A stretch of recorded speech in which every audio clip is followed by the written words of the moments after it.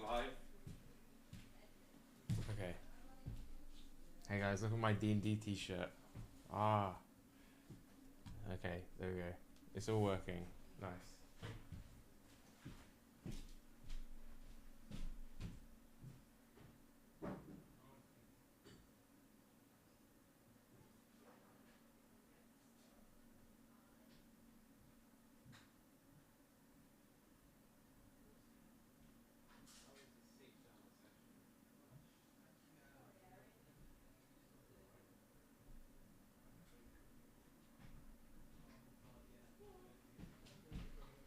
Yo, yo! It's me.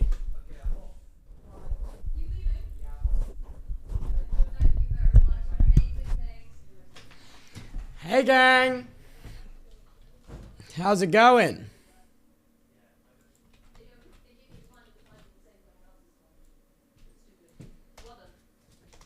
Alright. Boom. Hi, streaming. Not good? You're not good? Oh, chill out. Chill out, chatters. Oh, 4 hours 20 on the clock. Cinema, 4:20 on the clock. Very nice, very nice.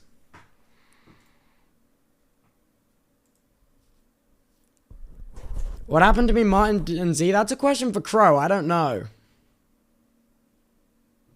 That is 100% a question for Crow.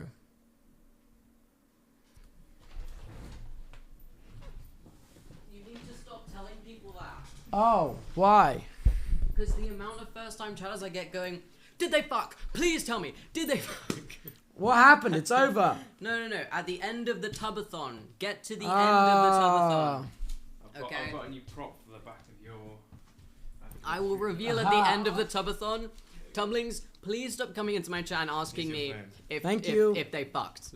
And that's it. You chill out, you jerk. I'm sorry. Just give subs. You wanna know if they fucked? Give us some money. That's crazy. That's freaking crazy.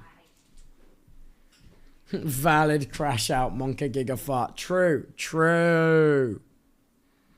He's so mean to us. Wait, what did I say? I didn't say anything. I said nothing. Oh my god, that ending? Yeah, it's definitely the bad ending, but it's one that had to happen. You know what I mean? Did you enjoy the final? Not right now, I'm pissed off, but when I look back at it, really? I'll enjoy it. Obviously, I'm pissed off. From like a non-roleplay standpoint? No, I'm just pissed off that that's how it ends. I just couldn't believe that that's how it ends. I mean, there's no way. I'm not going to talk about it. I didn't say anything in the moment because I'm like, no, I can't be genuinely pissed off at the roleplay game. That's fucked. I'm just going to sit in silence. I got to a point and I'm like, I'm fighting arguments in the Twitter replies. I can't do it. What? So, yeah. I'm going to head off now. Well, thank you, Aaron. Thank you It went very late. Thank you. No problem. Very good. It's been a pleasure. It's great watching none of you change your minds. Yeah. I saw you texting me. I'm like, yeah, you're right. You text the truth, and I can't take it. I can't accept it. Wait, what was it? Like... Can I say what you text me? Yeah. Aaron was texting me just agree. The show needs an ending. Just agree. And I'm like, mate, there's no way. I think the thing is, in my mind, every character had a reason to change their mind, but I didn't. I was just like, yeah, like as an option, like you can just change your mind. If it's not, because it's not what you believe, it's what your character could believe. Yeah. What your character could believe. I'm just a tech guy. So. No, you're more than that. You're wearing the D&D shirt. You're wearing the D&D shirt. All right. It's been a pleasure. All right. No worries. When are we heading? There's two batteries in your bag, Toby. Thank you. Hello. Hello. You guys got to explain to me because I still don't understand. Why at the end did you not care about everything you lost? We did explain. Are we out of character now? Yeah, I'm just genuinely confused. Okay, end of the day, right? We've just played like 70 plus hours of this game. Yeah. And for us, our characters we've played that whole thing, and basically what it's saying is you need to choose to kill yourself and forget all of this forever to live like the imaginary life that you can't comprehend because it never happened to you. What I don't understand is what was different from this deal to what you were being offered, which you said you were inclined to accept from Pazuzu. No, from Pazuzu, which you were saying... Yeah, which you were so inclined to accepting. It's the exact same thing. Inclination versus thing. The fact that he was looking at her, she had just heard the voice, and then he was like, "Join me, I'm a disciple." Thing. Gwen was just sat there like, "I don't know." Also, Pazuzu was specifically offering that like we get everything we want. Yeah, bringing a fake reality where like we have everyone back, but we don't lose each other. We don't lose the memories. This is saying like we're going back in time. We forget everything. We're essentially dying. Yeah. But like. To Gwen on a game level, we've played this game and it essentially just unplays the entire game, which doesn't feel great. They've both grown so much that it would be going back to people that they aren't even anymore. That's the problem. I feel like I was in the mindset that like the reality is like that we're currently in is doomed beyond repair. Well, but you didn't know that until halfway through the discussion. You'd already decided. The Blood War thing came like. But is that not worth talking about though? Just because we realized later on. Before we brought up the Blood War stuff, what happened? What was your thoughts before that? My thoughts before the Blood War stuff is that. As Martin, while the Goblin movement was huge... It was everything you had, right? Yeah, the Goblin movement was everything I have. And in my mind, I'm like, okay, while that movement's huge, I also, as my character, I remember my family and my life I lived with my brother and the life I lived with my mom and dad inside the mountain in my uncontacted colony. And I remember all of that, and I go, my life was so much better back then because it was before any hardship. And also it has the bonus add-on to be like, wait, I get to go and live back my life, which was so much better, while goblins were looked at overall as less of. The positive side was that like everyone that was diseased in the Underdark and all the poor people that were murdered and exploded never happened. There were hundreds of thousands of people in Waterdeep that died and fell in that hole, never happened. And like, while we did do positive things on our journey, and we had positive impact, we left like a wake of destruction because of Pazuzu. And even though he's gone, that wake's still there, but we could just undo that, return, and that was my train of thought before that. And that's fair. I think that this is the thing. It's really unanswerable. It's fair for your character. We also like value massively the connections that we made, which upon having the final conversation, Martin and Z kind of washed their hands of it, which was obviously like made us feel like, well, no, we don't want to choose to die and lose everything. Like, we are actually close enough that is. I feel like the entire story we've played, we've been the martyrs of like everything, and I don't know why go against that in the last moment. Like we've always sacrificed everything to do what we did. That's the whole what point we of think why was not right. going against it. That's why Gwen started with. But for now, you can finally do that. What we've been doing this whole time, but it doesn't have the consequences. Kill ourselves. No, but it's not that. It is essentially we're erasing ourselves from time. So you don't remember your life before you lost your goat. You don't remember your life with your family. But we won't remember it if we choose. We're erasing ourselves from time. That's the choice that we'd be choosing to make. No. That's not what was being said. When we go back, this panic, this Martin, this ceases to exist. We do not remember that this ever happened at all. And I'm not. And we're just little Martin with his bros, which is valid to want back. But you don't remember that this ever happened. But like, did you not have like a family before? Yeah, I know. Yeah, but now I have another family. That's the point. It's emotion. We made new things, you know, like new things have happened. The biggest counterpoint is the fact that they're all gonna die in no, a few years. I don't. Yeah, but Panic can't comprehend that. I know, but I think that is unfortunately the biggest counter argument of like, sure, stay here. And so but before the that was demons your are main thing. Arrive. Your main thing before that was Waterdeep, right? Yeah. Which is fair for Z to want. We all have individual reasons. Once again, Gwen started the conversation as well as Panic, being like, yes, it is inherently selfish, but I would be going back to this version of Gwen would die because I wouldn't ever exist, and she's already. Rob's outside. Okay. Sorry. Blah blah blah. Sacrifice. Blah blah blah. She wanted to be selfish. Blah blah blah. Sorry, chat. Moving on. It's open ended. Bye. We're all leaving. Can I come with? Thank you though. No, this was wonderful. No worries. Can I come with? Yeah. Hey. Bye. Would the decision be different if Slovy was still alive and it was him here, not Martin?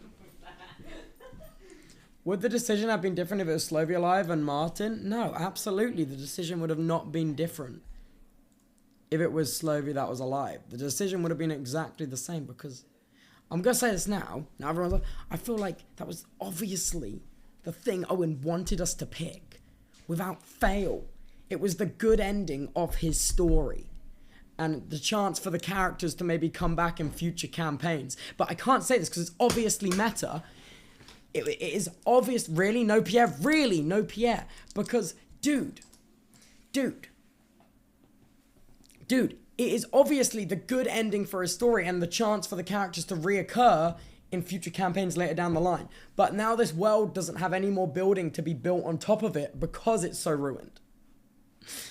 And that is my metagame head, is that the world that this timeline took part in is now so fucked beyond repair that in future campaigns, I don't think there's much hope of these characters cameoing and existing. Which is why I feel metagaming-wise, logically, from someone that helped produce the show, obviously didn't do the story, but I feel like that is the obvious choice in order to have these characters come back and cameo in other campaigns. And I can't make the metagaming points, so I just went quiet.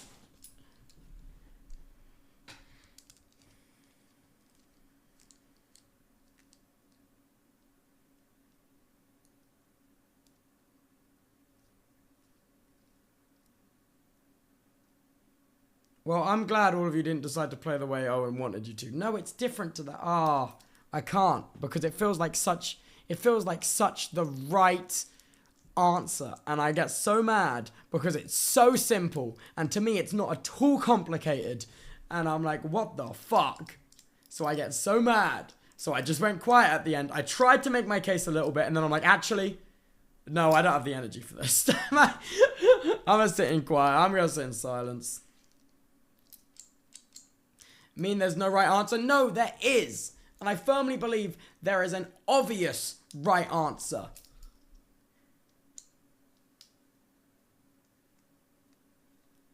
Tubbo thinking as the player and not the character? No, I'm thinking as the character. Even if I was Slovy in there from the start, or I was Martin who was there now, I can say confidently Slovy would have voted to go back. 100%. While he cares for his friends really deeply, his own want to have friends does not compare to hundreds of thousands of people being massacred, being literally genocided. And I'm like, dude, I feel like there was no grasp for how much was actually fucking destroyed. And I can't believe the ending of the campaign was led to a stalemate because I was unable to communicate that our friendships are less important than literal genocide that happened. How?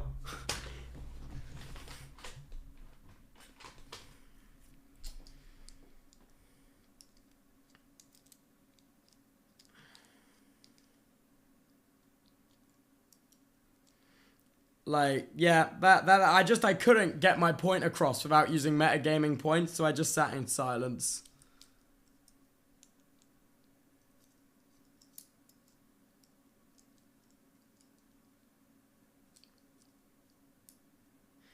I think, really, the party wasn't really the good guys, to be totally honest. Like, we let that guy who wanted to see his wife in the Underdark die when Slovy was alive, and I think from that point we weren't really particularly the good guys. So I feel like we have plans and ideas, but I'm never disappointed in what they chose. If Owen thought there was a wrong answer, he wouldn't given the option. He has plans for both outcomes. No, obviously. These characters not making a return means that he gets to explore other worlds with you. Owen wanted either of a decision to be made. The wrong answer was the stalemate. The wrong answer was the stalemate. I'm not on about, like... That's what I'm saying.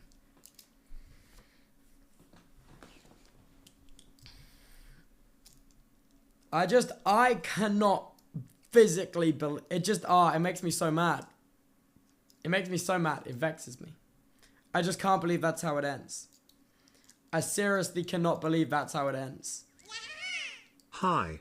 I have almost 150k channel points and I'd what to do with them. I don't know. You keep talking about how there was an obvious and correct answer. Yes! The obvious and correct answer was not to be as evil as Pazuzu, the guy we just spent our entire lives trying to kill.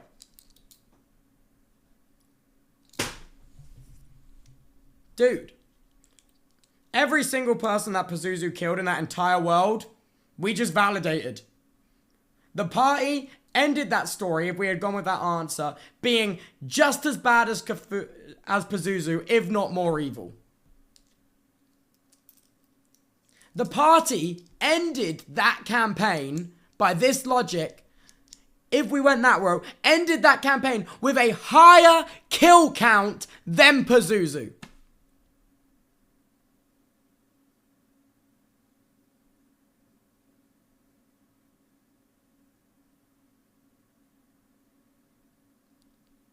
And also, if we're talking about in canon of No Dice, over all 3 acts, this was less than a year of time. By the way, Martin, 30-year-old goblin. This is 1/30th of his life. I don't understand. The campaign from Act 1 to Act 3, less than a year.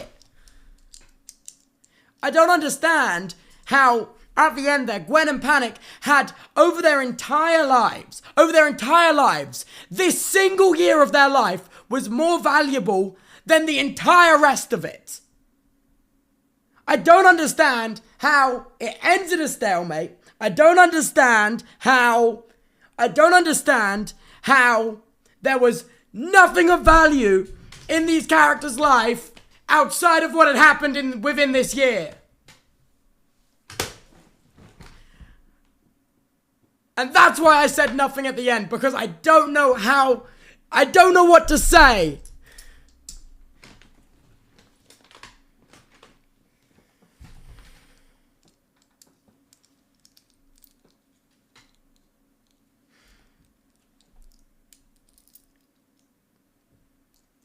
Gwen was broken. Dude, Gwen should not have...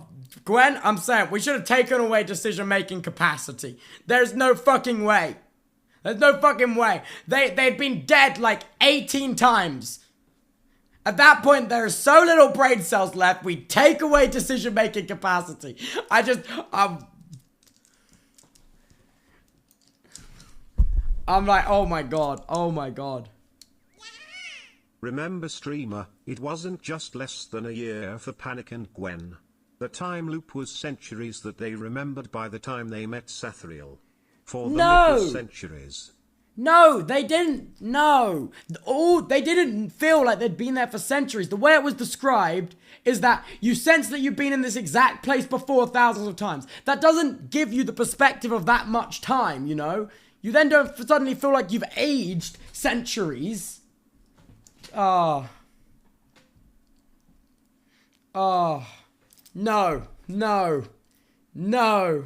Well, at least OTAG is canon in No Dice. Yes, they did remember all the cycles. Dude, but I feel like that really doesn't count for much. Even if I was playing Slovy, who would have also remembered all those cycles, I feel like that really doesn't account for much because I didn't age. First of all, did not age. First of all, I had clear memory of all of my life before the time loop. Also, like, all of the time in that century was the same thing over and over again and going back until the last one. Dude, let's pick this back up in the one shot. And give us the right ending, right guys? Guys? I'm right and the others are wrong. Skill issue. But you understand what I'm saying. You see things too logically. You're not into account the emotional toll on the characters. Dude. If the emotional toll in that moment is that strong, then that should not have been a decision forced onto us in that moment. I'm like, that's crazy. Yippee. But like, dude, okay, I get it. Your character's having emotional turmoil, though. There was literal genocide that happened to the poor people in the Underdark. And there was also hundreds of thousands of citizens of Waterdeep that died. Which I feel like in any situation trumps everything.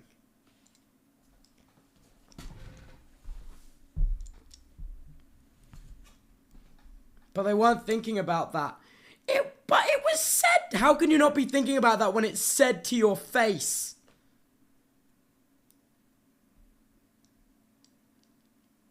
Dude. Dude, I like an open ending. Good for you. Good for you. I'm glad you like an open ending. I've poured so much into this show.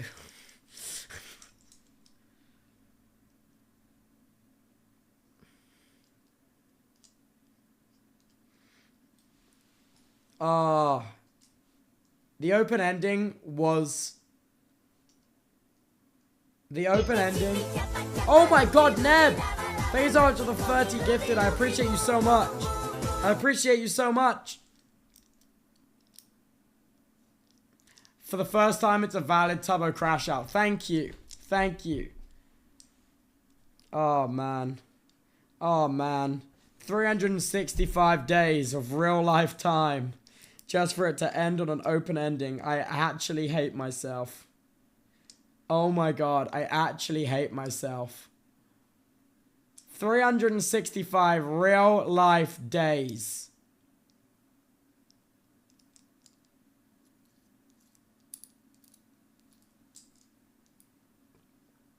Can we generally poll it? Yeah, poll it. What would have chat picked?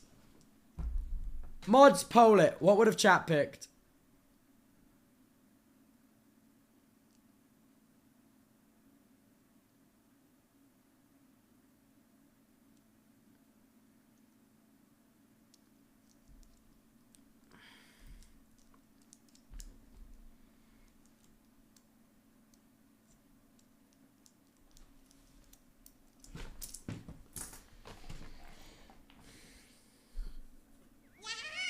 Whatever the answer may have been, No Dice was an incredible show. Which Thank you and option? the crew for putting it together, Tubbo love. I mean, it's poetic really. The first time we meet the Og party, they're in the midst of a time loop that came from a decision they couldn't come to agreement on. It Thanks now so much, ends Neb, for the stuck in the 30 middle, gifted. on a decision that they can't decide Thank you, on. Neb. You're a legend. Maybe this is the topic for Drunk No Dice.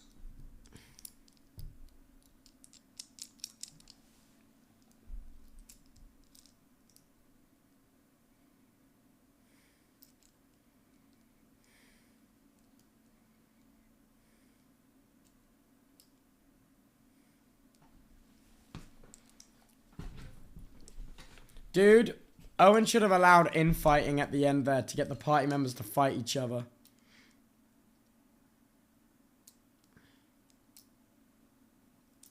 I'm being so real. If I was DM, I would have been like, infighting is now allowed.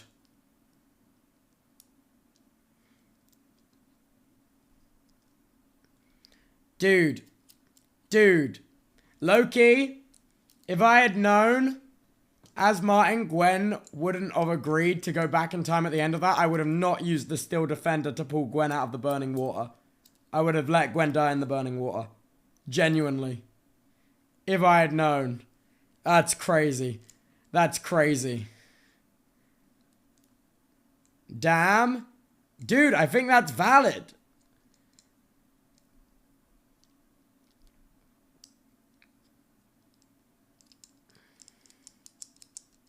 That's messed up. No, it's one life versus hundreds of thousands. Like, valid in a sense, but also kind of fucked. Yes, kind of fucked. Go back at 60% of the chat would have gone back. Dude. I don't know what 40% of... The trolley problem hates to see Tubbo coming. Panic would have not agreed. Yeah, but me and Z convincing Panic alone, something could have happened. Something could have happened. If Gwen was already dead, you know what I mean? If Panic had nothing, something could have happened. You know? Thank you so much for the 5 gifted.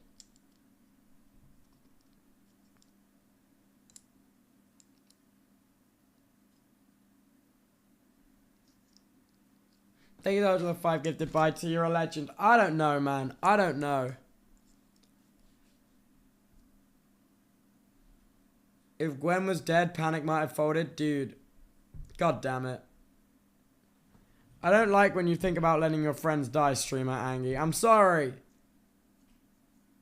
My argument is by reverting the changes Pazuzu made, it's still uncertain whatever could happen because of that. Yeah, but no, but you know what? It is uncertain. It is uncertain of what could have happened, Hope. But do you want to know what isn't uncertain? Is the demons overthrowing the mortal plane because the blood war is no longer stalemate.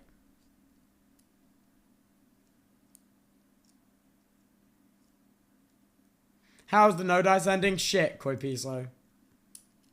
I don't want to talk about it.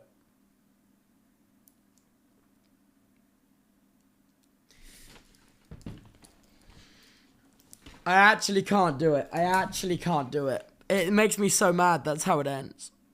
I'm so sad. I'm just sad. I can't believe that even, like, okay, I understand after the fact not wanting to buy into the fact that, like, we go back because of the blood war. But even, like, with that information coming to light during the discussion, that the reality we're in is literally doomed to be overthrown by demons, you'd still rather live in it than go back. I just don't understand. Oh, I'm crashing out. I am. I'm crashing out. What did Pilly say? Pilly said,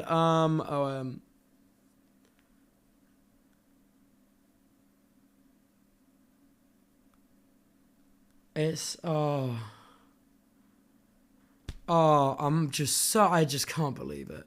I'm annoyed that in the moment, as Martin, I didn't say anything or contribute to the conversation. But, like, me in real life is like, no, I'm just going to get mad with my real friends. And that's not why I play D&D. I don't want to play D&D to get mad with my real friends. So I'm just going to sit in silence. I literally have nothing I can say. Like, it gets to a point, it's like the same, it genuinely, the same as arguing with strangers on the internet. It gets to a point where it's better just to ignore everything and be unbothered. On an amazing campaign. Part of me was like, okay, I agree we live on. Okay, I agree we live on. And then try to convince Crow. I go back to try to have people saved. But as a player going back ends up feeling like it was all a dream situation because nothing you've done has mattered. So honestly, I chose But nothing we've done matters anyway, because the reality is going to be destroyed by demons. Oh, no, it's fine. It's fine. It's fine. It's fine.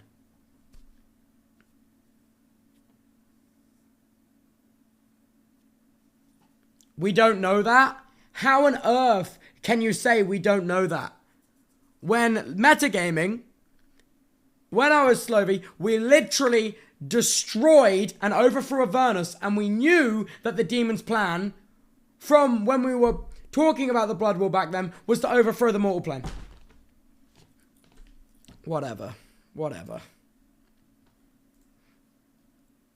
I can't believe it. I can't believe it.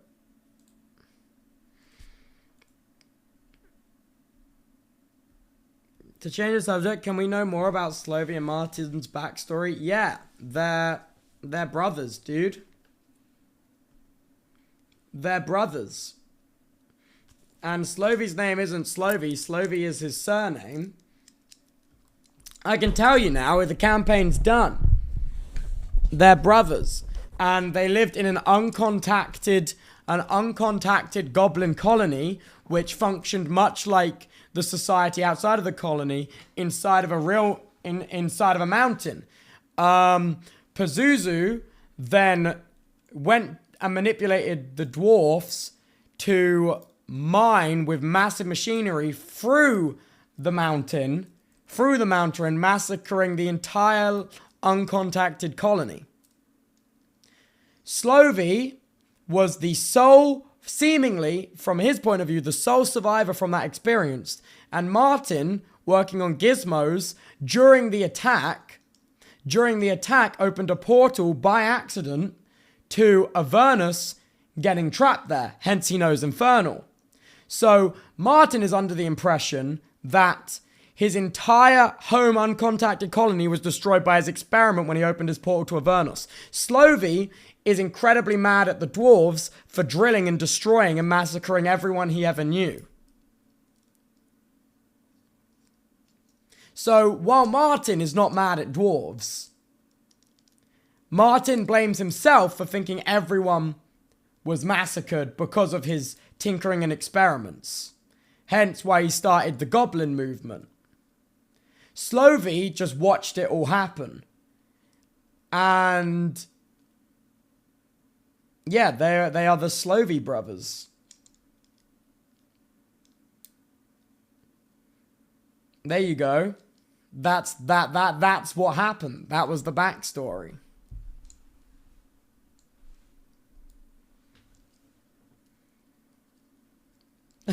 I would have rather not known.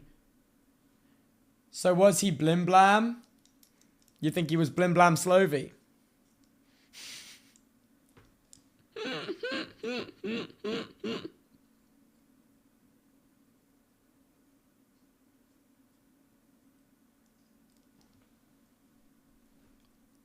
Blim Blam believer? No, I'll tell you. He was Blim Blam. His first name was Blim Blam. So Slovy's first name was Blim Blam. So you have Martin Slovy and Blim Blam Slovy and another brother I forgot the name of.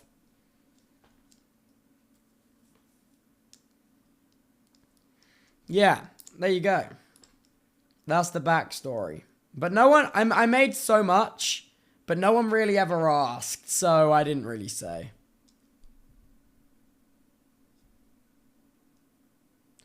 Martin was the boring brother. True.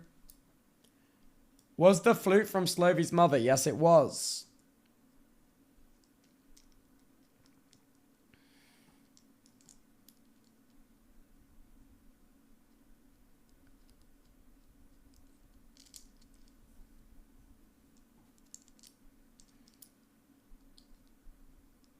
I'm gonna cry, scuffed cry. Hey, man. He was fun, loving, and carefree.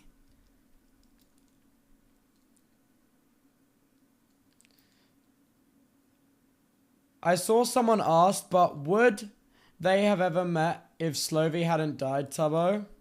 That's for Owen to decide. The goblin camp we run into was always on the path.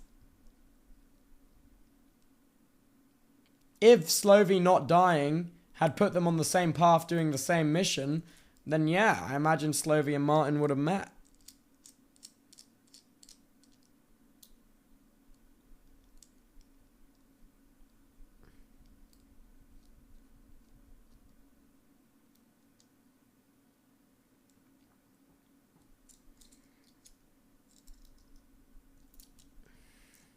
And Slovy never got to see Pierre again. Dude.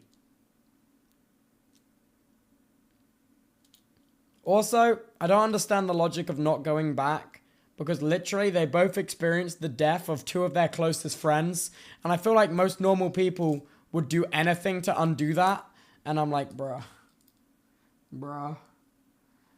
they did gaff about Slovy and Stripe, low-key, they did gaff.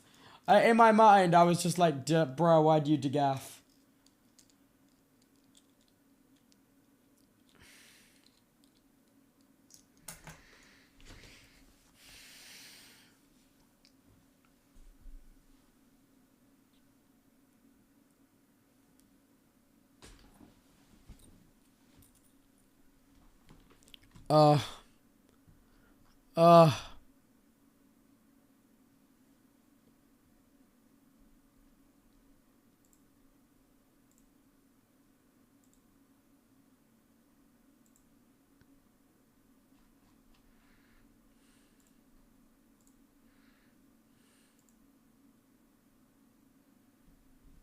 I don't even know what to say.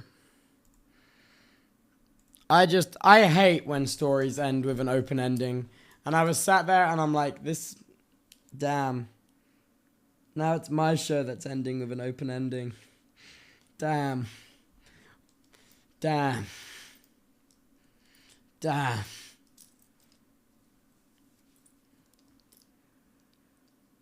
How did Martin get to 30 years? Good question. So, goblins don't typically live that long. So, it was basically, my thought is that like, it was some kind of like fucking age potion that fucked him up. So he was the same age as Slovy. And then he just fucked up some spell thing and it made him really fucking old.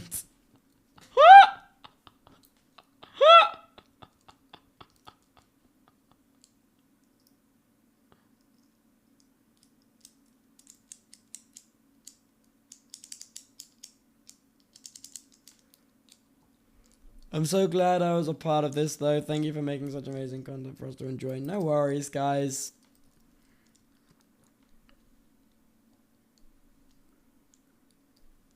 What was the deal Martin made to get out of Avernus?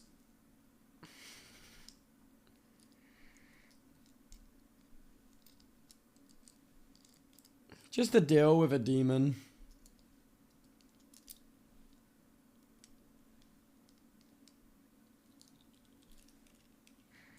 Just a deal with a demon.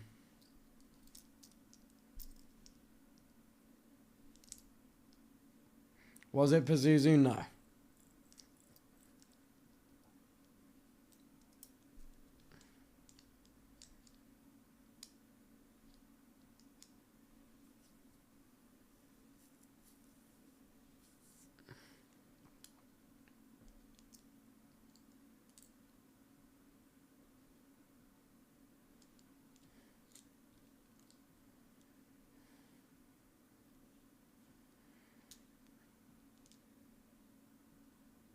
Was he part warlock? Martin? No. Martin was an artificer all the way. For the next No Dice campaign, do you want to return to Faerun or a new universe perhaps? Well, I probably wouldn't want to return to Faerun, I imagine, because in my mind, if we return to Faerun, we return to the timeline on which the Keepers of Time went back, and then that ruins the story that's open-ended, so you know what happened. You know what I mean? The 100-year stare. Damn, he literally came back from war. Guys, please.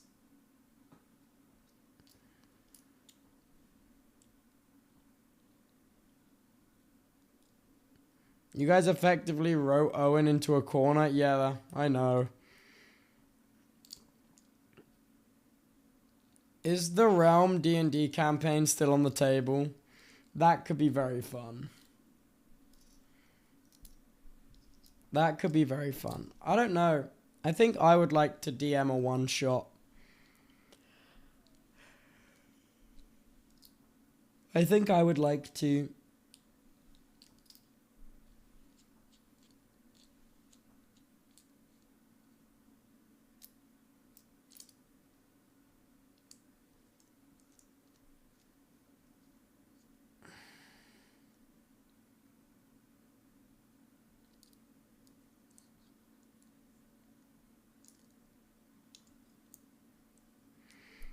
Dude, are we going to be getting more D&D at some point in the future, right? I hope so. We have a really fucking expensive, cool set for Dungeons & Dragons. And it's an awesome... Faerun is just the name of the continent, though, Tubbo. It can exist on different universes and not be in the same place it was when you were in. Yeah, but... Guys... 420. Guys, if it is if Faerun is in the next campaign, you guys will know what happened because the entire like mortal plane would have been overrun with demons.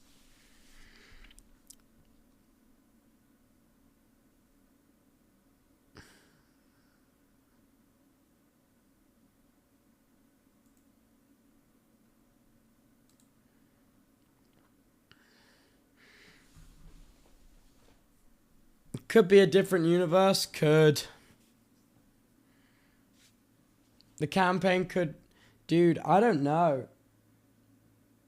I literally don't know.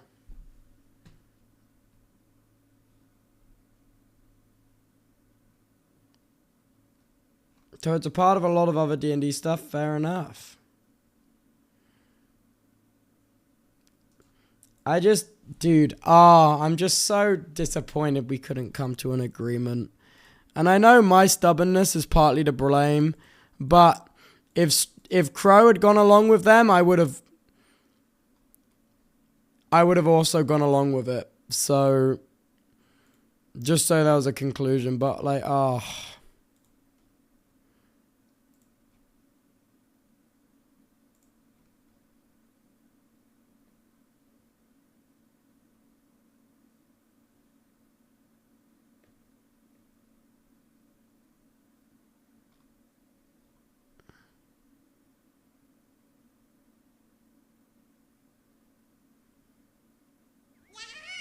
Saying this again cause you were doing a W crash out. Peepo ignoring the ending. I want to congratulate you and everyone involved on an amazing campaign. Thank you, man. I appreciate it. Thank you for letting us be a part of it. No worries, man. Streamer. No worries. Thank you, man. No worries, dude.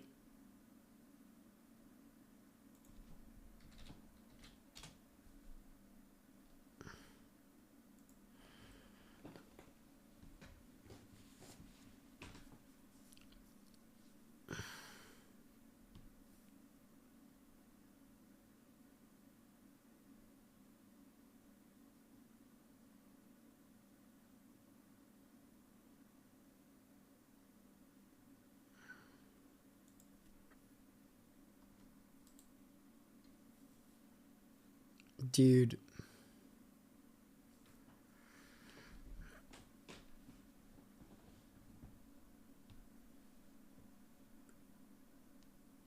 Yeah, that was sick.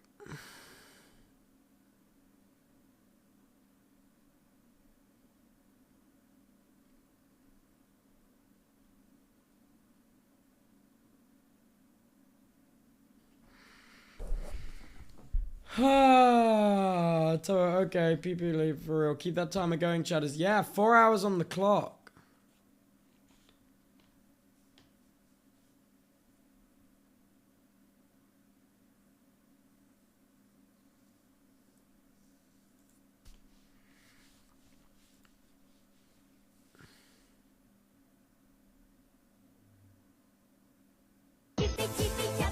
Oh my god, trolling! Thank you so much for the 50 gifted, you legend! Find me some Tubbo hours in chat for trolling. Trolling, you're literally crazy, man. Thank you. Muttley is fucking dead, I fear. Yeah, he definitely died in Waterdeep.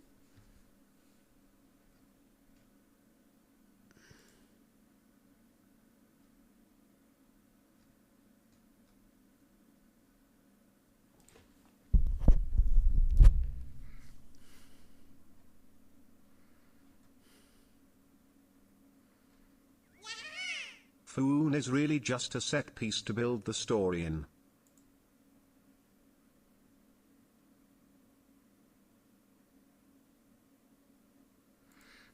Fair is really just a set piece to build the story in. That's fair. That's fair.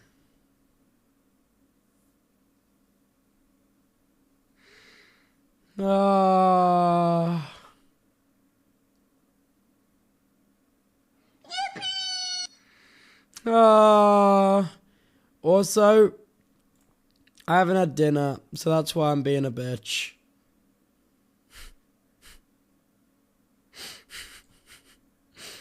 I need to eat food. Thank you so much, 3 honeybee for the 5 gifted. You're a legend. I'm gonna go put the oven on. One sec.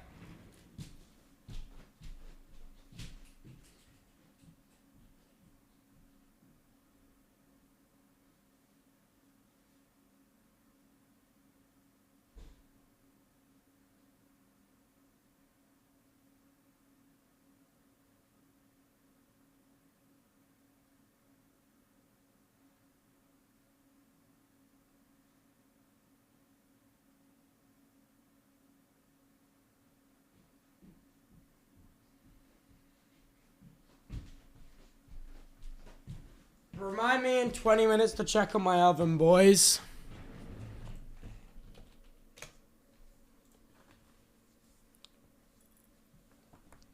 Oh, God, my back. Oh.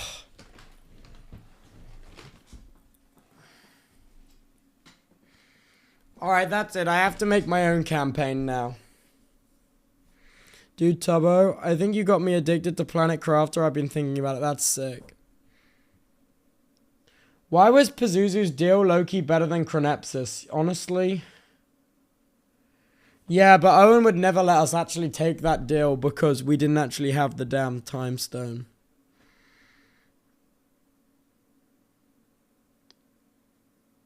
It wasn't a real option. It was a bullshit option. Pazuzu wasn't the bad guy. No, the bad guy was the party because we ended up getting more total kills than Pazuzu.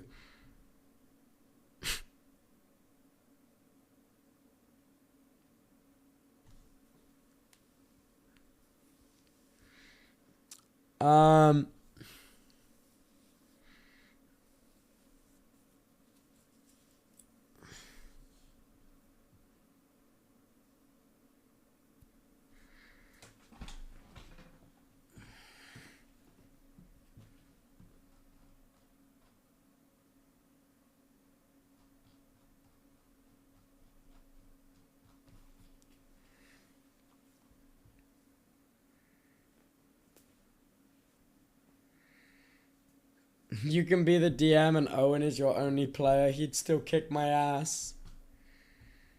He'd still kick my ass.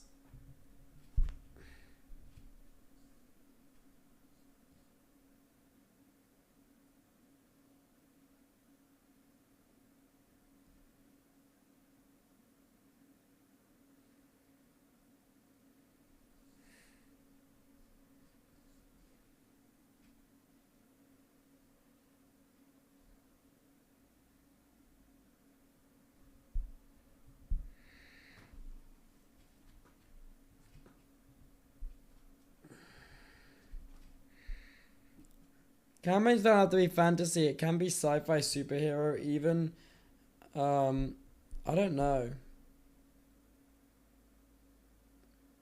Yeah, the citizens of Waterdeep were killed by Pazuzu, not them. Yeah, but like we got the death toll by not going back and saving them. If you have the option to save someone and choose to let them die, that's a kill. That's a kill.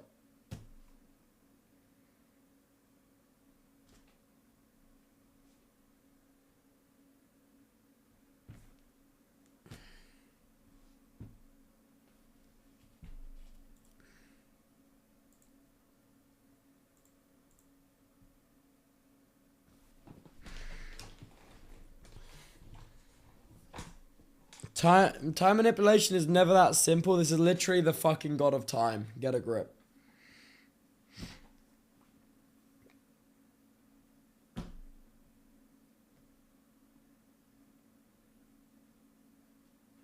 This whole thing is just the trolley problem. No, it's not. It's far simpler than the trolley problem.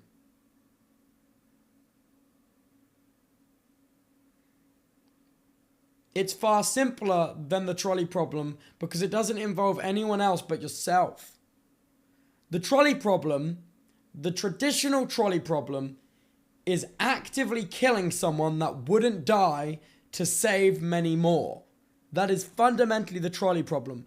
This was killing nobody, forgetting all your grief, and saving hundreds and thousands. If you want to be 100% logical with it, that was exactly the problem.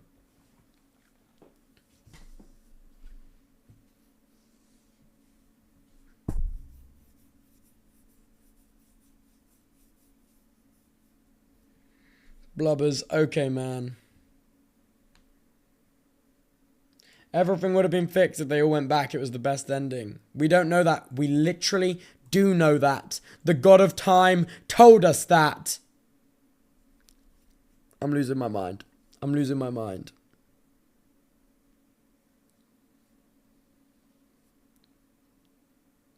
One of those agree to disagree moments? No. I can't do it.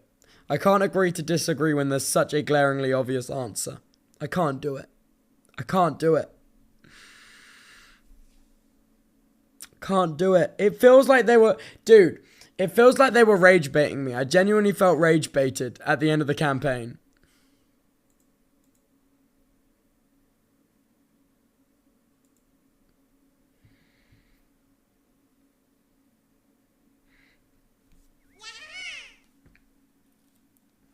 You missed the chart. You are missing the chance of shit going worse. You are caring too much about what happened and not what could have. Dude, shit could not have been worse than the current timeline because the entire mortal plane was going to be overthrown by demons. And you think Chronepsis is going to step in to stop demons from overflowing the mortal plane?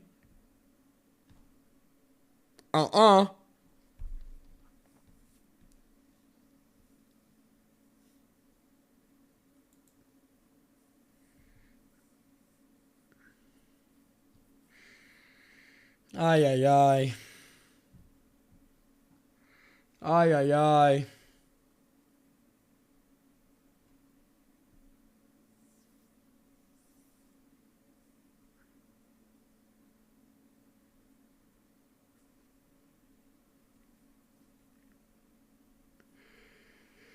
It's fine. I thought you blew yourself up last session. What's all this? No. Also, you don't know if things could have turned out worse. Also, in the trolley problem, you're actively killing someone who wouldn't have died, but going back on time could cause the deaths of different people. Also, going back would not ignore the risk. No, but... Listen. You're looking at it too small. I'm talking big picture now. I'm talking everyone in the mortal plane dying when it becomes overthrown by demons. Okay? Versus the chance of the mortal plane being okay. Yes, shit could go wrong, but it wouldn't be overrun with like, like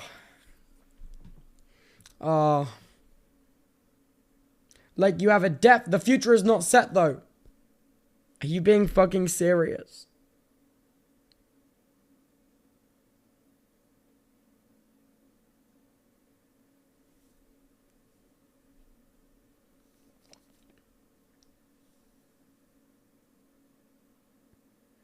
I'm getting rage bait. I actually am getting rage baited, man. I'm being totally and utterly rage baited. I can't deal with it. The rage bait's kicking my ass.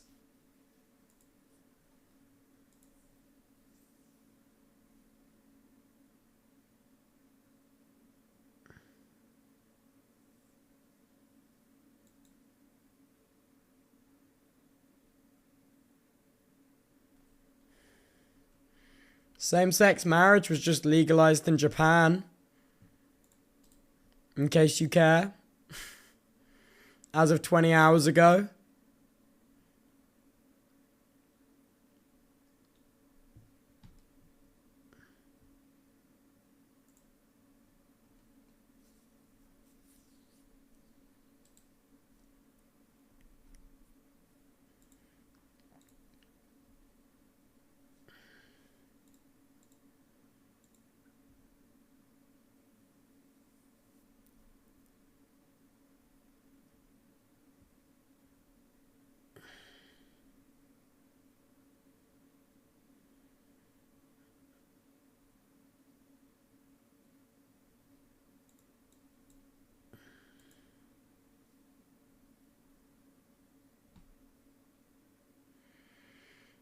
Dude. I don't even know. I actually don't even know. I don't even know.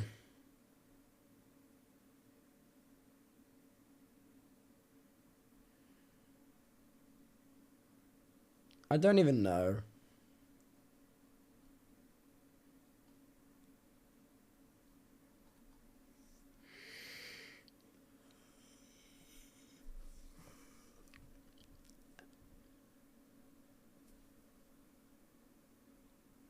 Too stubborn streamer. Maybe I am too stubborn. What of it?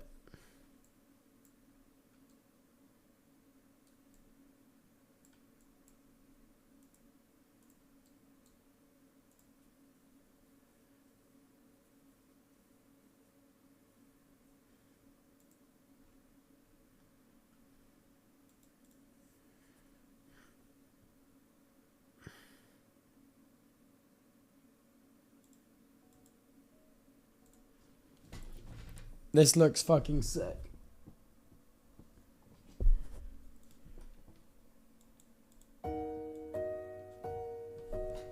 Watching Bell Works come to life in Severance was a thrill. The retransformation of Bell Works back into what it was beforehand, this space devoid of life, devoid of humanity, and the juxtaposition of that to what Bell Works really is, this amazing place teeming with life, with people, an inspired place to work, was just mind-blowing. My name is Ralph Zucker. I'm the president If there's spoilers, I'll have your head. Don't worry, man. If there's spoilers, I'll kill myself. The developers of Bell Works, and I purchased Bell Works in 2013.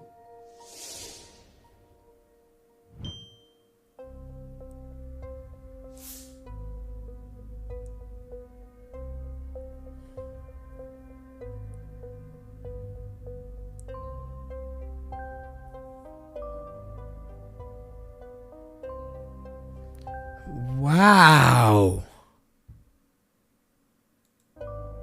Wow.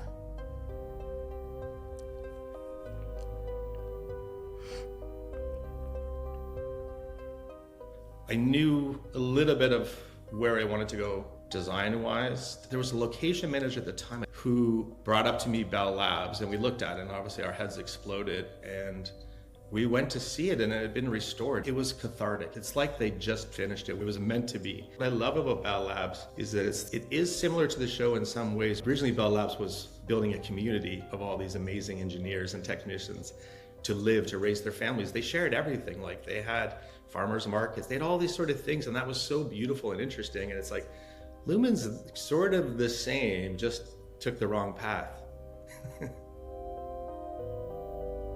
The show spent $5.1 million filming in New Jersey for its first season and more than $24 million for its second. Wow. For me, walking in one morning and seeing what the Severance crew had done to Bell Works with their incredible magic was jarring. It literally made my heart skip a beat. I had to remember that this was temporary. This was just the movies, and it would be over within a few weeks. Everything has this brutalist feel to it. Let's embrace it. And it's all about the scale and the domination of these places, but you still feel really welcome. It's really Tubbo, like buy this house. Dichotomy of your buy spirit this and house your being in chatters. those places. Maybe. They're just attractive to us. It's interesting. Stylistically, it had things that were slightly artificial and real at the same time. It kind of lent to that rabbit hole that we get to go down later. Bell Works started its life as Bell Labs. It came to life in the late 1950s, early 1960s, designed by the world-famous Finnish architect Eero Saarinen, and its purpose was to serve as an incubator, as an idea center.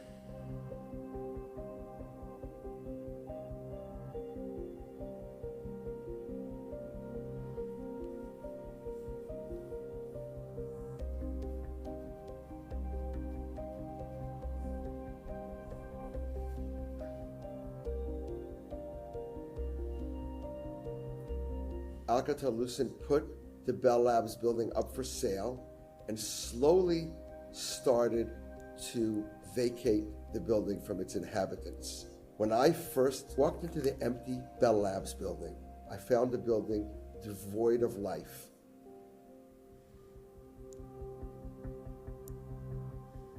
We could take this great atria, turn it into a pedestrian street, bring life into the building, create what we now know to call a metroburb. From that original vision, it took 5 long and painful years to get all the different myriad of regulatory agencies and stakeholders that had to be convinced that this could actually become a reality.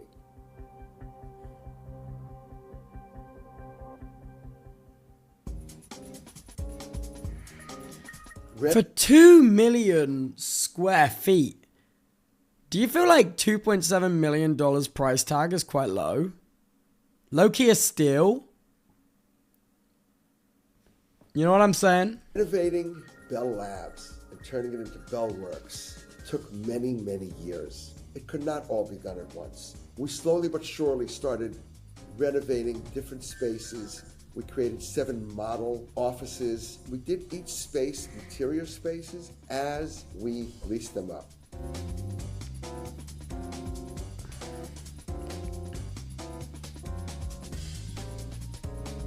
Some of the larger moves we did all at once, like cleaning out all the clutter that had been built up over the years inside the space, removing that, putting this large, beautiful new stone floor in the building.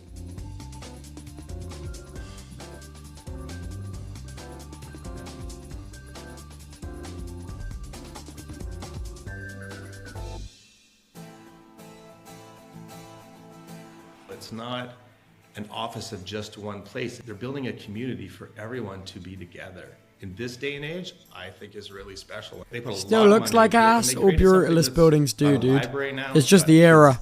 Nursing, it's got everything. It's like, it's the same kind of community-based idea. I really don't find it that dissimilar in a strange sort of way. It just happens to be the nice version. Personally, seeing young people walk around and talk about architecture, be wowed by architecture, by interior design, by art, I don't think there's a better compliment, and some of that is just by going to the space. You don't need to sever somebody's brain to get them back into the office. Bell Works is a canvas, a blank slate for people to paint the picture of their daily lives. You can paint a gray, boring, mind-numbing world. You could paint a vibrant, alive space. What you do with this great place is totally up to you. What a good little watch. Reminder to check your oven. I will do. I'll go now.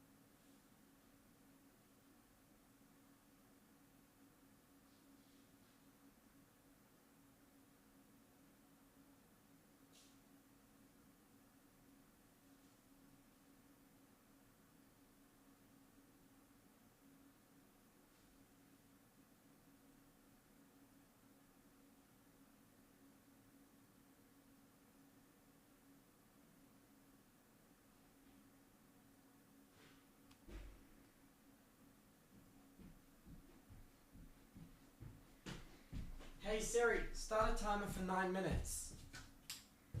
9 minutes. How's a good little video, wasn't it?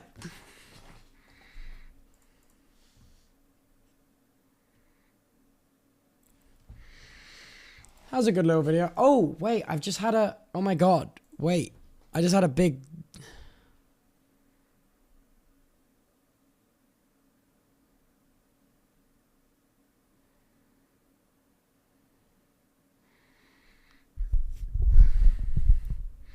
Wait.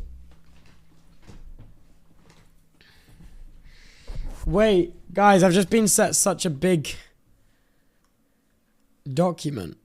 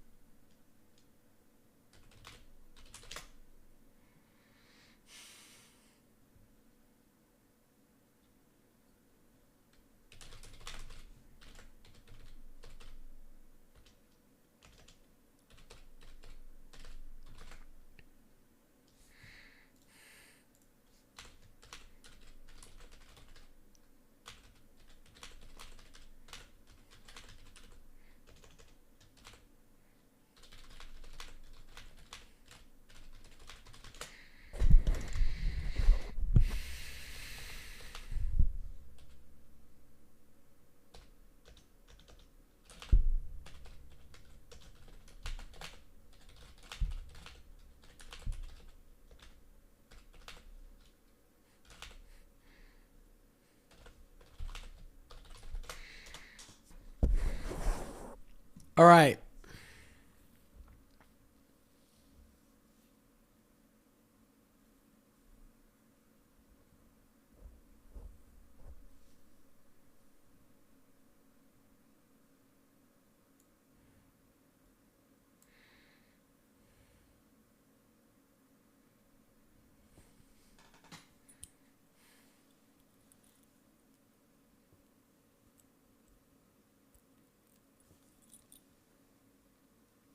Hey, chat. Hey.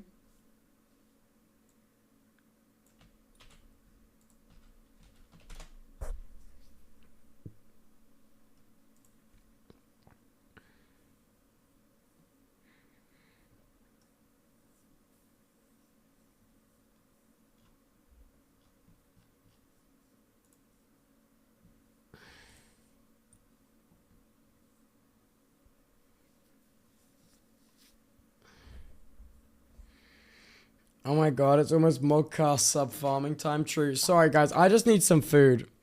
I've been grouchy on stream because I got way too invested in No Dice. And now I need to eat some stuff.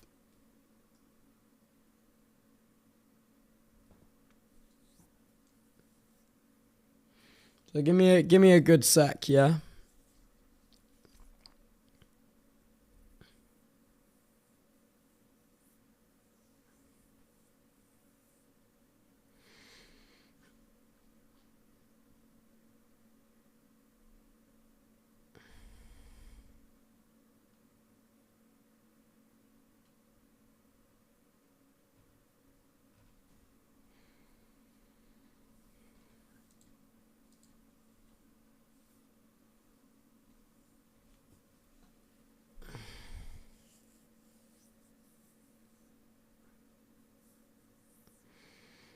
Wait, has it been 20 minutes? Dude, I don't, it's in the oven now. It's in the oven now. Don't worry. Guys, it's in the oven now. My food's cooking.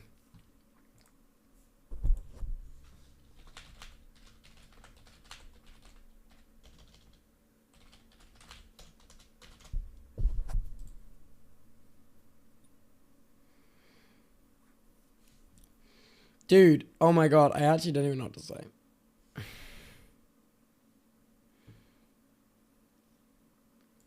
I actually don't even know what to say. Low-key, guys, I need to do nerd stuff, man.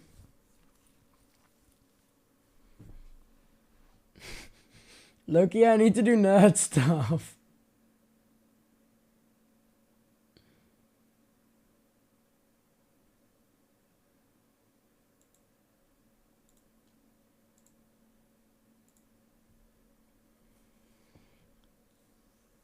Oh, brother, nerds time indeed.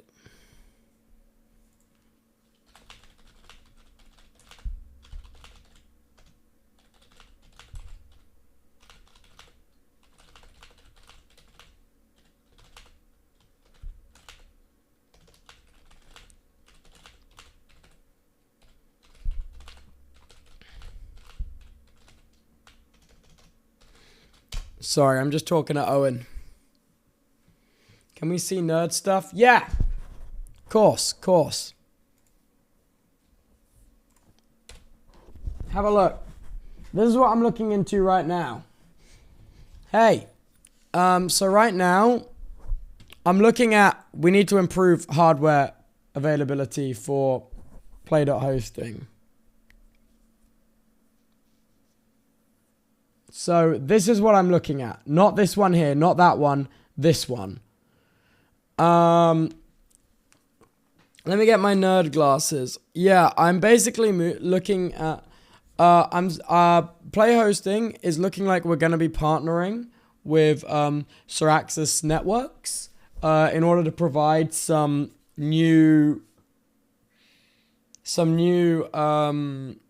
nerd stuff. Another 128 gigabytes to the Derpy and Paint server. Derpy, I'm pretty sure your server has 16 gigs of RAM, no?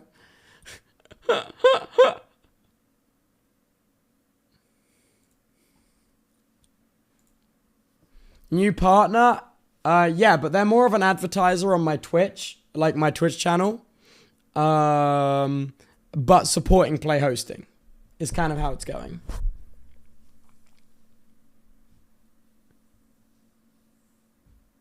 What do you think of network routing? Like just Grafana? Yeah, just Grafana, dude.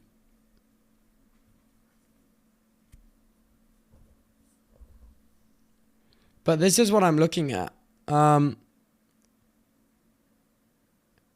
Yeah, it looks really good. Like the 48 10 gigabit SFP plus ports, that is basically enough SFP plus for us to be good for like ever. And then the 440 gigabit, we then are able to connect the database module with 40 gigabit. And then also we're able to have a 40 gigabit uplink to in the future, hopefully, because this switch is designed for what's known as, if you guys are aware of the spine and leaf data center setup, networking infrastructure, it's called spine and leaf, where you have spine switches and then leaf switches. And then this here would be your spine switch.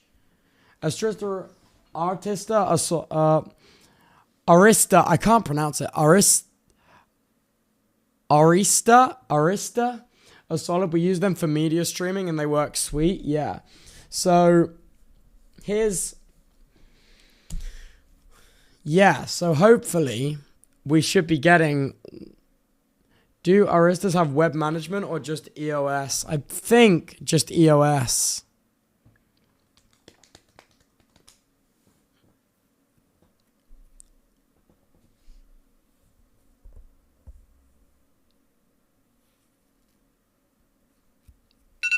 Oh my god, my food's done. One sec, I'll be right back. Can that fit a 4090? Yeah, but you don't want one in there.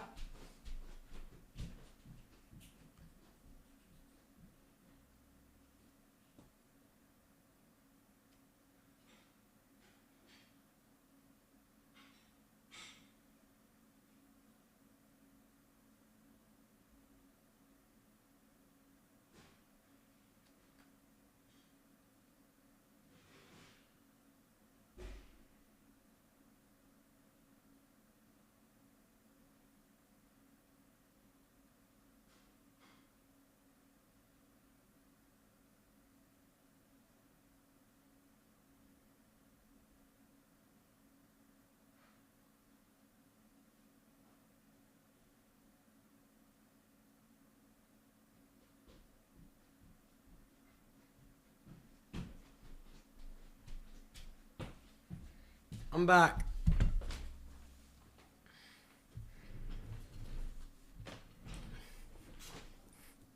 To be fair, he's more likely to understand an EOS environment now than last time we were looking at buying switches on alt. True, true.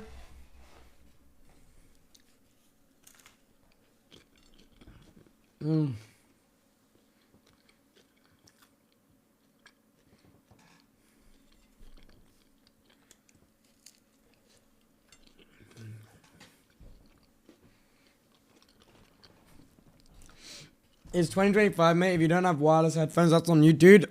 I have a hot take. I don't fuck with wireless headphones.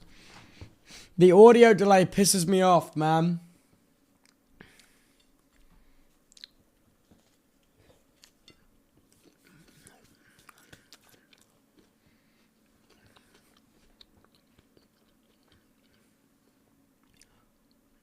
And also, I can never remember to charge a second thing.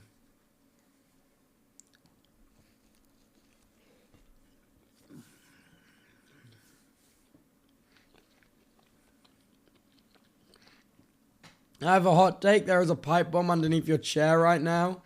Dude. That's okay.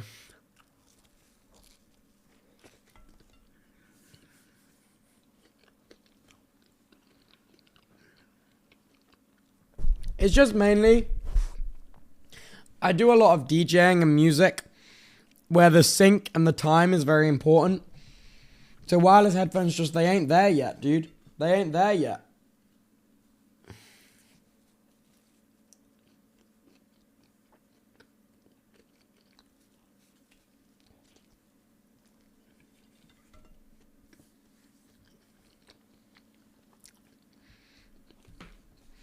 But yeah.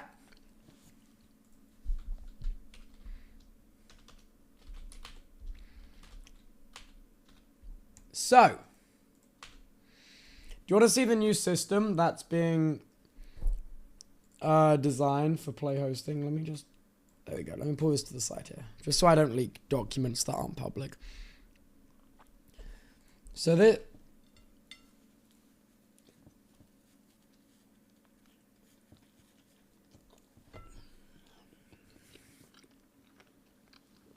So, this is the network switch here.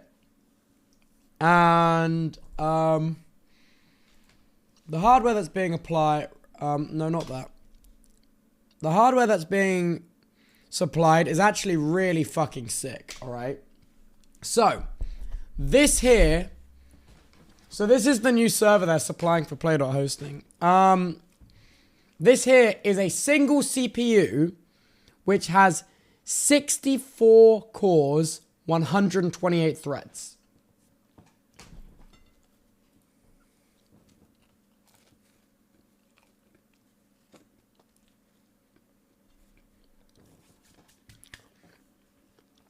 And get this. It's a dual CPU configuration.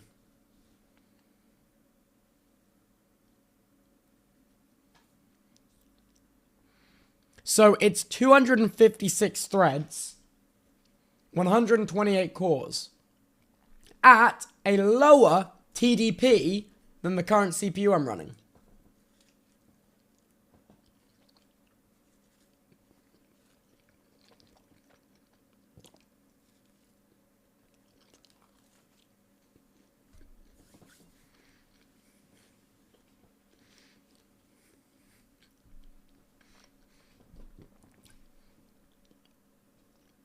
So this server is going to be coming with 256 threads, around 640 gigabytes of DDR4 memory. I think that's 3,200 megahertz ECC. And it's going to have around 4 terabytes of NVMe storage.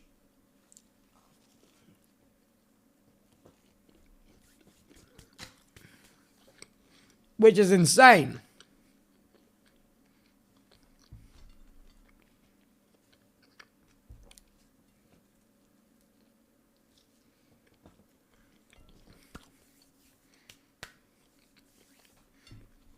So Node 5 is going to go crazy.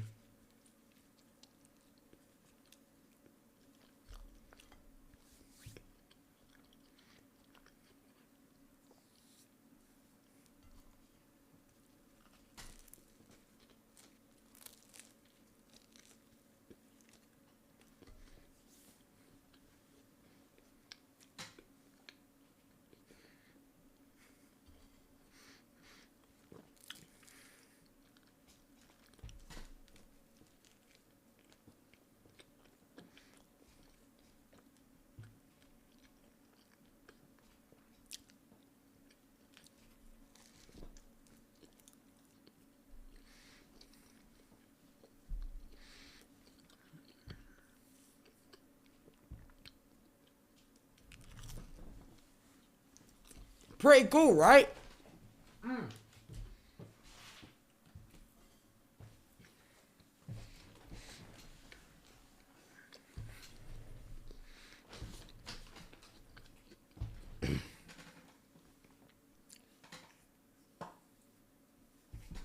Sounds like Nerd 5 will be Terra Chad. How do I retweet on Twitch? No, yeah. So really, I need to learn how to use this network switch. Also, oh my god. Also, they're upgrading, they're sending me AOCs, which are like DACs, but they're what's called active optical cables. So the ping from the servers to the router, therefore to the internet, will be lower. Which is going to be good.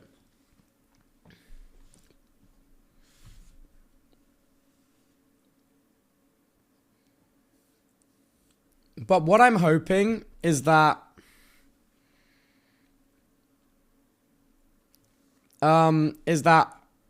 if play hosting continues to expand,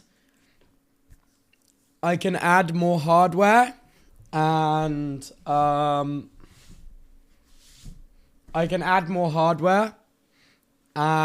migrate to like a spine and leaf network infrastructure, and then I can get a second one of these, because dude, 40 gigabit, I don't know how to explain to you how fucking crazy 40 gigabit is. 40 gigabit is actually absurd.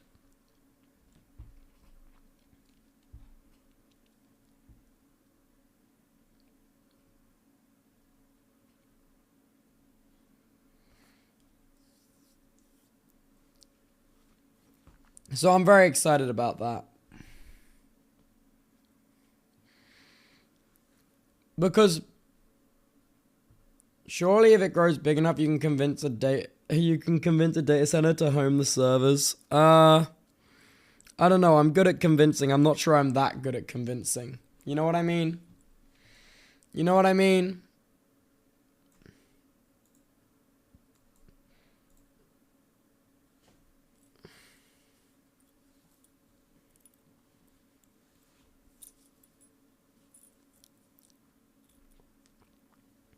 40 gig is cool, but you'd probably need 100 gig.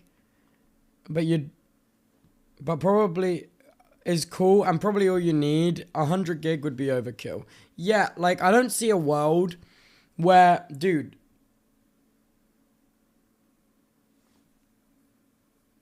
Like, dude, I don't see a world in which the general database is upgraded to SSD. I don't see that world. And hard drives are limited, like physical hard drives are limited to 6 gigabit. So if 100 servers, like, let me think about this. No, how many servers? To max out 40 gigabit, you would need,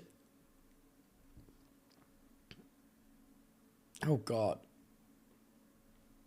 you'd need 8 servers. No. Yeah, 8 servers, all to write their files to the database at once. Like, within the same second. That's crazy.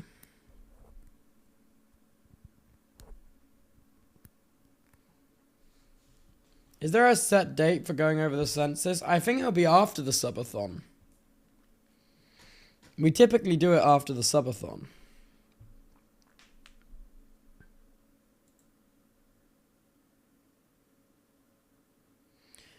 Isn't there a point where it's faster to transfer data via truck than cable?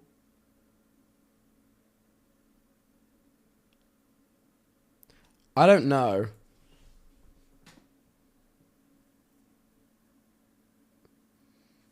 I don't know. And you're taking a month break after the subathon, correct? Maybe. I don't know yet. I think I might need it, though. Loki, this one's taking a toll on me. I mean, yeah, for massive databases, or if your internet is awful.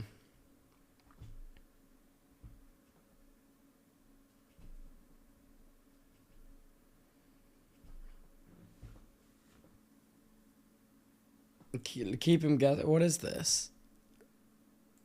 Oh, IP over avian carriers.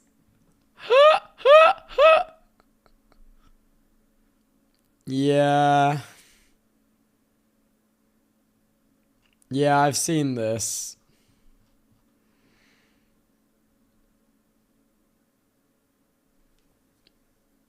Yeah, I've seen this.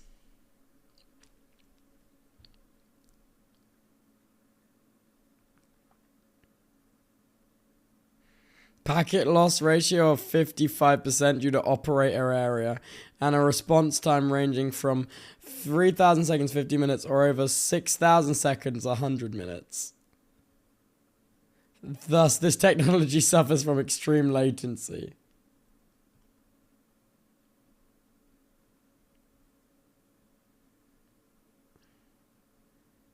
That's crazy. That's crazy.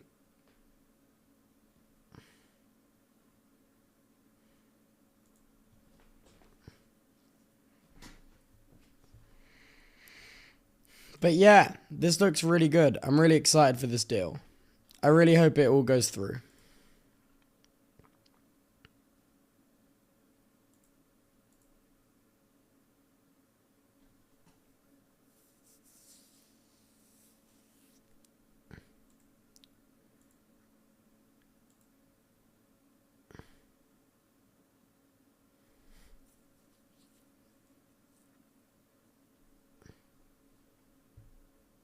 I just got reminded of passenger pigeons. I don't know about them.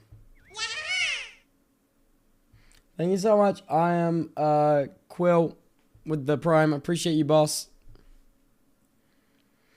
But yeah, a little bit of nerd time. Very excited, very excited.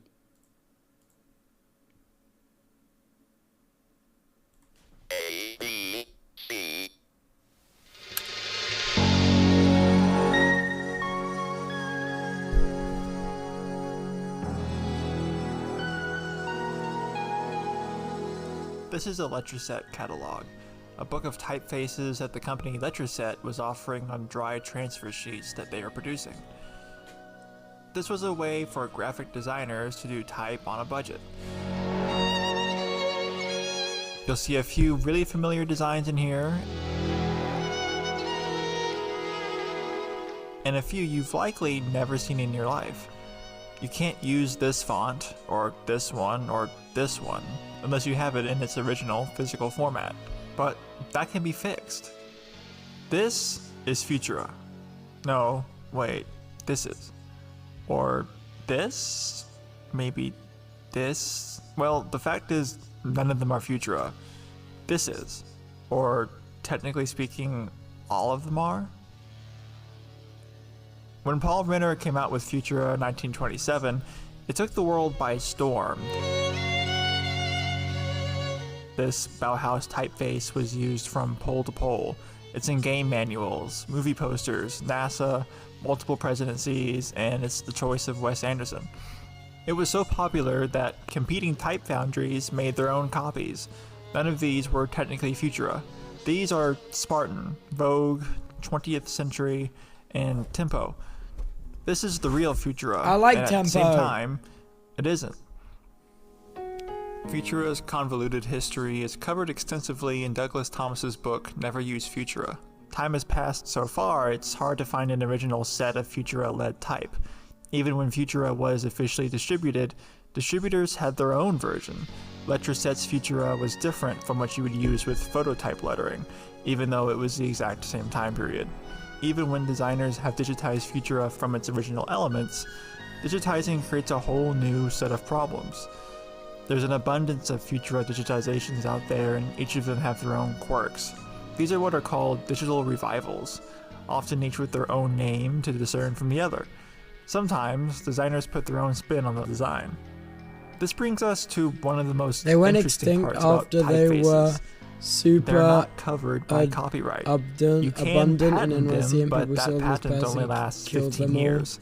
They weren't hurting anyone. You can't register we just didn't like them, on them so we decided to give money to those who shop. Because That's of this, so sad. that means anyone, even you, can create your own copy of Futura and sell it to the masses. So why are we still paying for it? Well, just because you can't copyright a typeface doesn't mean you can't charge for it. What you're paying for when you buy a digital font isn't to use the design, but to use the software. A computer font is made out of anchor points and instructions, and those instructions are copyrighted. If you already know how to use Adobe Illustrator, you've already halfway learned how to digitize a font. Throw in a specimen sheet, trace, and throw it in Font Forge, or shell out a few bucks for the font self extension, and there it is. But that doesn't mean it's easy. Typography is hard to get consistent. Because of this, there are many amateur revivals that have a variety of problems. This is the biggest reason why it makes sense to be paying for them. A designer has gone through the effort to bring this old type into a modern platform in a professional way. The years of expertise and knowledge to make type look right are what's of value in a revival. The hard work has already been done. Even though we've been in the digital age for the past 30 years, Dude, I've never paid for a font ever. They're just, or you can just download them. amazing typefaces that aren't accessible on a computer, but anyone can change that as long as they have the original glyphs to reference from. There's an argument that digitizing someone else's design and selling it is unethical, but the response to that is the time and work it takes into digitizing it gives it its own standing. This isn't a loophole in the system, it's a feature that hundreds of designers take advantage of. This is done on a corporate scale, such as McDonald's dropping Helvetica and creating their own derivative, Speedy. But even then, Helvetica isn't entirely unique either. The world of typefaces is a lawless Wild West where anyone can essentially steal anything legally.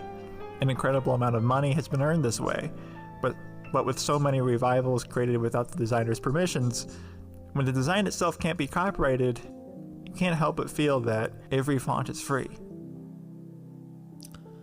What a good video. What a good video. What the hell?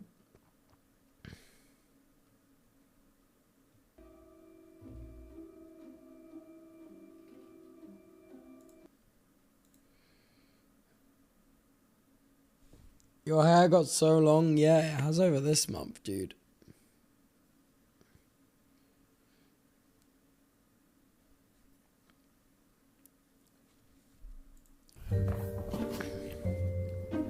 How do we have so much stuff? How much is this even worth? And all of this is cheap compared to employing everyone. Sir? Don't call me sir. Sir, I know I've been here a short time, but how do we pay for all of this? Obviously this helps, but there's gotta be more. Is there something you're hiding? Haha.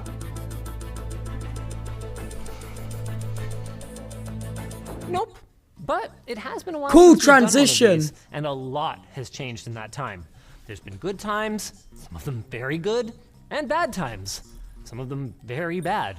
And through all of that, we have more than doubled the size of our team. Dude. How do we make money now then? Like this. That right there is 2024's finalized revenue split. So, video done then. Damn. Oh, right. You guys probably want a bit more context, but here's the thing. As we've grown, I have stepped back from some of the day-to-day leadership, so I might need some help getting you guys the full story. That's why I was tasked to go to the accounting department as well as talk to the other executives to find out all the juicy little details for you guys and have them presented to you. Our first stop is Colton. I wouldn't go over there. At least, not until you've told these fine folks about our sponsor for this video, Odoo.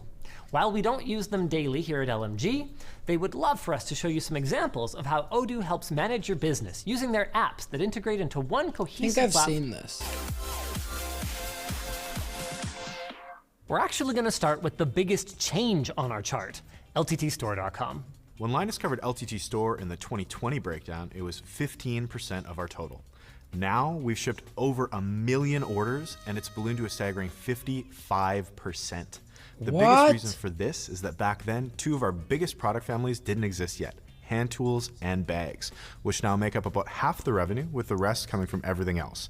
That includes apparel, cable management, thermal pads, pet accessories, baby stuff. It's a pretty broad mix. Yeah, the LTTstore.com callouts can be a little cringy, but they get people's attention, and when you combine that with quality products, it clearly works. So much so that we recently flipped the script and went from sponsoree to sponsorer, choosing some of our favorite creators to show off all of our products. The team has been killing it. Black Friday grew 45% year over year, but in my opinion, the best part of that event was that the orders were also fulfilled 60% faster than they were in 2023. I'm sure you appreciated that. It doesn't mean we never have problems, though. Near the end of 2023, we found out live on the WAN show that a manufacturer screw up on our OG backpack meant it didn't have the dual layer bottom that we promised. But our motto has always been to make it right with our customers, so we retroactively modified our warranty to provide extra coverage on that bottom layer, and our amazing in-house support team offered gift cards as an apology. And if that wasn't enough, we offered outright refunds to anyone who wanted one, even those folks who had been using the bag for over a year. Now, if you want to provide great support, Odoo has you covered. Their e-commerce app allows you to build and easy. This sleek and stylish commuter backpack, LTTstore.com, to the writing department to talk about AdSense. Oh my goodness.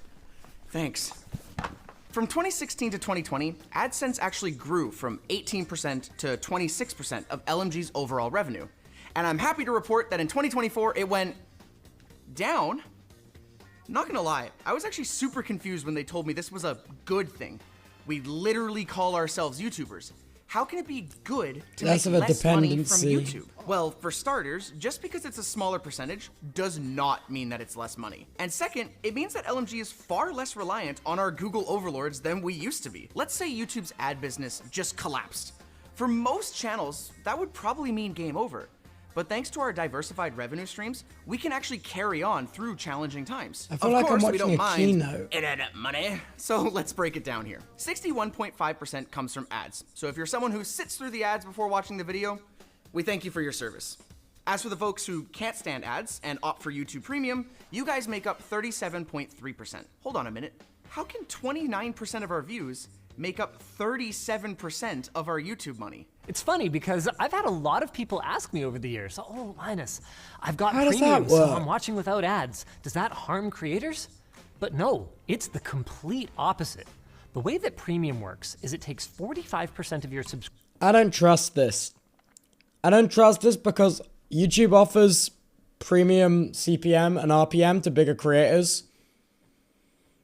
I feel like on scale, yeah, but I don't feel like that's the case all the time. Especially since I started using Google AdSense on a website, and I realized my main YouTube channel delivers almost 3 times the impressions on adverts, but makes maybe 10% of the revenue as AdSense on websites. Crazy, right? Subscription fee. That goes to YouTube to, maintain the platform and pay for YouTube Music. And the rest, so 55%, gets divided up according to your total watch time over the course of the month across all the channels that you watched. So if you watched 50% LTT and 50% other channels, you would actually be contributing many times more than an ad-supported viewer. Now, shorts are a little bit different. Because Google allocates part of their revenue to music licensing for shorts, the creator share, both for ads and for premium, is just 45%. Frankly though, I don't really blame them. Shorts get lots of views, and therefore are a significant burden on the platform's infrastructure, but it's clear that Google has a lot of work to do figuring out how to monetize those views. Our biggest short in 2024 got 13 million views and made $1,300. That's about 1/100th of a cent per view for me, and once everything is accounted for, probably even less for Google. For comparison, our biggest VOD last year did over 20 times that amount, over 0.2 of a cent per view. Then there's longer live stream archives, and the numbers completely change again. Here we're looking at about 1.8 cents per view. Now again, this is just looking at our top performing in each category for the year, but it gives you an idea of how watch time contributes to revenue, especially for premium viewers. Not every channel performs the same though. Out of our active channels, the main LTT channel brings in about 76% of our AdSense, with Short Circuit and TechLink finishing off the podium. Now I want to clear something up that I'm sure will be a point of discussion in the comments. LMG's numbers are not and will never be directly comparable to other creators. If you're a Moist Critical fan, you probably saw his video which broke down YouTube revenue versus Twitch revenue and saw that he pulled in a whopping $84,000 for a 4-hour stream. But if you look closely, that's because he was making over 17 RPM or $17 per 1,000 views. If you took that number and multiplied it by our roughly 850 million views last year, holy fuck, we should ask for raises! I keyed, because we don't make nearly the same RPM on our channel. And he might not either. Even on the same channel, RPM can change dramatically depending on how desirable your content is to high roller advertisers. On our channel, we've seen as high as $11, but as low as $3. Though of course, that's before we bake in our own sponsors. Speaking of sponsors, this seems like... My brain's being fried. I don't care this much, actually. I realized halfway through watching this, I was like, I don't care this much about this. This is a lot. Okay. Okay, this is good because it's Lumberjack Steve, and he's fully yoked. He's fully jacked. He spent a lot of time in the gymnasium. That's you, man. That's from the movie. Dude, thank you. Hey, welcome back to Phoenix SC. I'm writing something right now, and that happens to be a... Too high up. Alright, wonder... Oh, there we go. It's a happy ghast. I'm writing a happy ghast. This was announced on Minecraft Live only about 12 hours ago, but I am back and I've done this to the ghast. So what they've announced in the show is that you've got dried ghast that spawn in the nether and can be crafted. Then they turn into ghaslings, like this guy, and then they grow up into a happy ghast that you can ride. But you might be wondering, what actually happens if you ride a ghast right now in the game? So, this is what happens. You can ride with 4 players on a single happy ghast, but you can't really do that right now. In fact, if I go into survival mode, this guy, even though he's happy, he's gonna kill me. Or try to. You're really bad. Keep missing. Oh, nice! I'm technically a turret. Oh, this is so cool. Oh, I don't care anymore. I don't care about the next update now. Just jump into survival mode. You've technically created a weapon for yourself. Let's recap the show. Very uncomfortable oxidized copper stairs. They weren't waxed or lightly weathered. Maybe they are a bit weathered. See, guys, this is why they're sitting on cushions. Sitting on the chairs wouldn't be comfortable. Yen's standing and talking. They had to incorporate the tiny Yen's, tiny Agnes, and tiny Vu. Somehow, there's no more mob vote. Spring to life drop. Dog daycare. Dude, he's such a hater. I don't get why he's such a hater. Element animation. Dude, that's sick. Jack Black is still explaining Minecraft in the movie. Whoa, whoa, whoa, whoa. Who are these guys? Oh, these dudes? They're the villagers. He's done it again. He's done it again. Relax, it's just an iron. It's an iron golem. Oh my god, this is actually what the movie's gonna be. Unless you start messing with the villagers. Don't ever do that. Explaining mechanics. He's such a hater, dude. I thought that was cool. Hey guys, how's it going? Oh, excited! As Minecraft Live did, it's Minecraft Live, it's real, it's happening, it's real, it's happening, it's happening, it's happening! So I'm sorry, I'm really excited. Before we get into that, I have Alright. Oh!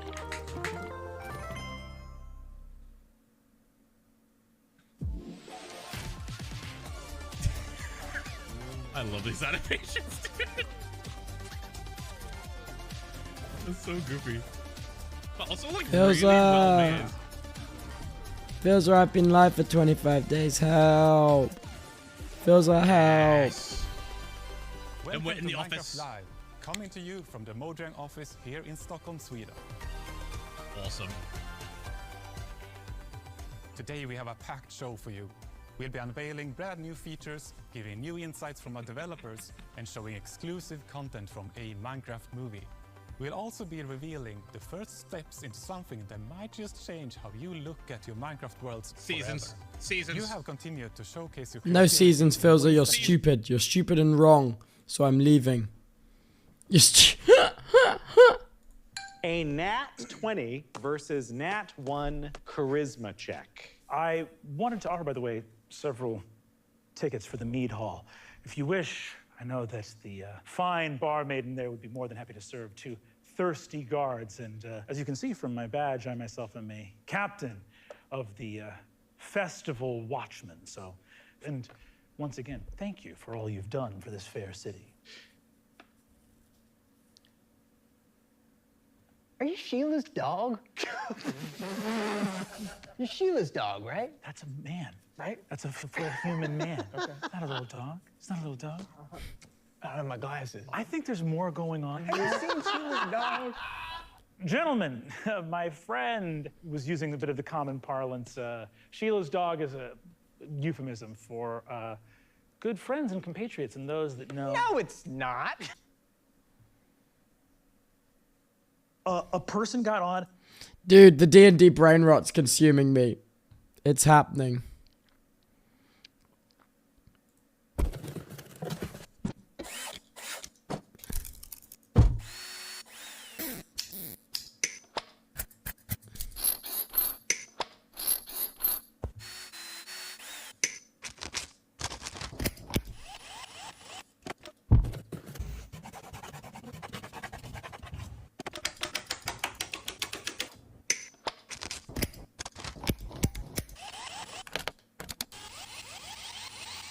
What the fuck is the point of this device?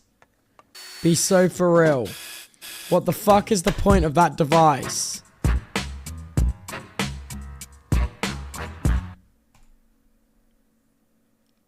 What the fuck is the point of that device?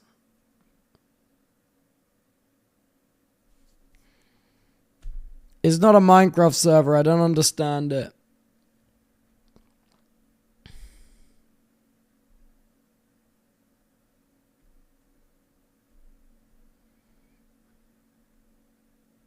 Hola, hola. What's up, just a human?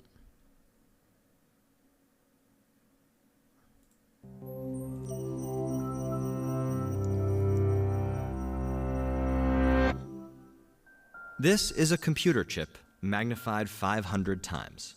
What you're looking at is the top of a computing city, with distinct neighborhoods for different functions.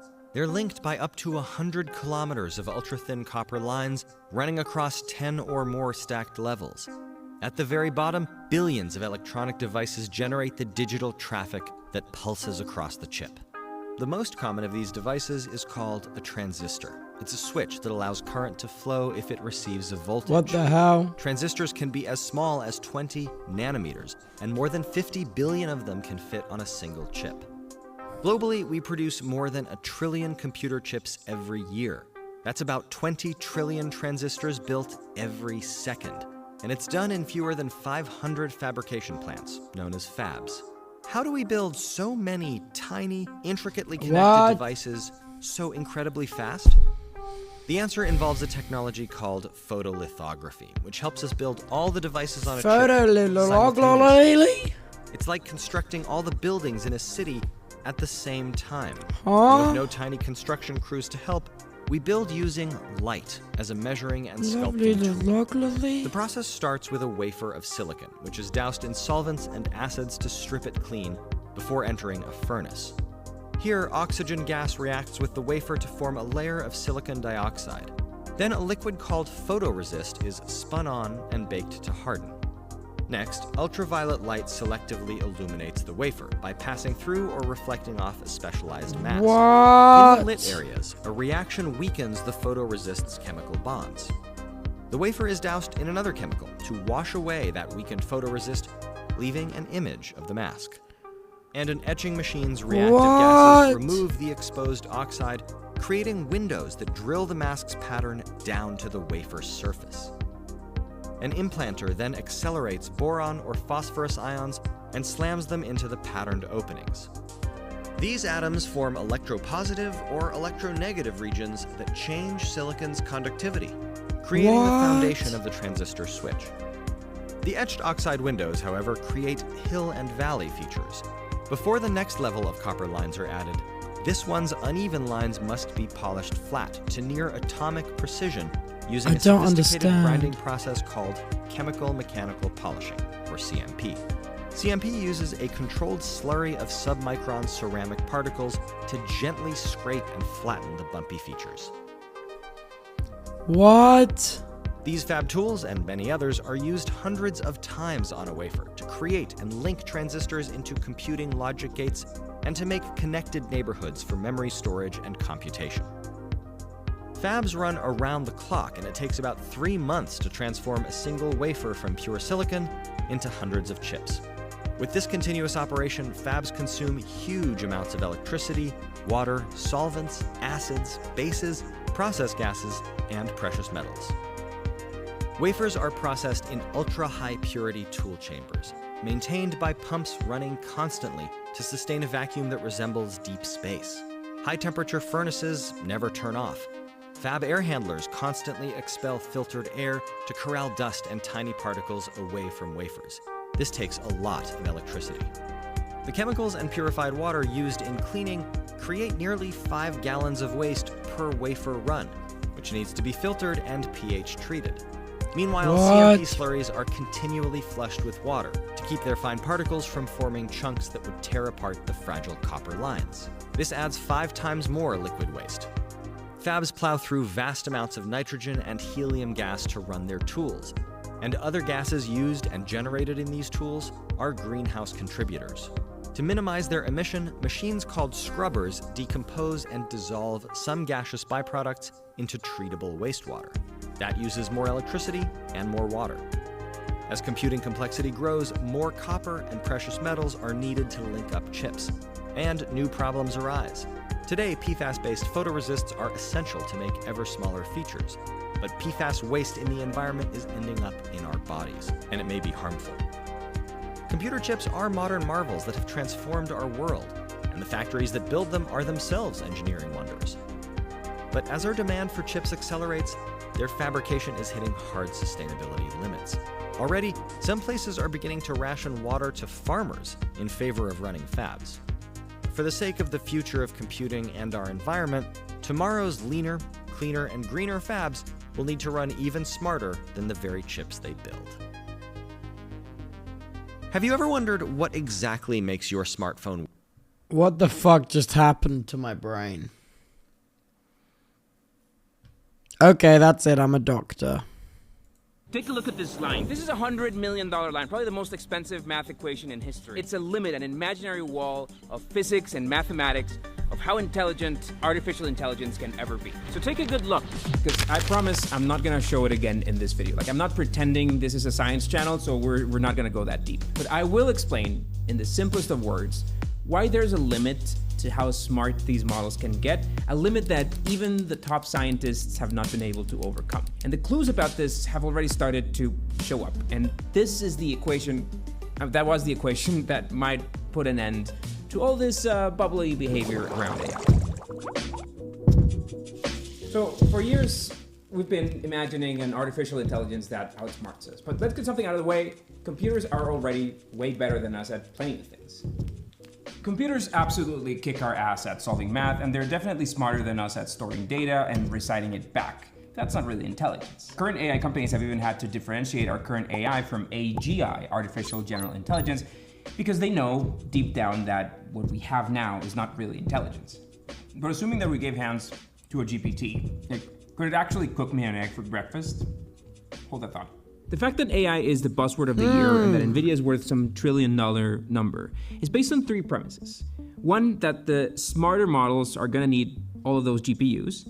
2, that more people are gonna adopt AI into their daily lives. And 3, that our AI models are gonna get exponentially smarter. Everyone is in panic mode because some Chinese startup allegedly built and trained a ChatGPT level model using a fraction of the compute cost and a fraction of the cost. One Chinese startup just launched a new AI model to rival OpenAI. DeepSeek has become the most downloaded free app, passing ChatGPT, which is pretty shocking. We're gonna get to this. It remains to be seen how much the average Joe or the average company adopts AI into their lives, but none of those betting on big tech's AI transformation are even questioning the possibility of that third bullet point. And therein lies the problem. Making our current AI models smarter is almost impossible. In order to understand why that math equation is so dangerous to these companies, we need to understand at least the basics of how our current models are trained and how they think. So let's just go to our explainer time. Explainer time.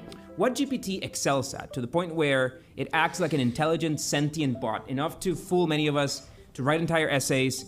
What it does is predicting the next word in a sentence. But being really good at predicting words, or the next word, already allows a model like GPT to beat us at most standardized tests, which is kind of the way we measure our own human intelligence, isn't it? And yet, GPT doesn't do that well at math. It only beat about 50% of the students in these tests. Why is that? Well, one number that you're gonna hear about all the time when people talk about these models is the number of parameters that a model was trained on. How many parameters is the model using? GP3, for example, which is almost useless, dumb compared to the models that we use today, used 175 billion parameters. What the hell does that mean? So, let me show you.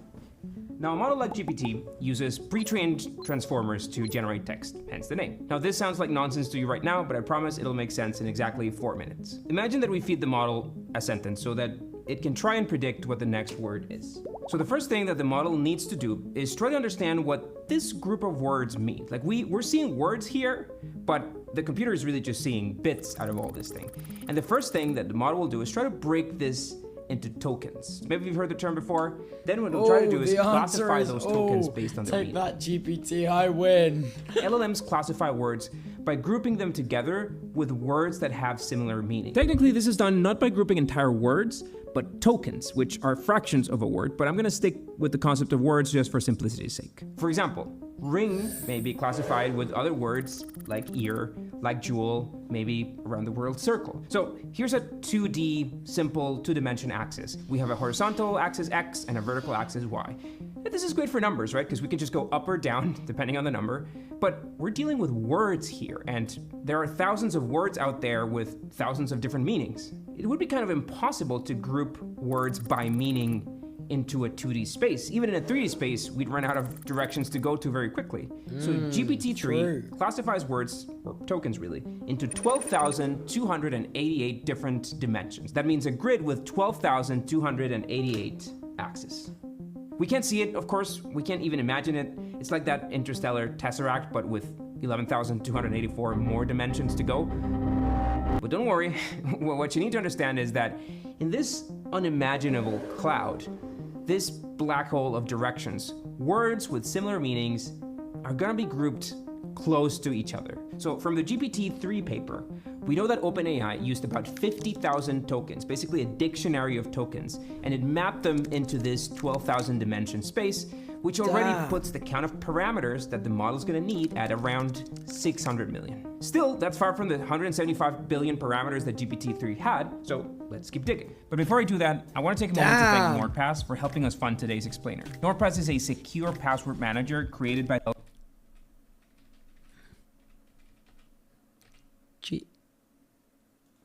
mapping of words into this incomprehensible tesseract black hole is called embedding. This is the embedding step. And it's how a model turns words into something that computers can understand, and process. But just understanding that the word ring lives in a neighborhood of other words, we still don't know what it means in this context. Ring might be a sound, might be an earring, might be the one ring. So how does the model know? And so that's where transforming comes in. What the model's gonna do is, well, transform the word. Essentially move this word in this 12,000 dimensional space. This specific sentence, it'll move it closer to the meaning that's based on the context around this specific word in this sentence. So that context could be the word before, the word after, could be the words mentioned earlier in the conversation. For example, the model might notice that this R is capitalized, even though it's not at the beginning of the sentence. Must mean something. It might also look at adjectives and how they affect nouns. So this transformation layer makes tiny adjustments in the region of space where this particular word lives. Now, all of these transformers are gonna run at the same time. And that's in part why GPUs are so good at doing this thing, because they were built to calculate all the pixels in your screen at the same time. Now, each transformer in GPT-3 has about 1.8 billion parameters. Around 600 million of those parameters are in this first attention layer, which helps focus the word in space, and about 1.2 billion of those parameters are in the feed-forward network layer, which is kind of like a zoom in on the meaning of the word, but that's as far as we're gonna zoom in today. Now, GPT-3 uses 96 of these transformers for a total of almost 174 billion parameters. We're almost done.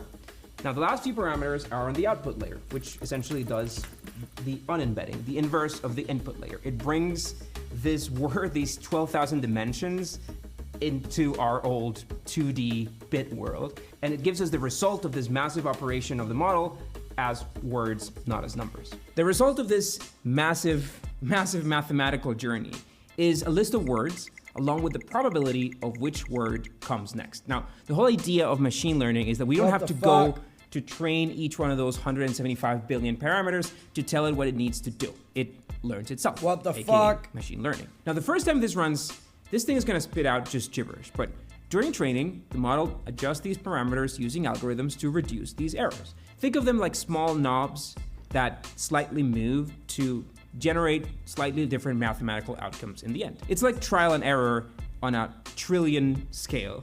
If a particular set of values helps the model make a correct prediction, those values are reinforced. If not, they're adjusted. Each of these connections between one value and the other is a neuron, which makes a neural network. And it works not so differently from human neurons. Like, it may sound impossible, but after billions of operations and training data, this thing can actually and pretty accurately predict the next word in a sentence. Again, this thing has consumed billions of text written by humans and has become so good at predicting words that it can pass our tests. And predicting words is the LLM example, but you can apply this logic of predicting the next thing at how a pixel should look to generate an image, or understanding if this dress is blue or gold.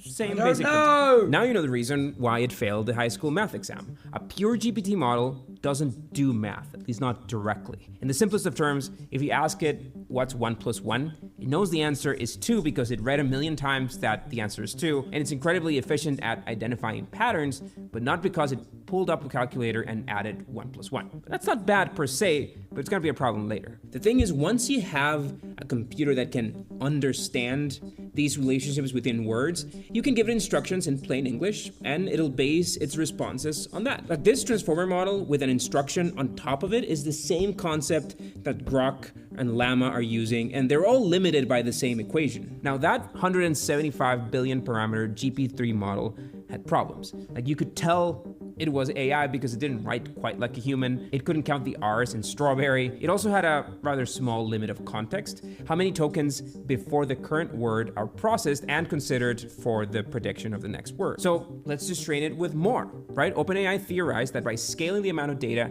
and the amount of parameters, the model would get a lot smarter. And it did. A way to measure the effectiveness of the model is with the error rate, so the word predictions that are incorrect. In very simple terms, it's more complicated than that. But anyway, they projected the error rate decreasing the bigger the model was and the more data was used for its training. And so they went and did it. They spent over $100 million in training this thing. Leaked data from OpenAI says that GPT-4 uses 1.8 trillion parameters. It has more transformer steps, potentially with more dimensions for the tokens. And it took about 25,000 GPUs running for over 3 months to train GPT-4. But it worked. The results were way better than GPT-3. So let's just keep doing that, right? More GPUs, more data, more parameters. Well, that's when they hit a wall. Now that wall is this formula I said that I wouldn't show you again, because you would think that a bigger model, in this case, the bigger the size of the model, the better the performance at some fantastic astronomical level. But OpenAI has kind of reached this wall of diminishing returns. It's kind of like here. Right, there's not a lot that we can do. Like regardless of the size, we just can't get that performance up a lot. Even if we throw a lot more data and create neural networks with quadrillions of parameters, the improvements are gonna be marginal. All the way through 2024, we had lived on this part of the chart, right? But GPT-5 failures seem to reveal that we've kind of arrived at this plateau right here. And that's not even the worst of it. So a recent paper concluded that there is simply not enough data to train them. There is a point in this curve where the amount of data needed for training is bigger than the amount of data that exists. We just haven't produced enough data that can be used for training, text, knowledge, images, speech, to satisfy the needs that the models would have to reach perfection or a very, very small error rate. So in other words, we have found the limit of the current machine learning algorithms. The models are flawed and humanity doesn't have the resources to train them. Let's be real for a second. Like this series of tubes, this transformer model is arguably one of the most important scientific breakthroughs of the century. And I am focusing on language models here, but we have now built models to predict the shape of proteins, which seemed an impossible task for a human. If you wanted to produce an image of something that didn't exist, you'd need creative people, illustrators, Photoshop artists, 3D rendering, and now an AI can just deduce how something looks from previous training. Like, I don't think enough people talk about what this means for 3D artists. When we spent hours trying to build a world, a new world from scratch, and now a computer can reverse engineer that from training data and just give us the same result in a fraction of the time. But it's not over, though. For years we thought there was no other way to reach this level of performance unless we had like 2 trillion parameters, billions of dollars in servers, and piles of training data. But it looks like there's a better way around it, based on DeepSeek's efficiency with apparently a fraction of the parameters and the cost. We're yet to see if that's true. Still, I think it's only a matter of time before we find a more efficient way to do all this process easier and cheaper. But even more importantly, the answer may not be GPT-5 or 6 or 7. LLMs have proven that we can make a computer understand natural language. And so companies figured the next step was connecting other systems to that brain. And this is why GPT can now see images or recognize speech, giving eyes and ears to the system. Hello there, cutie. That eventually will turn into hands, but how far is it from cooking an egg or doing my dishes? There's some reasoning needed behind that. So this is the whole idea of what models like O1 and more recently O3 try to do. This model that we built originally just tries to spit out the next word as quickly as possible. But scientists came up with this concept of reasoning. Now, using the same transformer, the same model at its core, it tries to interpret the question and tries to break it down into smaller subtasks or prompts. And then it tries to solve each one of those prompts in order, kind of giving it like partial answers to your original question. Now, once that possible response is done, it analyzes it again to see if it makes sense against the original question and the original context of the conversation. So it does a bit like your own brain's thought process, you know, writing that email response, starting over, readjusting, rereading before you hit send. Nailed it. Like this step-by-step process is called chain of thought. Again, not too different from your train of thought. But let's go back to that table that I showed you earlier. This iterative thinking has actually allowed current models to beat us at general human intelligence tests. IQ, structured logic, decision-making scenarios. It's good enough to write basic and even some intermediate code. It's got a fair share of engineers struggling to find jobs, which would have thought that they were the first to be replaced by this. But anyway, in startups at least, there's an unspoken truth of the number of jobs that AI has already replaced, but it's very bad press and nobody really wants to talk about it. But when you get out of controlled environments and into the real world, that's where AI struggles. Like common sense reasoning, creativity, decision-making in real world scenarios, and even advanced mathematics where problem solving and some creativity is required. Like these models take minutes to process through all of this, and it still takes us seconds to make these advanced decisions. That's a processing and capacity problem, not an architecture problem. Also, what happens when these models are allowed to escape containment? When they can start doing things in the real world? Operator is research. Wait a minute.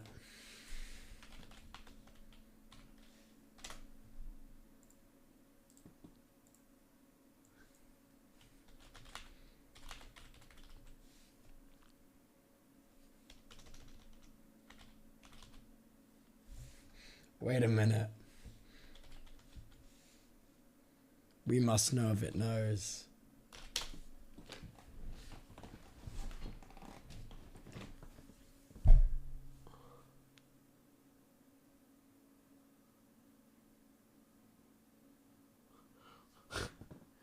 Wait a minute.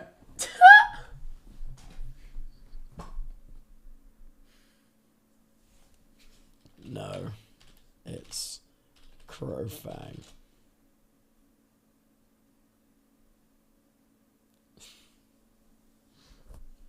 No. Different. Crowfang.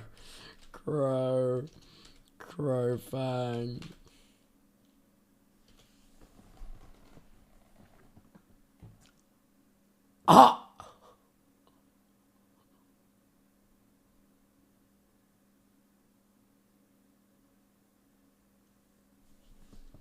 Do you know? Wait, what is OTAG?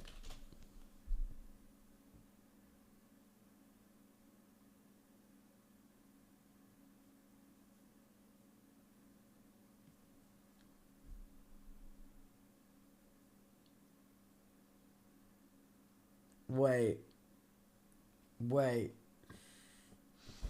Does it understand OTAG?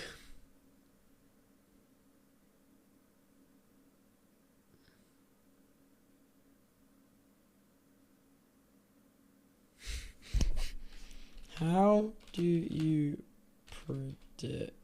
predict the next word in the sentence?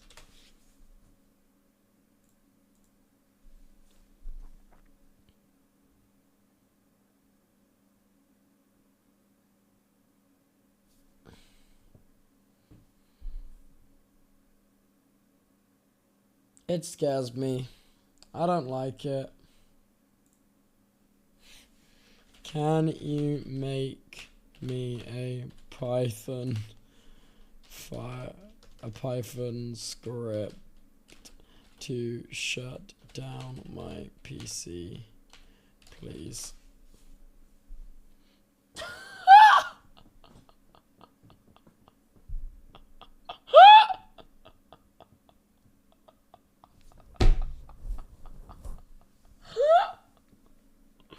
Run it. Wait, no, because that definitely works. No, stop, because that definitely works.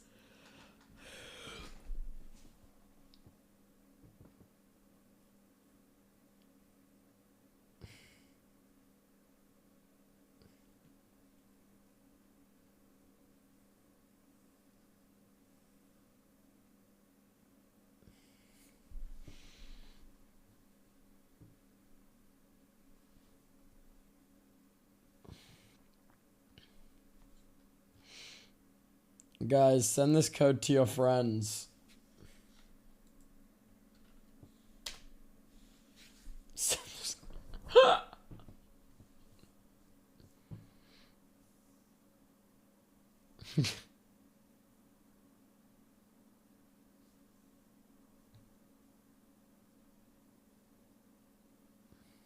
Predict it's like blank. OTAG. It's like OTAG, dude.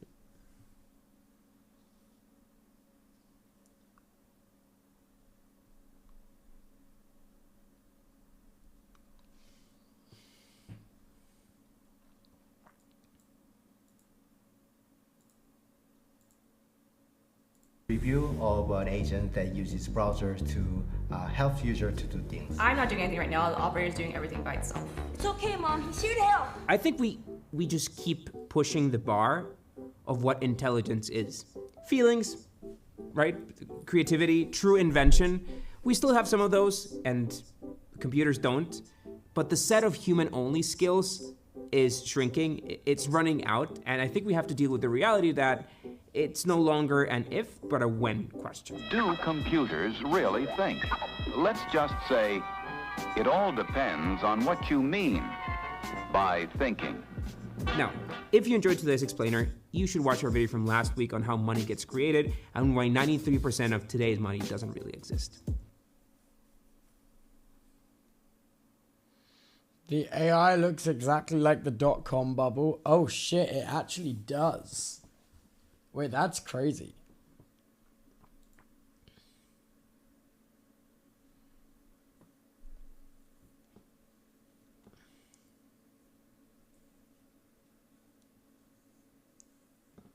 That's crazy.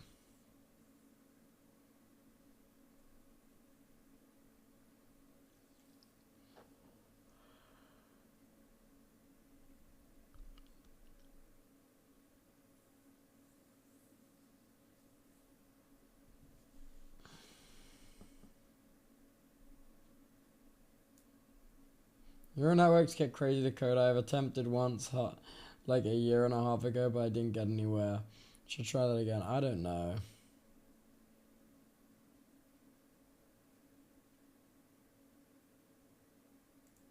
Alright, I've discovered something simply magical, and all the mods 10. I started this playthrough a couple days ago, maybe was it last week? Something like that. But anyways, I have, you know, typical setup, my 82 system. But I've been trying something new, right? I haven't never touched CC or whatever these are called, computer craft. I guess, yeah, CC is computer craft. The CC Tweet specifically has something, you know, I can have a cool monitor like this.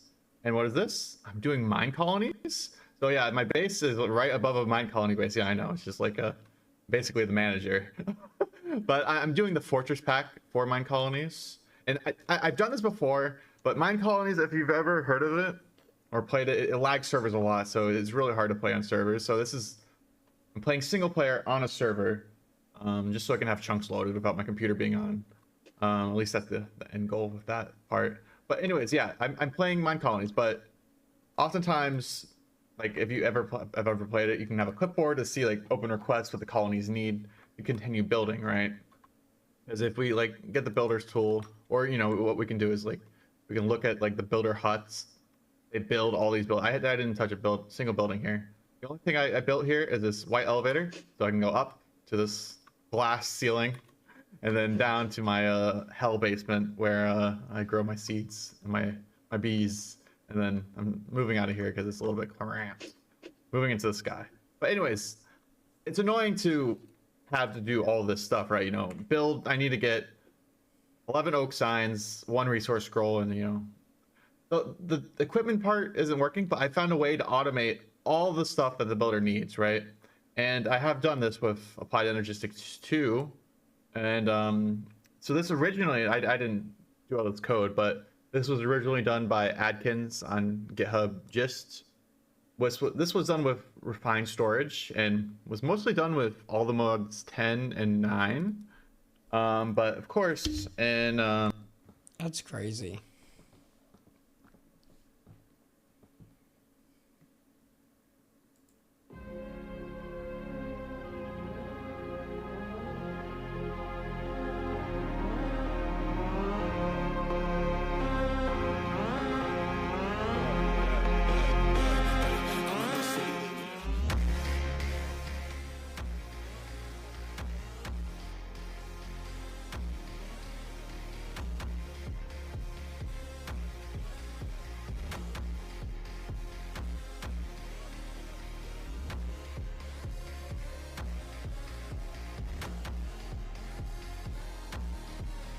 These two displays here I got for 46 euro and 20 euro.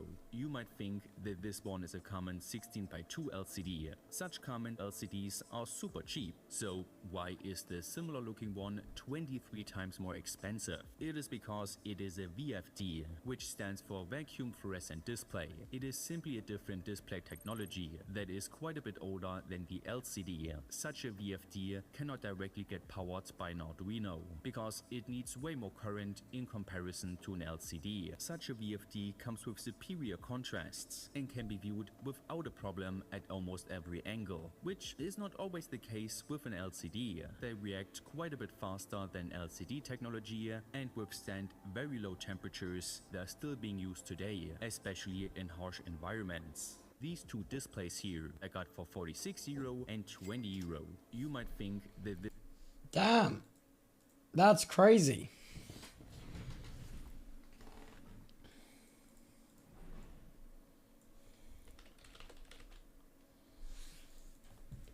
Chat, Loki. I'm so tired. Oh.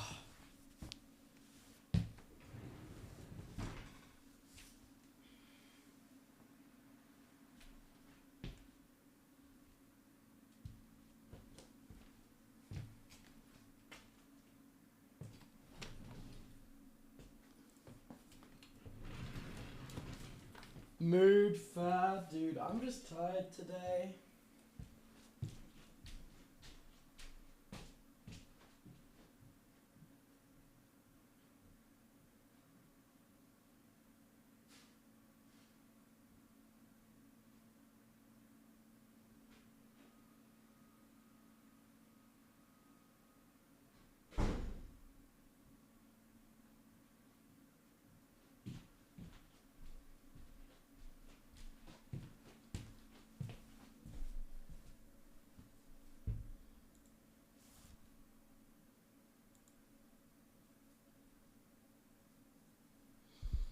Okay. Okay.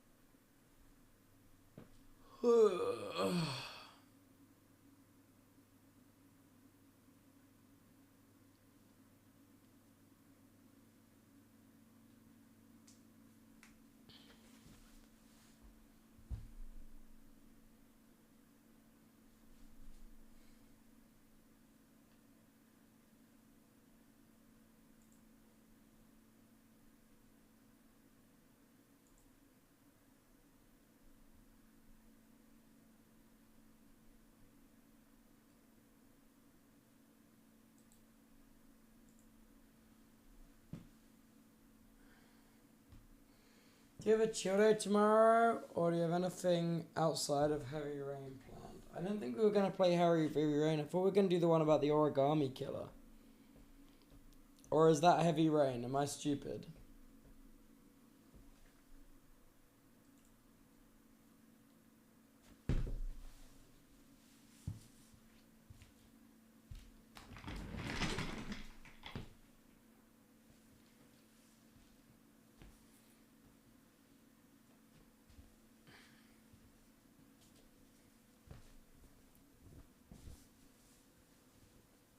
Did I shower this morning? Bro, it might end tonight. Bro. It very well could. It very well could.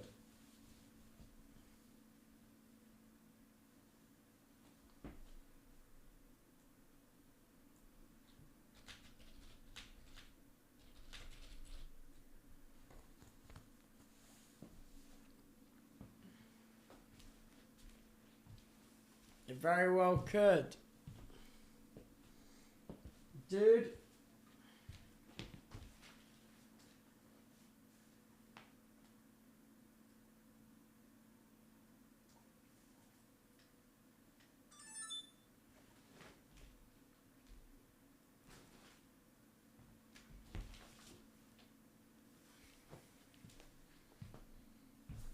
Are there any mods to farm subs? No, the mods have quit, guys.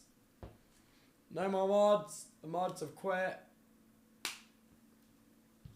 What do you want from me?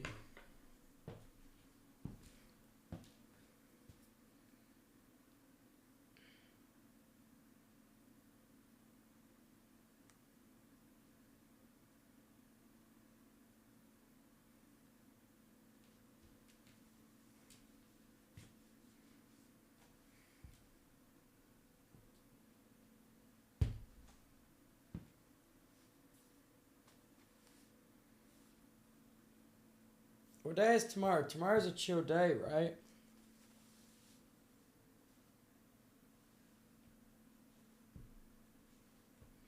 Cat brick? No. No.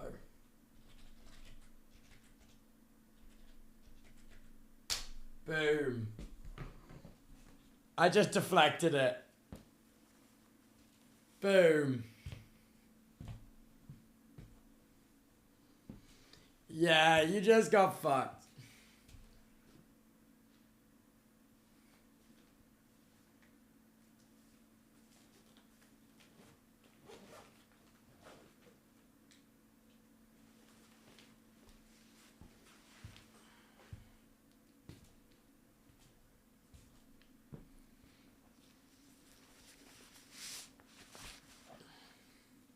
Ouch, it hit a random chatter instead.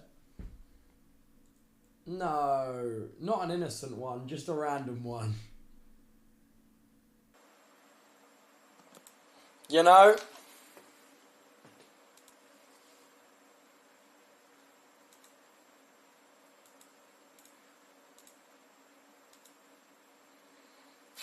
What the hell was that brick? Cat brick hit. No!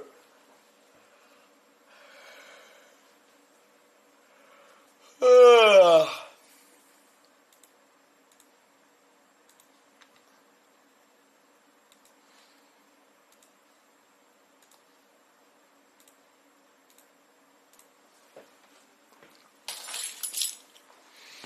Okay. Time to go home. Man, sometimes I just cannot be bothered to walk home. Which is like, fine. But I'm live, so you guys have got to come with.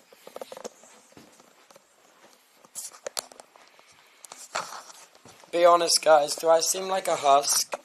Have I been like a husk as of late?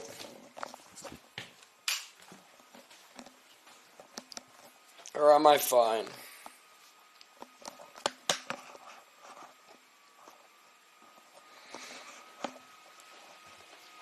I feel like I've been so, like, just not with it. I think the issue is, I don't know. I don't know what's wrong with me in I don't know why I have such little energy all the time. I just feel you're never with it, people. But no, I mean, but like,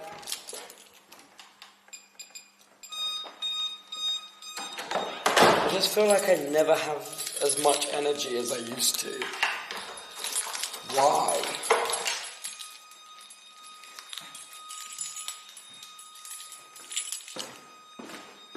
To be fair, you're asking these questions at 3 a.m. That's very true. But also, like, dude, I used to have so much energy. Where'd it go? He's turning into dust. I'm not turning into dust.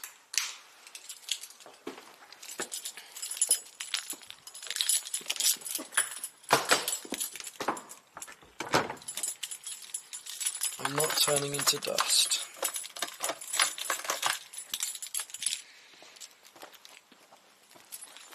God, it's quiet.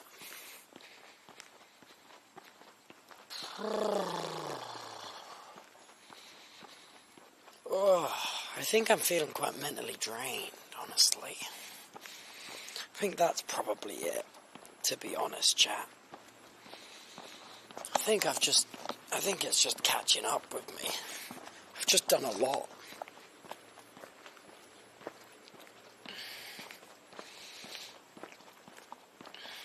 You know?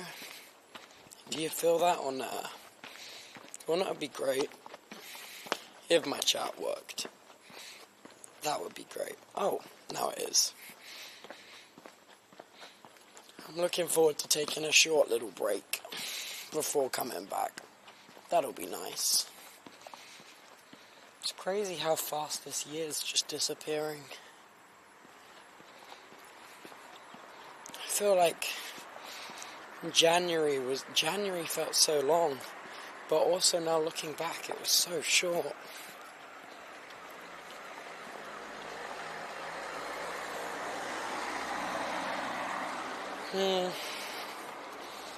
I do miss a little bit hanging out with my friends off stream and stuff, but I do love the subathon.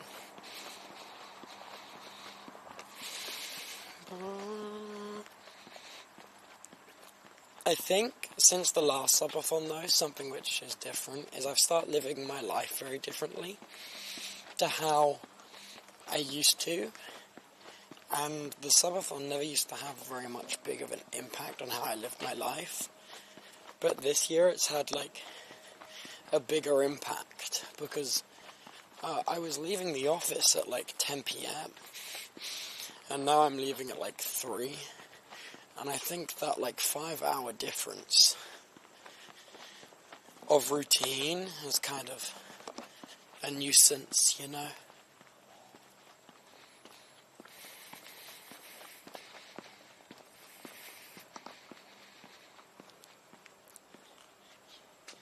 You have far more business things too, yeah, but that doesn't really count, I don't reckon, you know?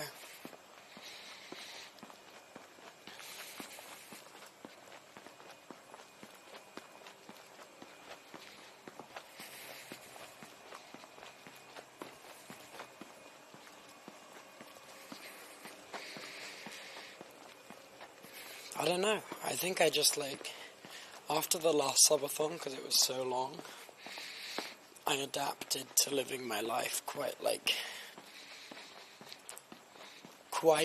more chill and like at like a reduced pace than I normally would. I was like kind of sitting in the back seat a little bit, you know what I mean? And now I'm very much like, oh shit. Now everything's going so fast. And like this month has just disappeared. And like, what do you mean there's 6 days left of the subathon? No. Dude, there's 5 days left of the subathon. I just can't believe it.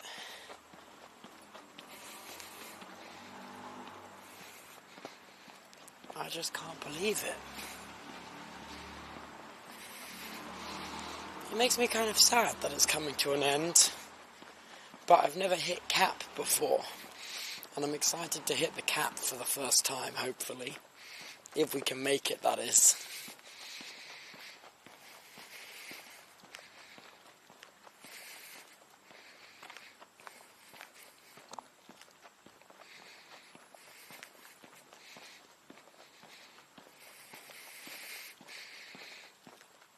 I hope we can make it. It'd be very sick if we could.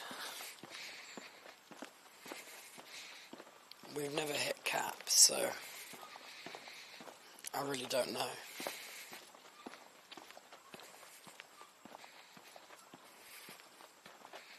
Alright, bring it in, boys.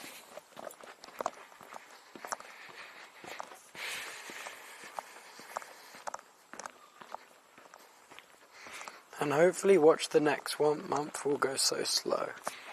That would be cool. I just really don't know what I do after this, to be honest.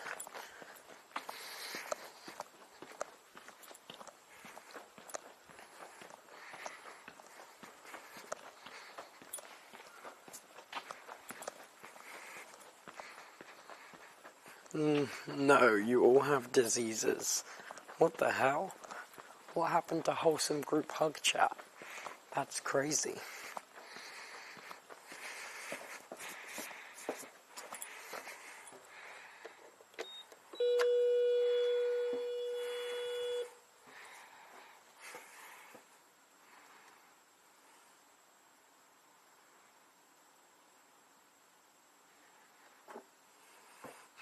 You watch Severance and you have that adventure with Piso. That'll be fun. I'm excited to do that. That will be nice.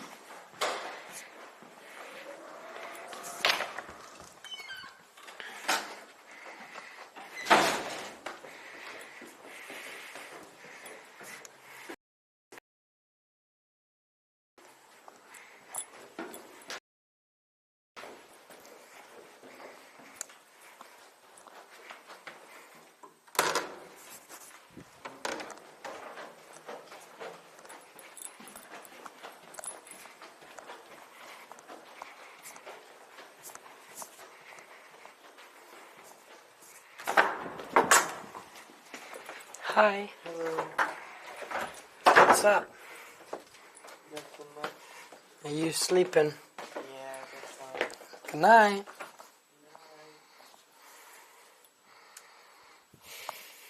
By the way, we got 5 days to do that story game. He didn't hear me. That's okay.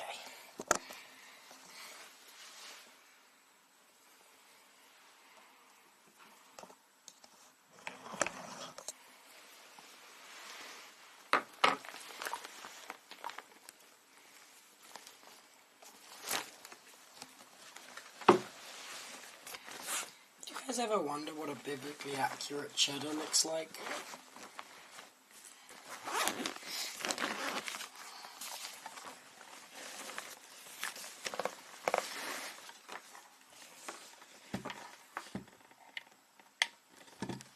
Alright, just swapping the HDMI real quick.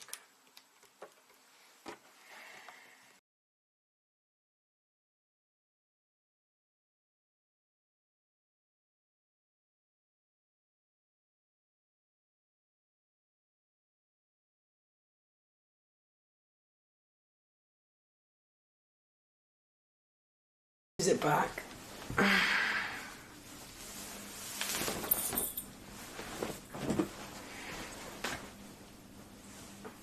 Are we back? OTAG? Cool.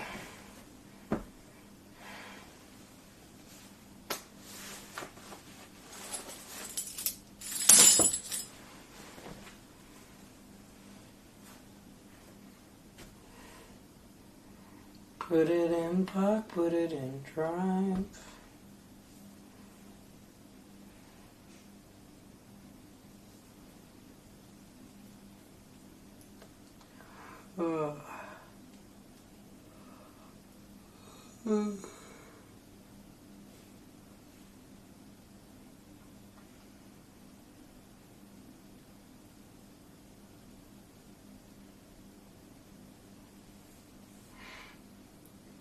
Okay.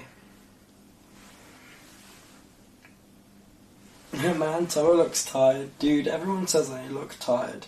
You're never gonna guess why I look tired. It's because I am fucking tired. I'm shattered, dude. I just think with the amount of huge events that we've done this subathon, I just think they've just been so much harder than anything. Like, all the shows we did last subathon, even though we did 45 shows, they were all so easy.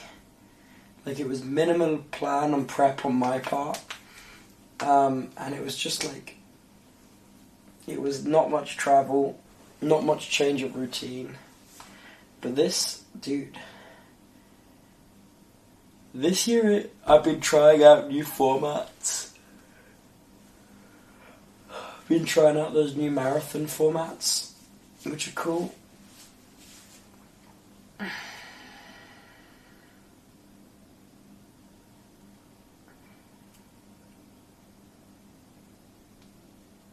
Tubbathon 5, you just sit in silence for 30 days. Dude, everyone around me seems to think I'm not doing a Tubbathon 5, when really I haven't made up my mind yet. You know?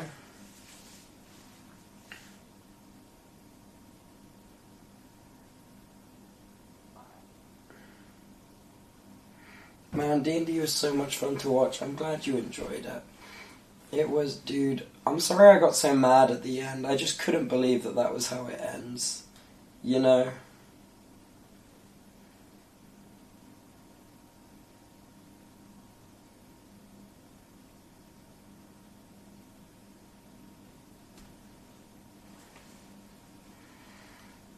Yeah, sorry I got so mad at the end. I just couldn't believe that that was how it ends. I feel like that is really valid. Did you watch Pilly? You do D&D? I do. I ran a D&D show with my friends called No Dice. Tubbo Crash Out was funny. Yeah, but I had to... It's okay, imagine how quick I felt after Watchbox. True, but also... I'd put a lot more into No Dice than Quay Pizzo put in a Watchbox, I'll say it. I'm really hoping he can't overhear me because I don't have the argument energy right now. But I put a year of my life into the campaign of No Dice. And also thousands of pounds of money. which really helps you get immersed. You know what I mean? Which is valid, no?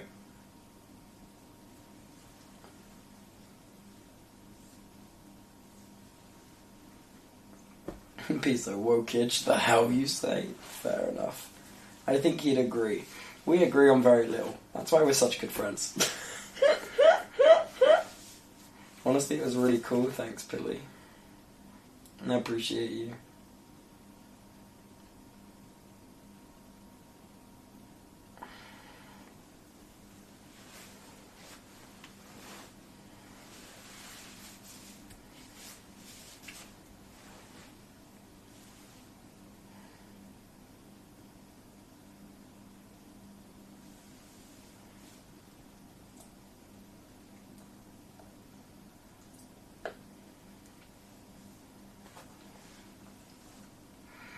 I think I would really like to try DMing.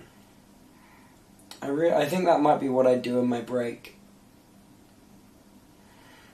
I might give it a go.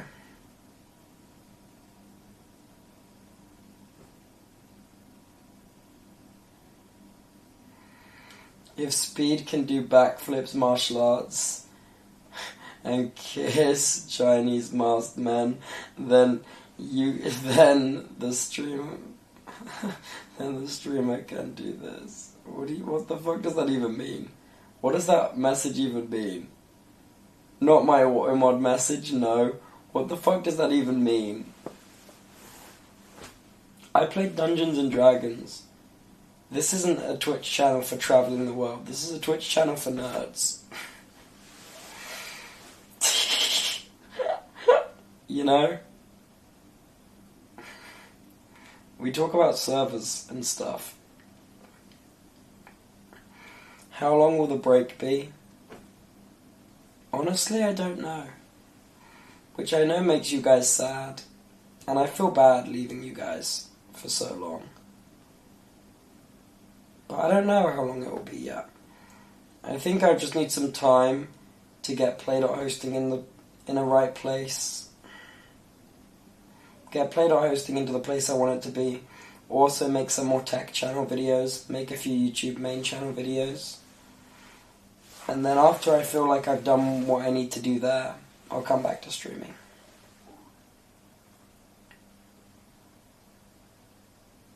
It might be a month, it might be less, is what I'm saying.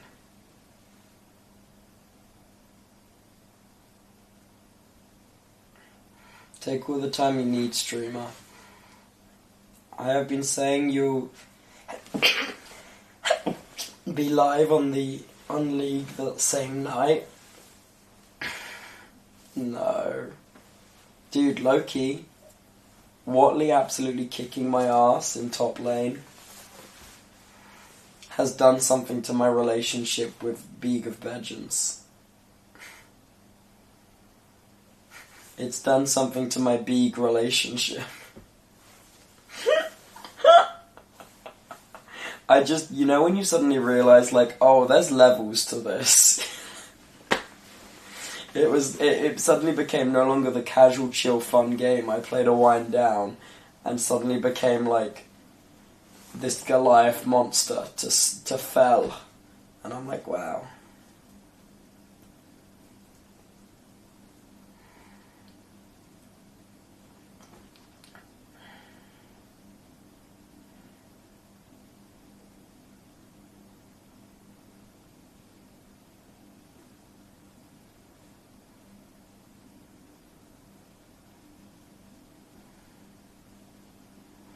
It was bound to happen. Snog called it. True. Snog did call it. Good luck with this other one. Thank you for the 2 months, man.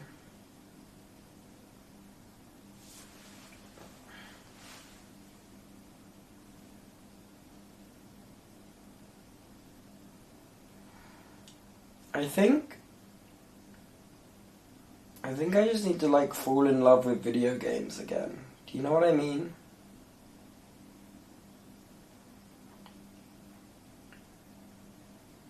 I just feel like it's been a while since I've really, like,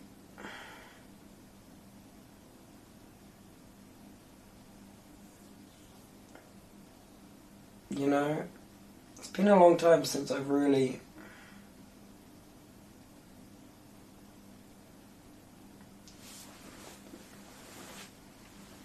I don't know. My relationship with video games is just, like, kind of estranged as of late. Do you know what I mean? Yo, Georgies. Please, I see you in chat. Please send me my NA Valorant account details. Please. Bro. Bro, please. I know you have the login, bro. Please. I don't have it. You have to go to our old DMs. You deleted your fucking Discord account. Don't do this to me.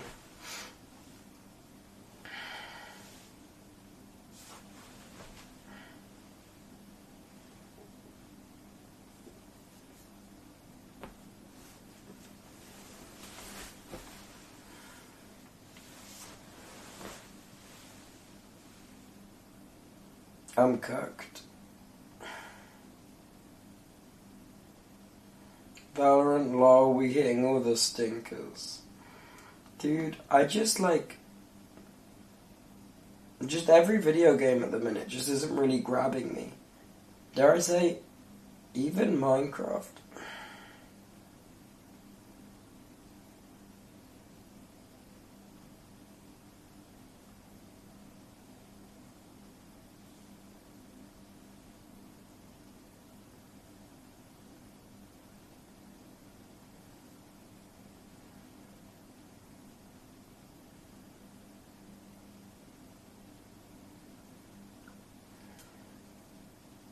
Dude, my chat won't load.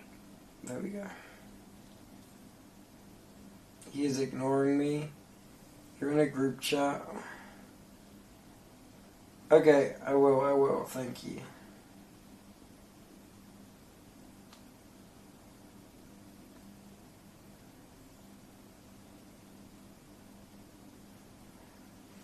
Time to switch to Subnautica as your main game.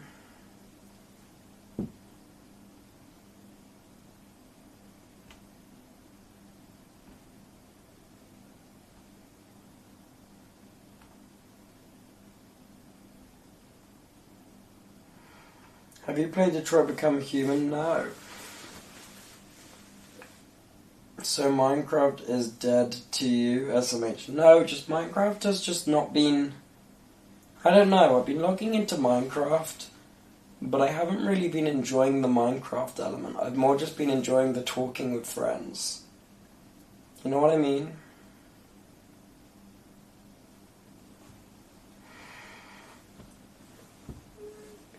Like, when the realm started, I was so into Minecraft and I wanted to build cool stuff, but now I just can't be bothered.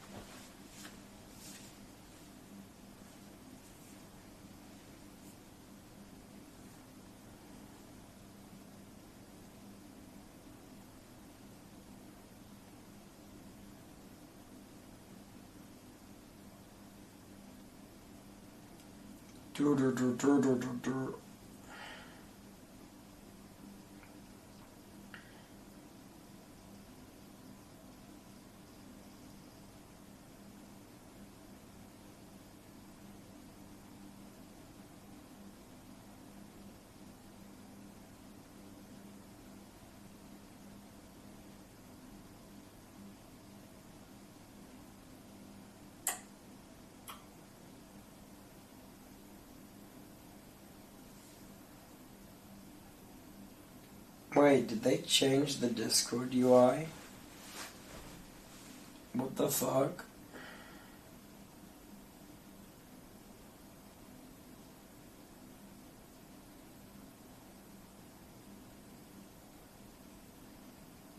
Guys?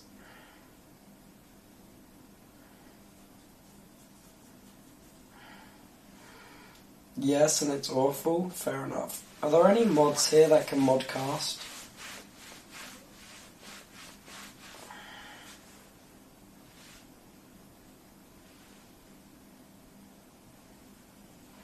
I think I really want to go to sleep, like, right now, to be honest.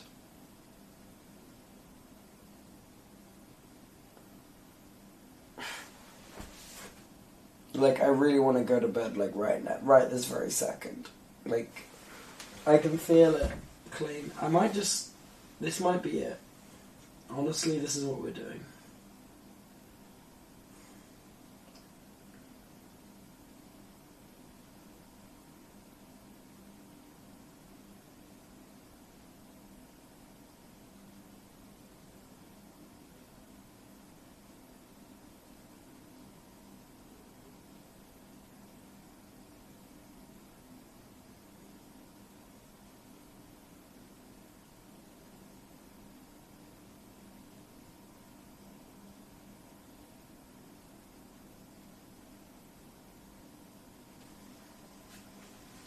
No.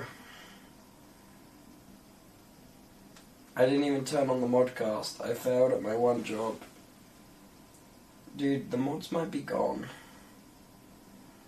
Guys, what do I do if all my mods quit? Why won't they modcast? I need you now more than ever, mods. What the hell?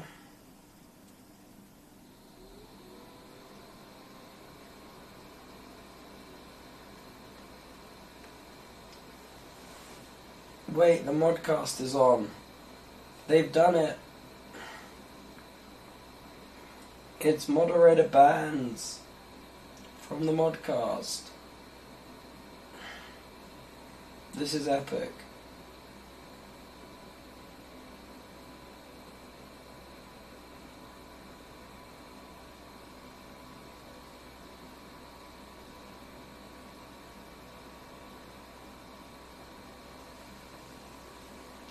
Moderator bans.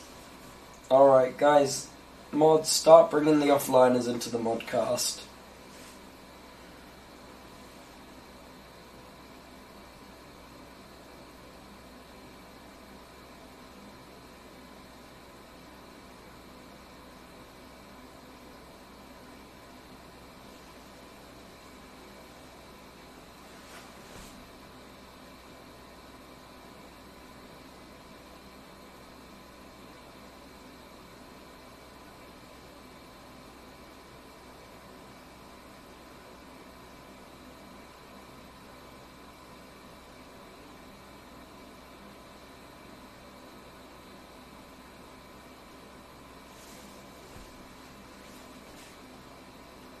Wait, is there anyone to modcast, like, at all?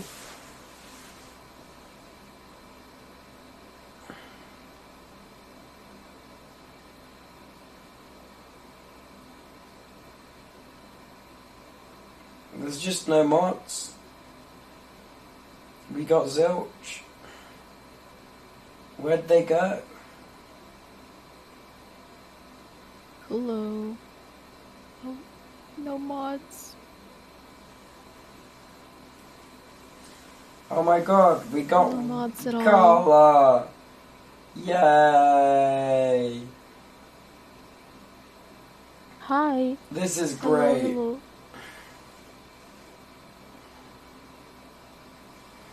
I'm getting changed. Hi. Hi.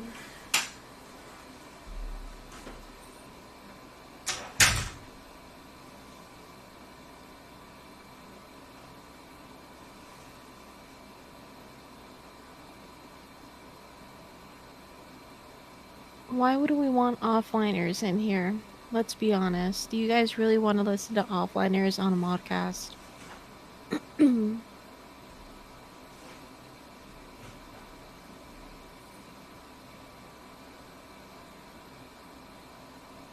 Depends. No. You would talk about cool stuff, sure. Hello. Yeah, but that's what they get, losers. Yeah. So Bands is talking to me right now, but you guys can't hear that. So that's your issue.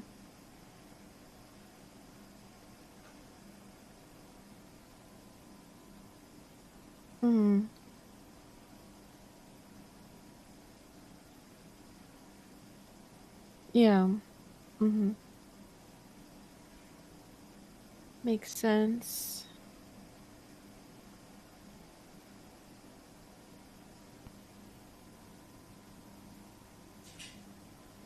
Neg, please stop. No more. I don't even want to say the thing.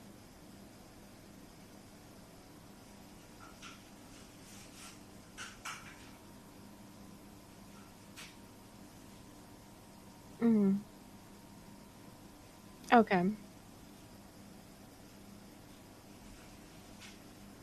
Good night. Bye. Chat underscore is toxic. All they do is sit waiting for Tubbo to come into chat for attention. I bet they just want VIP. Also, they were so rude to new people. They ignore you for... You guys are setting it too fast. They ignore you for people they know, and they only talk to Peepo and Monka. Then they tell me to get BTTV is that a virus. They probably just want my information. Don't go into chat for or whatever. Chat underscore if you want to be bullied. Not gonna lie, very early iterations of the offline group was somewhat like that. So you guys aren't wrong.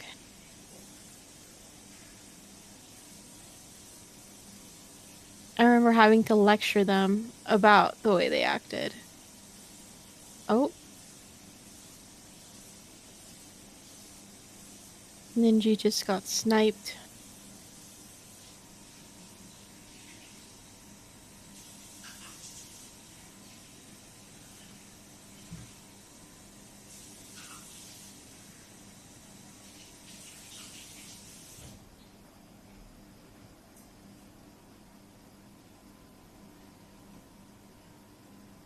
No idea. Yeah, if you guys don't get the timer up, it's gonna end. Then we'll be able to sleep peacefully. Or you guys can hold us hostage for another 5 days. Where's my phone? Am I fucking stupid?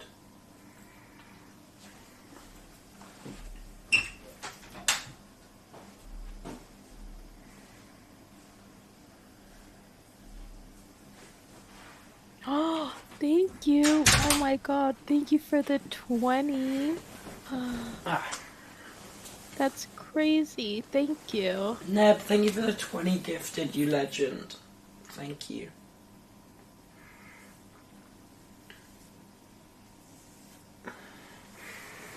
There was a time that Tubbo considered adding offliners, and we had to fight them for it. Fight them to not be there. That's funny. Oh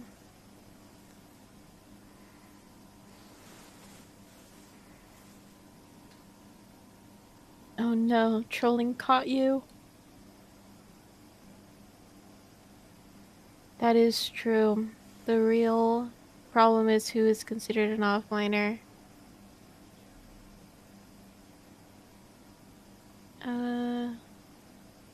Yeah, the offliner to VIP to mod. Happened often. I just started as somebody who never spoke in chat to being a mod. To still not speaking in chat.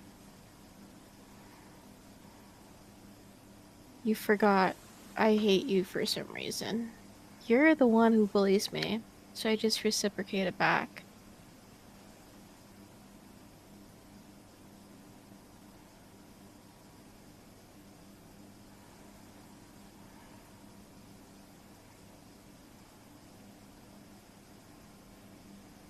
You know when you bullied me. No need. No need to question it.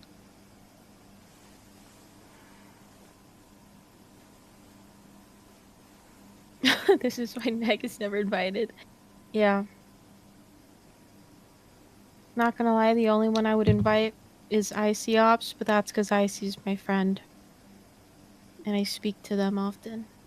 Or Momo Space. Momo's also cool.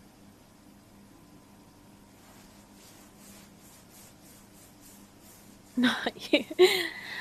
Those are the only two I know from, like, years ago. So. Will do. There you go. Anything for bands_bow.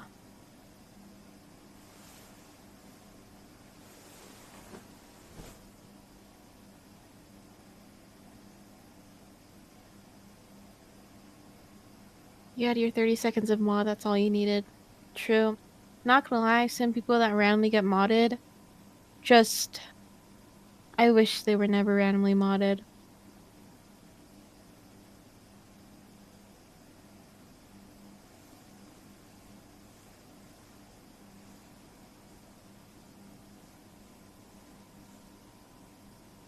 How has the subathon been this far? Are mods tired? I mean, yeah. It's a, you know, daily thing.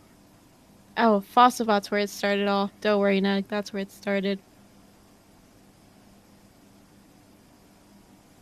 I know some mods are a bit tired. But we know what we sign up for, so it's not really an issue.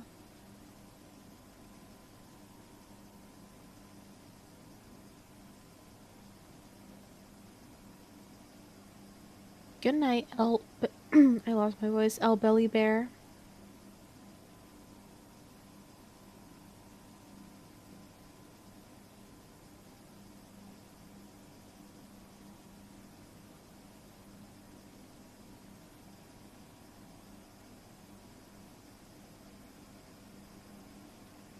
I can only imagine the RL mods are still recovering.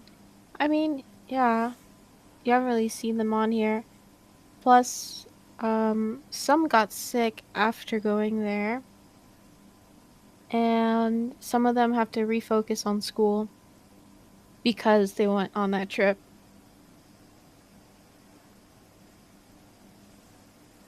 So they're a bit delayed in schoolwork, and they're also sick. So they are still actually recovering from it.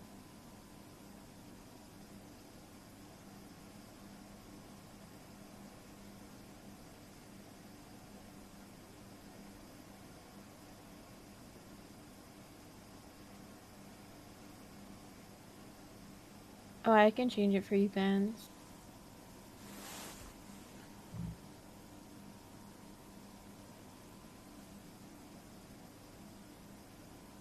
There you go.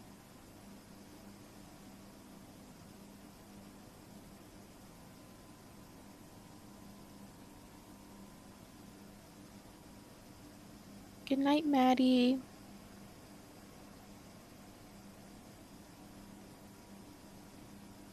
Good night, Burb.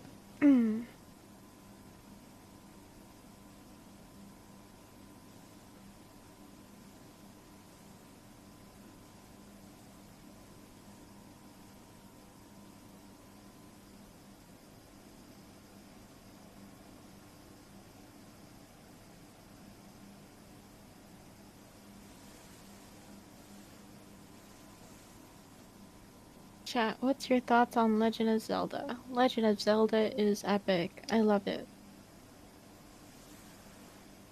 It's a very good game.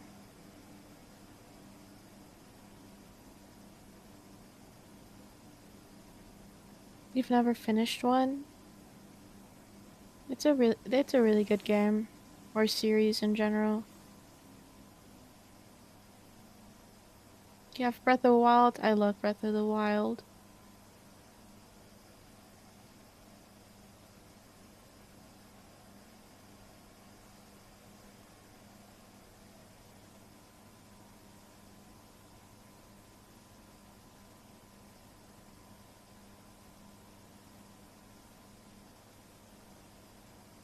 Ocarina of Time is really good.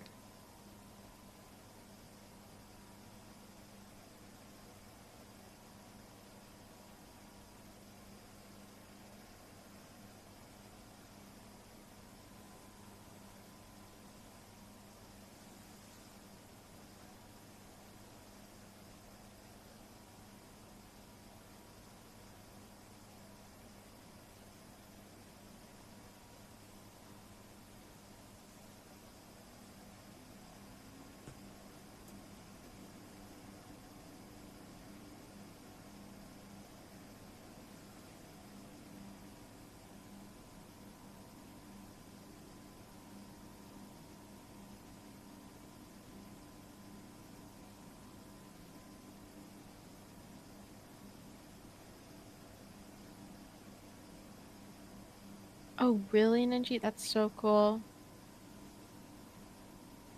The new consoles suck.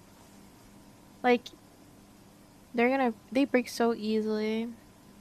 And it's also like, yeah, we made 3 million different versions of it. So if you want a different thing that this new one has, you're gonna have to pay the exact same price, or probably even more, just for that one single thing that's different.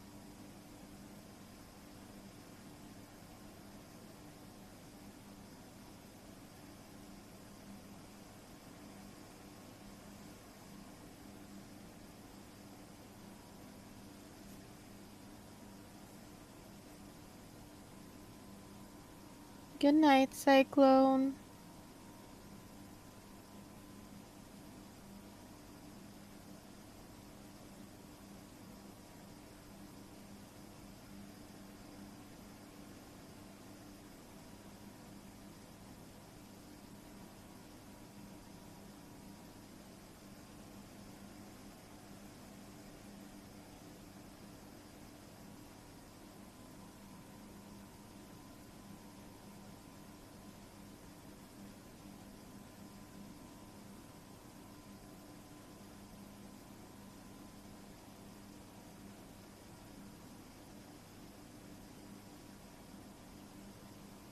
Sorry, I'm also watching some other streamers play Baldur's Gate 3. because we lack that sort of content in this channel, so I'm craving it.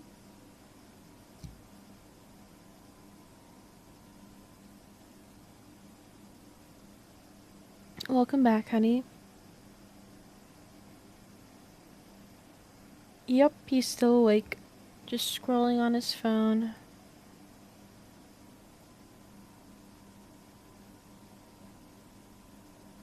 Yeah, some other streamers. Don't want to say who. He once talked about playing it, but yeah, it hasn't happened yet. Yeah, I remember bringing it up once, and then he'd be like, yeah, maybe I'll play it. And hasn't said, or hasn't played it at all. It's a very fun game. Hopefully he does. I'm very sure you'll enjoy playing the game. Because despite there being a story, I know he struggles with like staying on track with the story because it just bores him sometime, I think. Since it's like a D&D type of game, he'll find it very nice to play. Oh, that too, the Wii game? That never happened.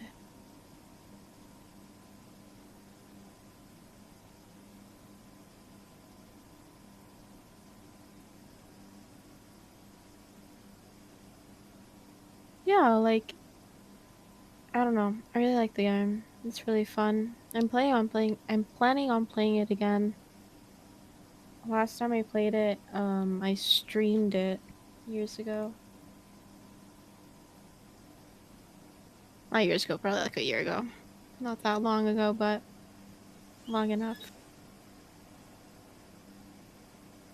No, they haven't played the co-op game yet. The Split Fiction. It's really fun. Or I've only seen a bit of content from it, but I think he'd really like it too. Especially like a Way Out that he played. That one was crazy.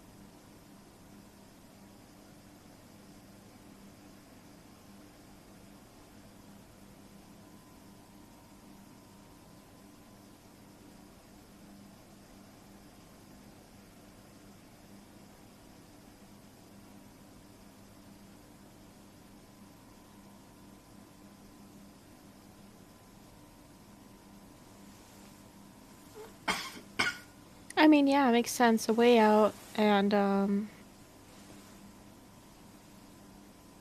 it's 2 or whatever that game is. 2. I don't even know what the other one, the little doll ones. They're all the same creator as Split Fiction, so it makes sense that there's little references. It Takes Two, yeah. I don't remember the name. Yeah, It Takes Two, A Way Out, and Split Fiction are all the same. Same type of style, so it makes sense.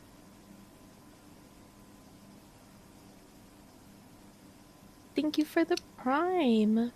It's Icy Gaming TV.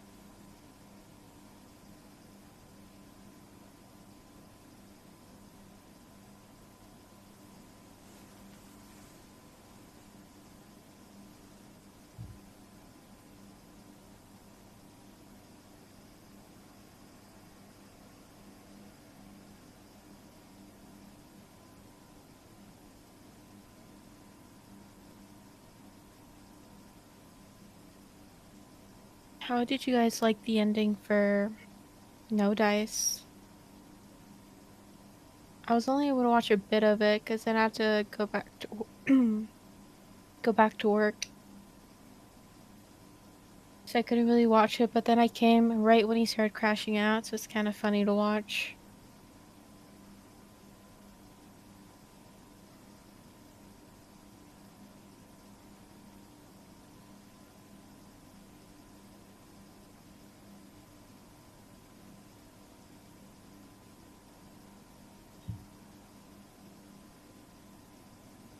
You can always watch the VOD if you weren't able to watch it.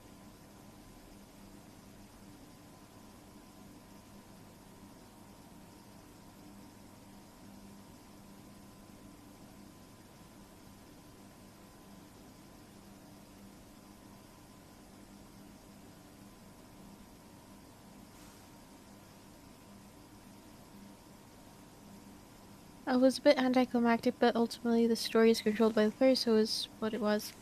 Yeah, it makes sense entirely. It all depends on what they pick and what they decide. But having some sort of or like how Tubbo didn't enjoy the ending because of he couldn't say what he wanted to say since it was metagaming. I feel like that just makes the story even better because you had an issue with it and like you know it could have gone a different way, so you're even more riled up. I think the ending that happened was the only one that made sense for them. Yeah, for sure.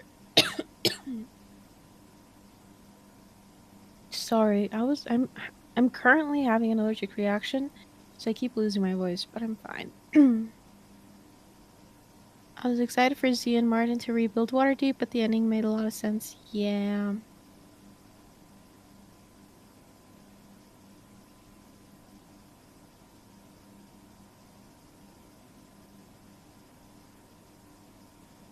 Oh, for sure, the critiques of a subject shows passion/care for it as well. Yeah, 100%. I just feel like if you're like, that was the ending, it's like you weren't really that into it, but if it's like if you have issues, if you're strongly passionate about the way it went, I think it just means that you really enjoyed it and you wish it would have gone a different way.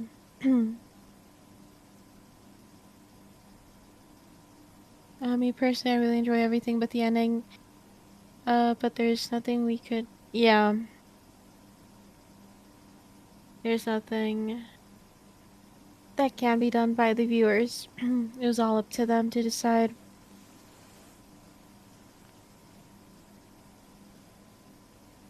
Yeah, I'm sure he'll do amazing for Dungeon Master. It'll be very entertaining if he ever does share him being a Dungeon Master.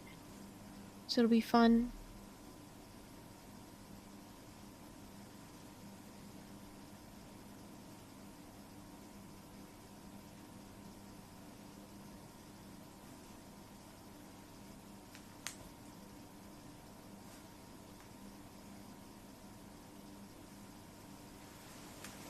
Good night, Merlin.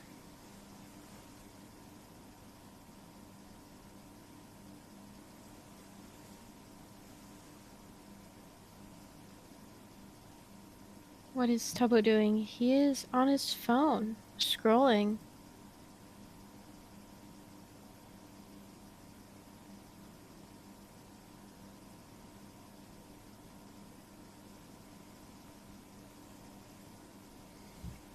Scrolling as one does, you know?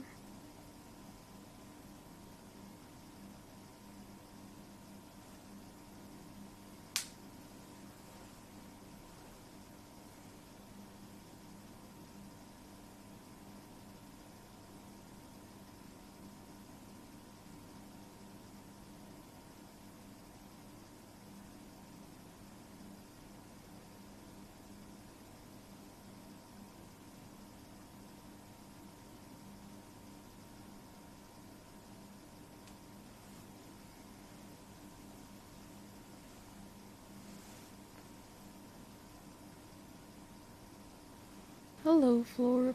Hello. Hi, I've come to chill in the VC, and also because I want to play a game, but I can't because I gotta do it in a VC. Yay. I'll just watch you play. Oh, I don't think you can. Oh no, It's it's Farm okay. Merge Valley. Farm Merge. It's okay. Interesting. I'm here for the vibes. That is so true. Oh my god, my eggs are done. Oh my god, eggs. Oh no, my cows and the chickens died. Oh no. Oh no.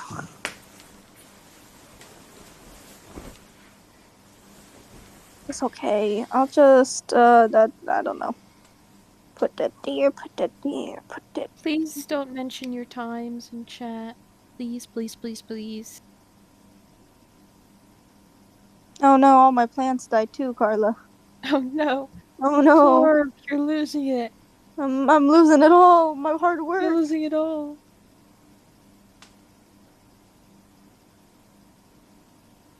It's okay.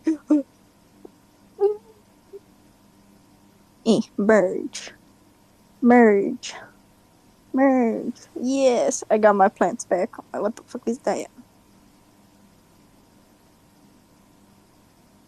I just tossed that over there.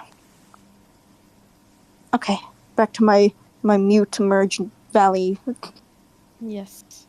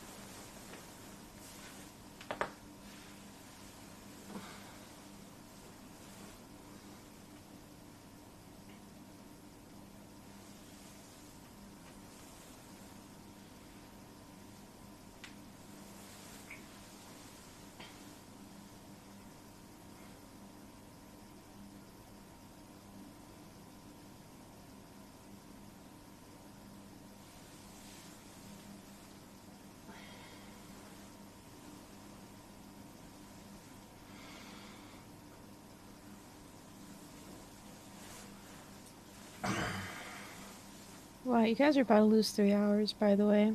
Then whoever stays to Modcast after us will have to try to keep that up.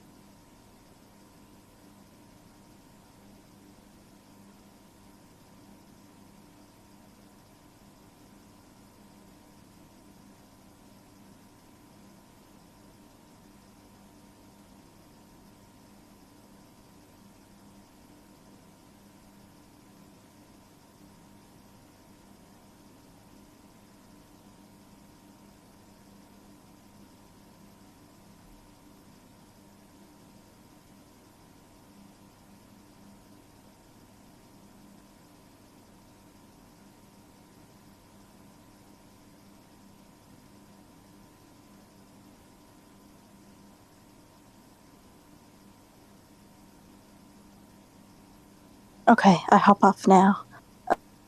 Okay. I was just jealous. Good luck, Carla. Thank you. I hope the subathon doesn't end after those 3 hours. God, me too. If not, Man. oh well. Oh well. Okay, bye. Bye. I'm alone again.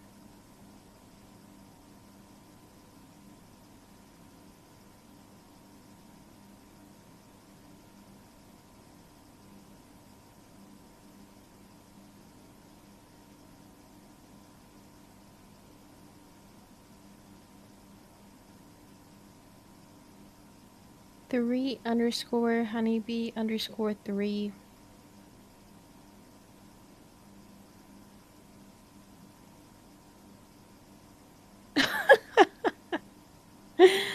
You're not alone, Carly. Yes, us being alone would be way more fun. That's really... I like that one. I like that one.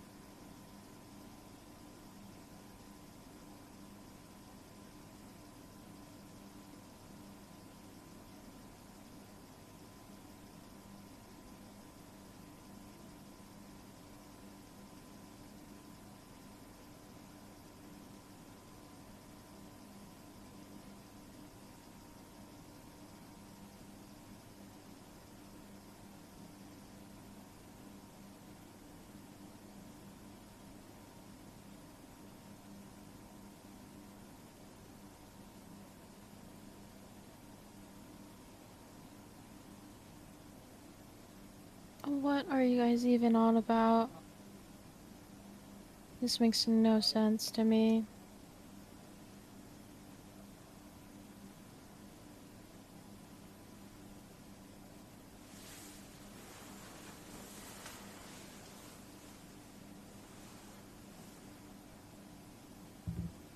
Hi, Luna.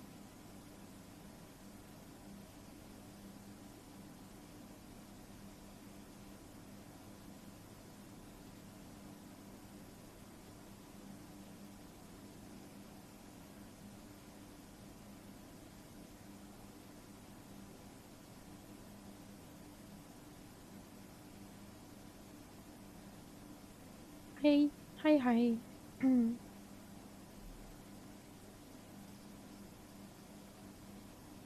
God, I feel like that guy right now.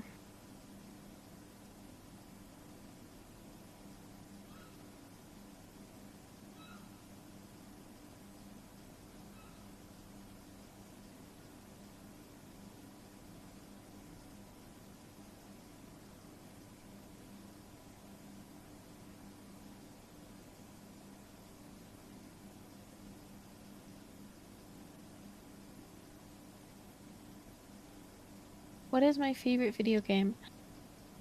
I would say overall probably would be, I'm gonna say a series, so the Fallout series.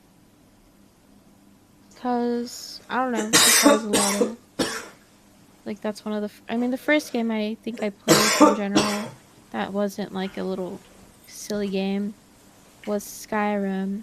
Then I went over to Fallout because, you know, same creator. And I mean, I love all the Fallout games. Probably Fallout New Vegas is my favorite. Very fun.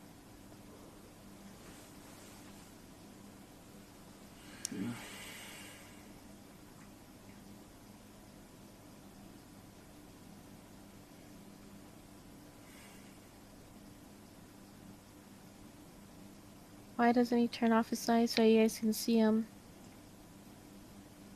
If it's not that reason, he's probably just lazy. Don't know. Could be either, or both.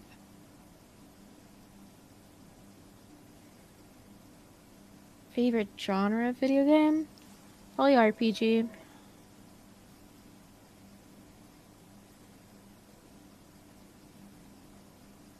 Probably RPG. That's what gets me the most with a story game.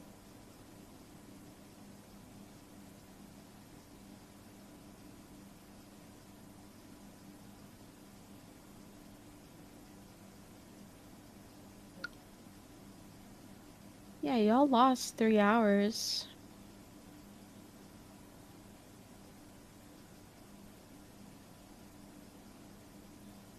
Really? You just...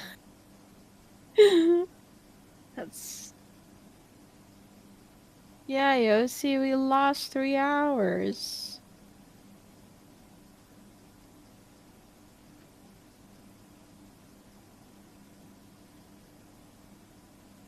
He just said chat in his sleep. What's your favorite game that you haven't actually played but watched? Let's see. I would say... I don't even know. Most of the time I just buy the games I want to, like, play. Yeah, he did say chat in his sleep.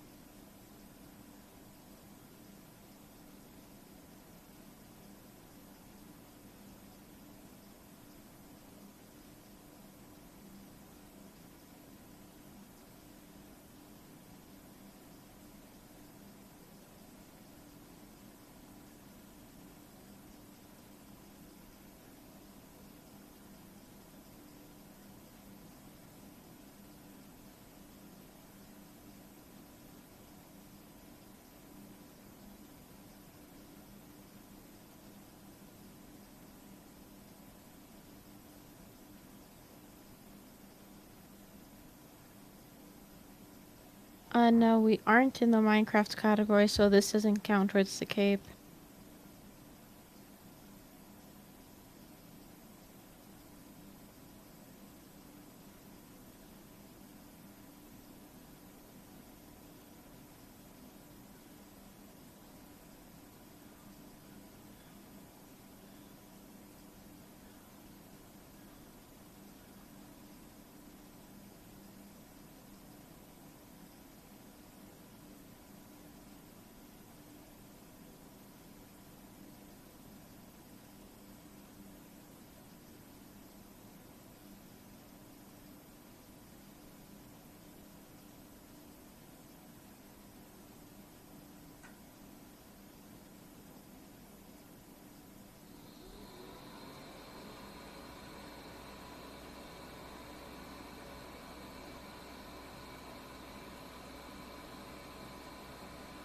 Yes, I've heard of Death Stranding. My brother mainly plays it. I kind of watch him play.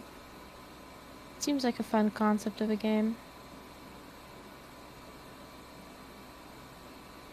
Nah, it's all good. For the person talking thing, no issue.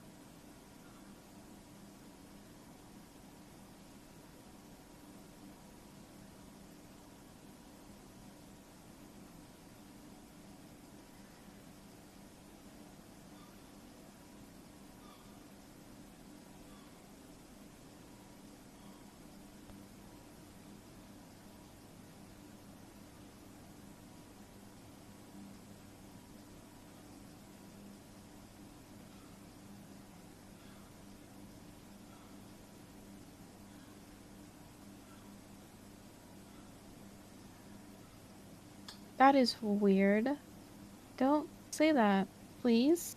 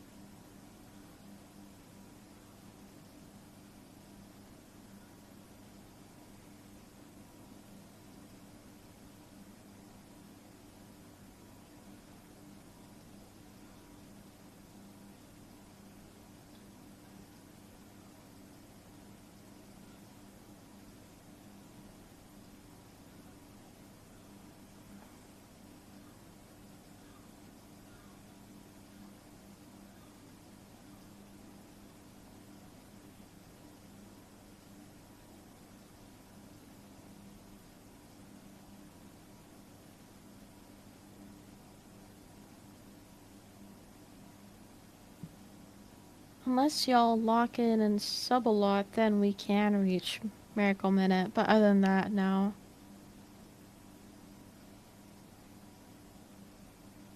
Yeah, so it's like if you guys reach Miracle Minute and then we get Miracle Minute and people sub, then we'll be able to make it to the end of the month.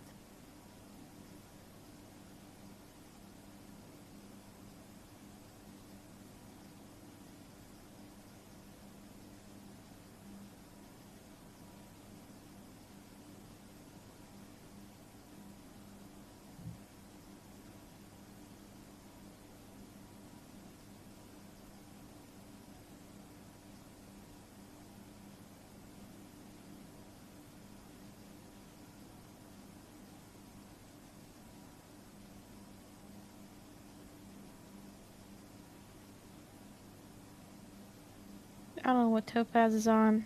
I have no idea. I'm too tired to deal with this. But just know that your message was sent to Maddie.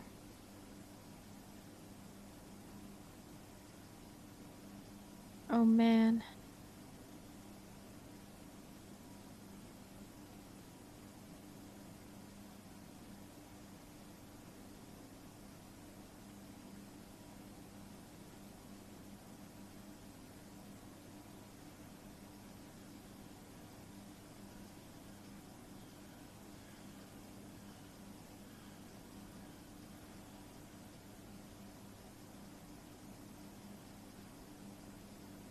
Okay, I will ignore them.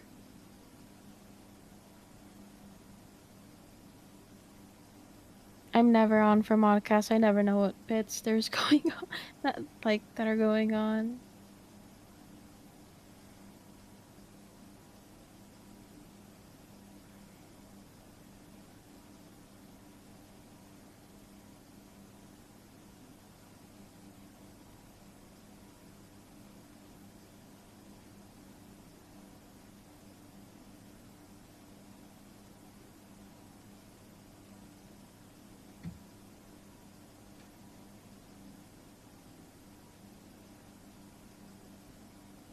You missed half the stream again. You can always rewatch the VOD.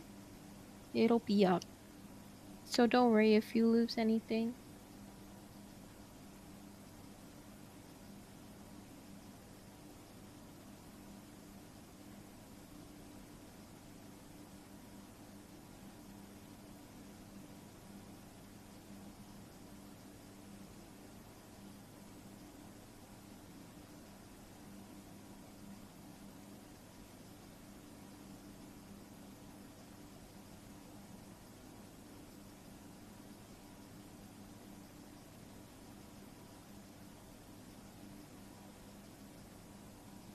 Reading, I'm so lost. Oh my god. I'm so lost. I don't even know what to say.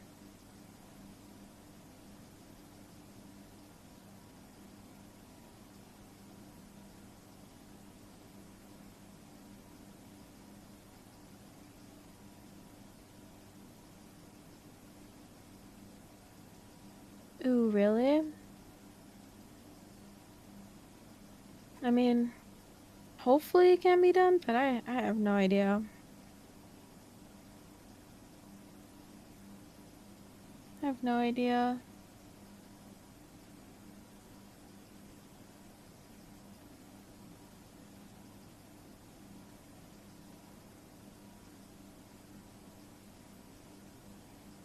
You think we can do it?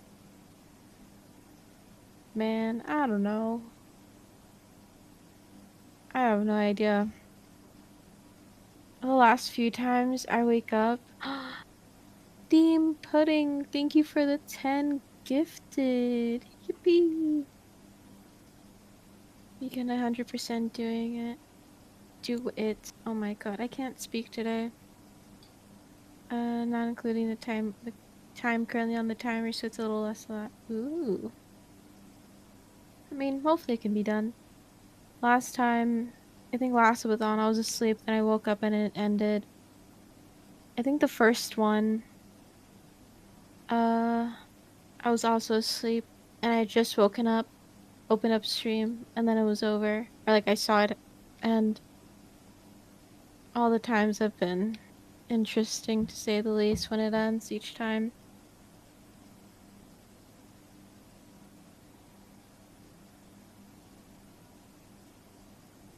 Yeah, y'all need to push for 3.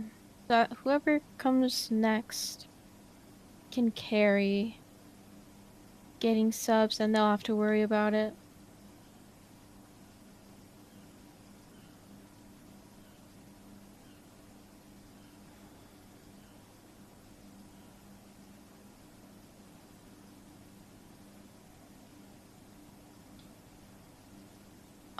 I'm not new. I've been here for almost 5 years.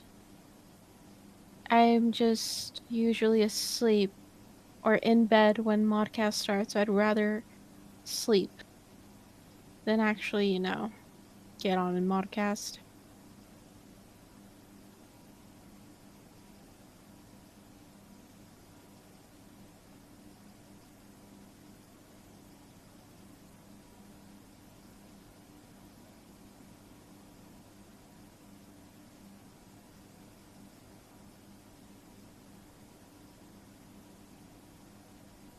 Yeah, I'm a daytime mod. I get on when I wake up for, let me see, for my full-time job, which is, I don't even know what time that is for Tubbo.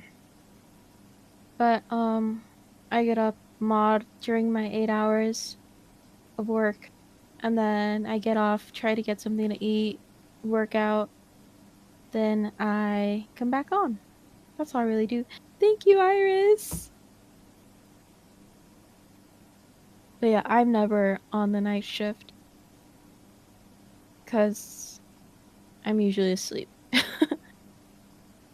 Before I was, no. I think before I still wasn't on because I preferred sleep. Because I think the first subathon, I ruined my sleep schedule for the subathon. And I could do it at the time because I was in college. But now I'm working an actual job, so I can't really do that.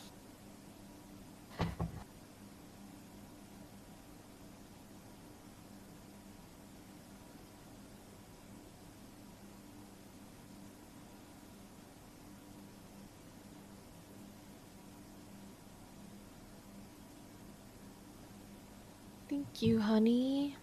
That message is... Each time, I wonder what you're gonna say whenever you send a message, and each time, I'm so far from it.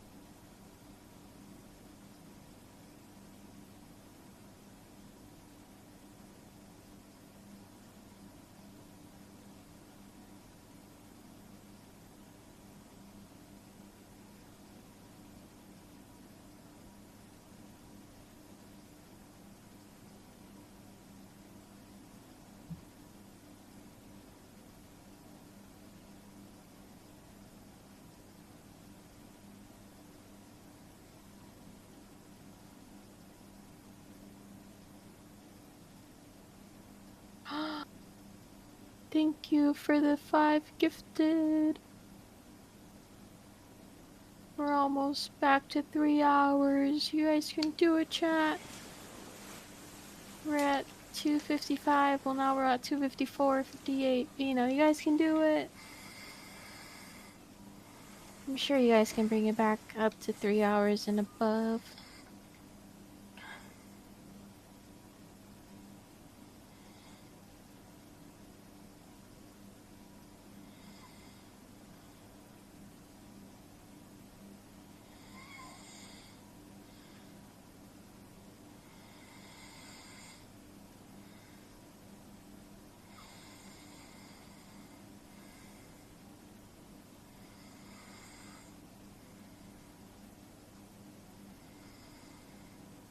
Not gonna lie, don't remember how many days last subathon was. I was here though. Do you remember? No. He's probably been sleeping for like 30-ish minutes. No. 64 days. That. You know, I just kind of get on and do things. I never really check days.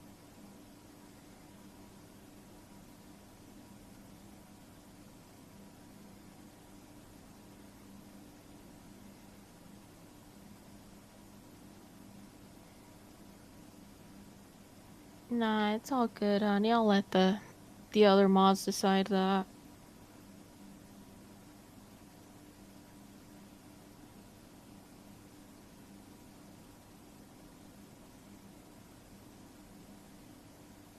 Yeah, not my issue. Yes. The pride part you got, auto-modded for.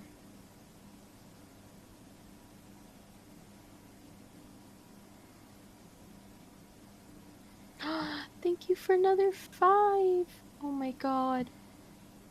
Thank you. We're so close. Back. We're almost back to 3 hours. But what is the clock for? I completely forgot. The clock is the amount of time remaining until stream ends. We're aiming to get it, you know, to the end of the month, because then that's when the Grand Prix is. And you guys will be able to see them, you know, race in that. So hopefully you guys can reach that. But let's say if the 3 hours end right now, then stream ends. That's it.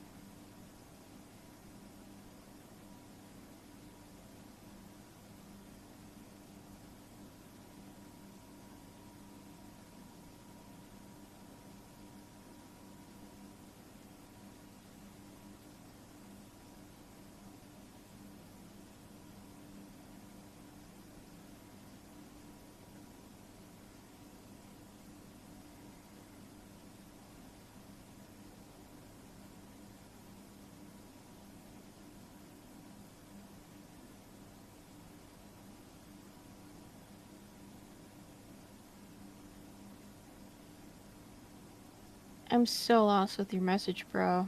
But you do you, bro. Hop off.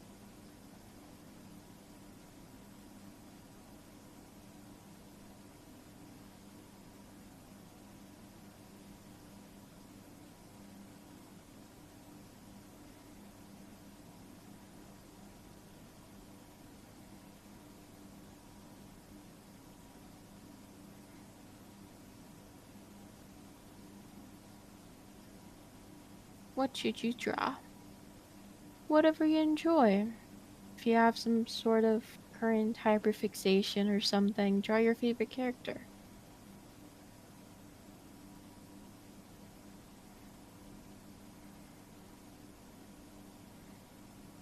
Hot Pockets sound good right now, though.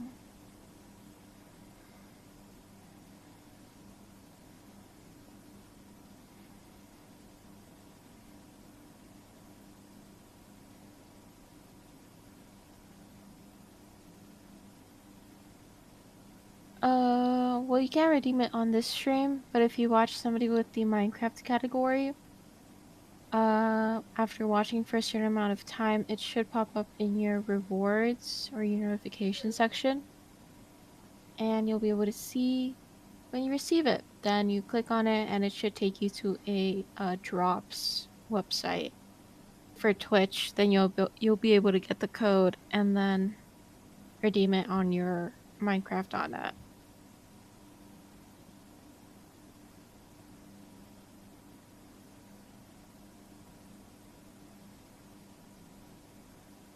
Sleep well, Casper. Or go. I'm unsure how you would say your name.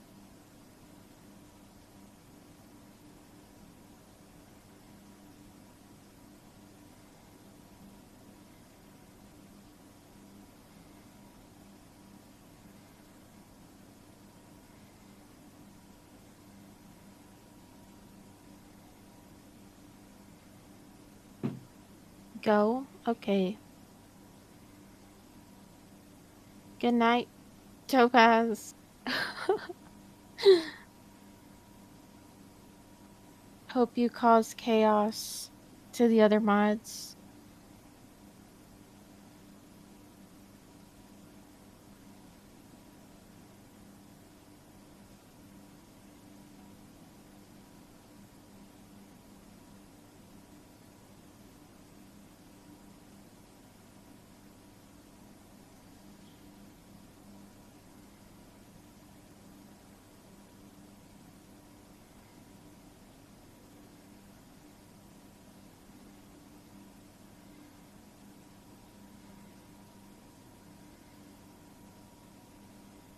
God, sorry, I'm modding 2 different chats right now. So I have to keep you guys and the other chat open. I also have to talk to you guys. This is like too much for my brain right now. But it's chill.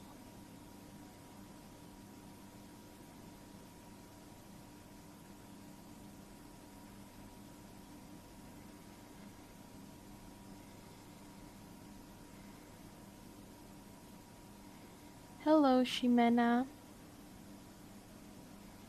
Yeah, you should draw Tubbo. Tubbo _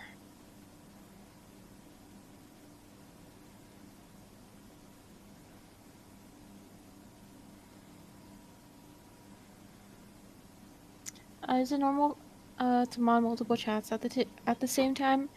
It was a lot more normal years ago during peak Dream SMP. I was mod for quite a few channels, and they were usually live during that same time. So it made sense to mod them all at the same time. But I'm down to only 2 chats now to mod. And just so happens that Nikki went live, so I'm also modding for Nikki. It usually doesn't happen as often anymore, like at all. Bro, who's Tubbo? No idea. Don't know why you're asking us.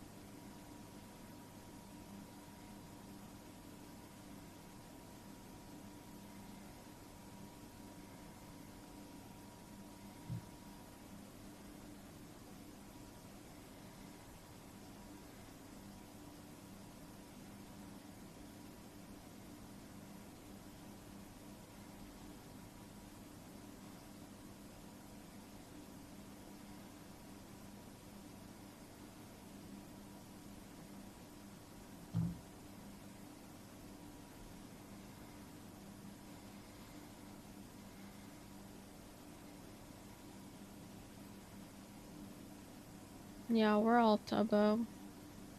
I'm Tubbo. You're Tubbo. We're all Tubbo. You know?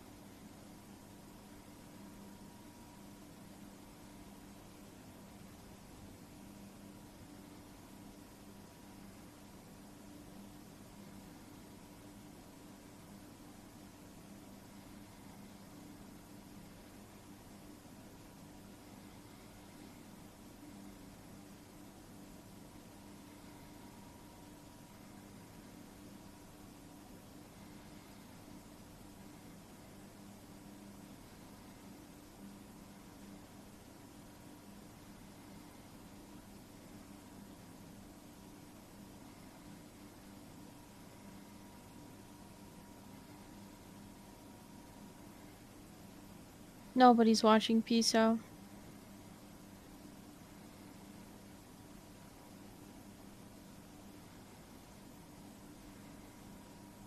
Piso's about to burn and kill everything he sees. Everything will go wrong. It's Beppa, thank you for the prime. Very epic. If you guys have a prime, make sure you prime. Or you know, you guys can drop a 5 or a 10 gift. Be very useful to bring up the timer.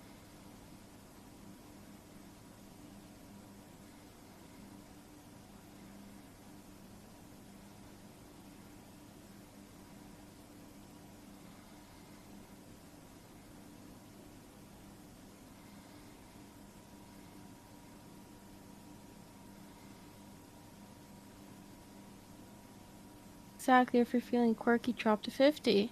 I mean, yeah, 50. Way better than a 30.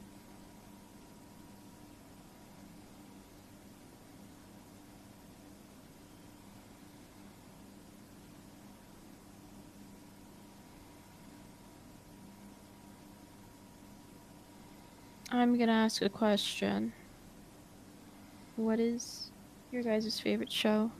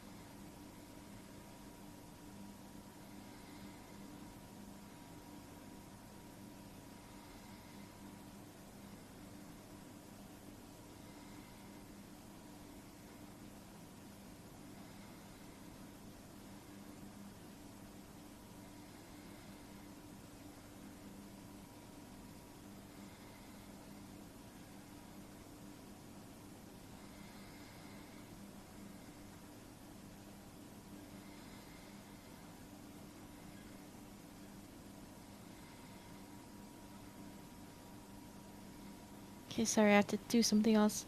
Gossip Girl, never watched it, but it seems interesting. The Good Place, The Apothecary Diaries, The Owl House, Lucifer, Bee and Puppy Cat.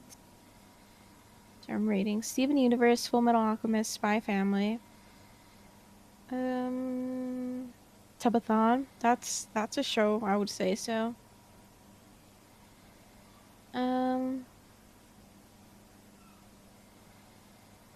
My fave show is The End of the Guessing Fucking World. No idea. You're too easily entertained to pick a favorite. That makes sense, Logan. No, I don't even know how to say your user, not gonna lie. Loger. Too tired to figure it out. Sorry if I called you Logan, though. I don't think I have a favorite show as of currently.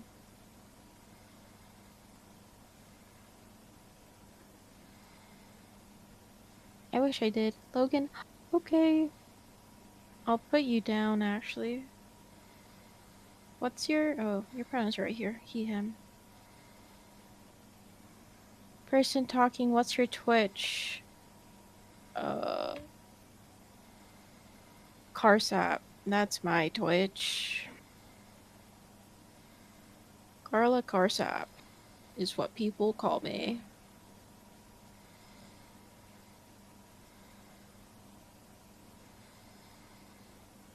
That is what I am known as. Okay, let me add your user. Or what would you like to be referred to as? Just to be sure I'm calling you the right thing.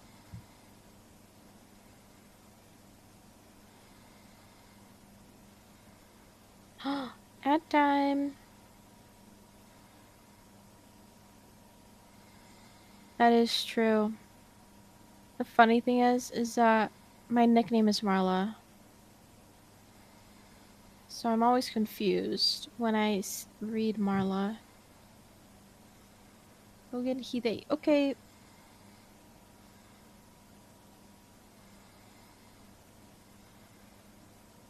Thank you.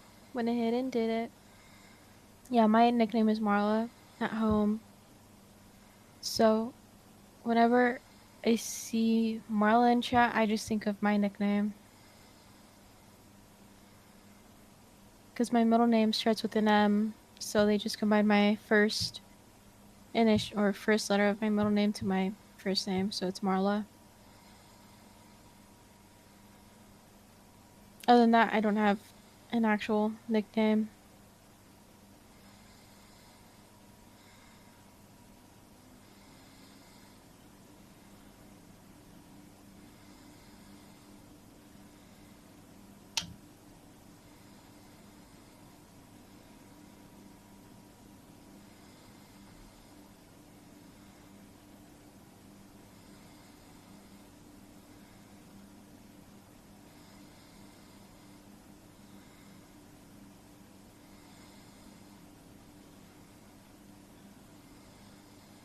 If you guys aren't able to sub due to money issues, there's no issue at all.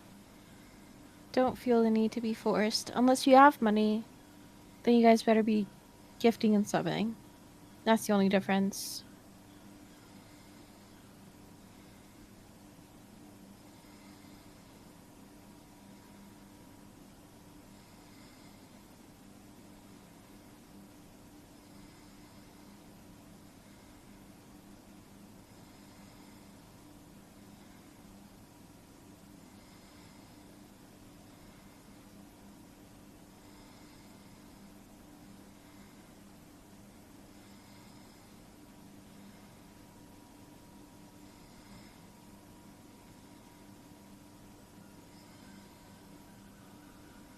Okay, I'll put you down as Honey.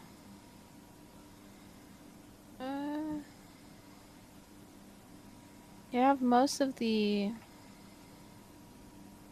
Oops, put the wrong person.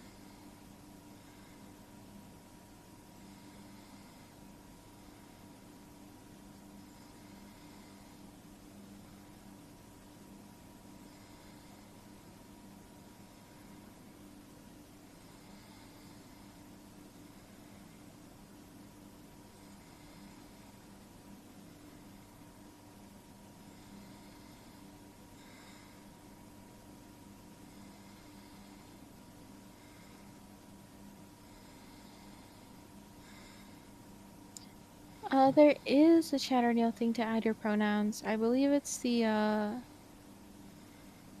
don't even know where it is.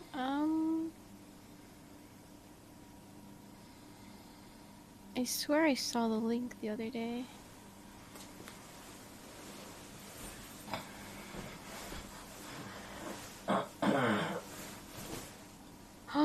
Thank you for the 5, Logan.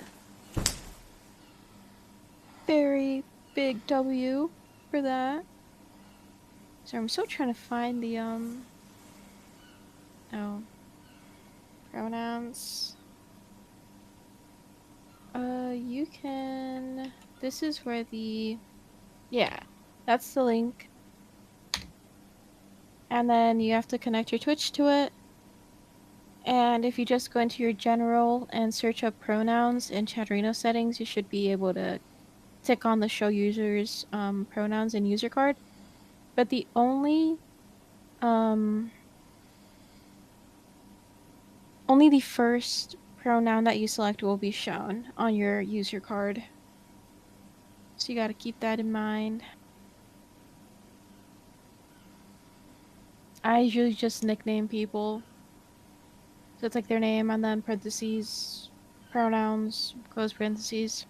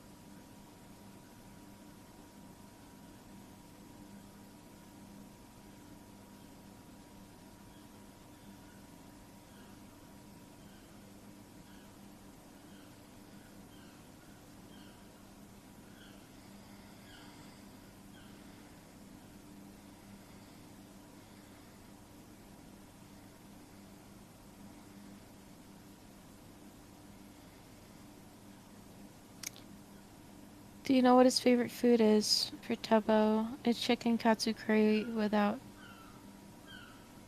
something. I'm too tired to remember. Without chicken or some shits. Without one of the items. It's like, yeah, without chicken. Ugh. It makes no sense. But I, for sure, that's one of his favorites, at least as of now. Which is crazy, but you know. I wouldn't expect anything different.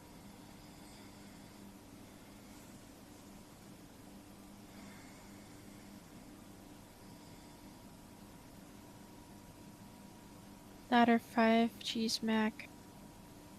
That also sounds good.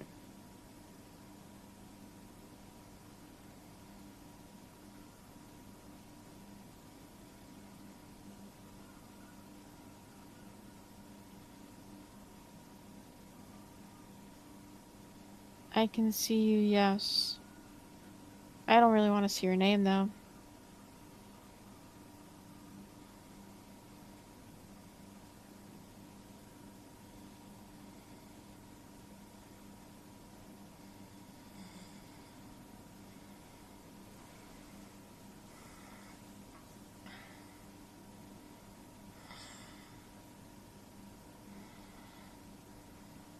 Someone in Roblox calls you a chewed piece of bubblegum. That's such a sad thing.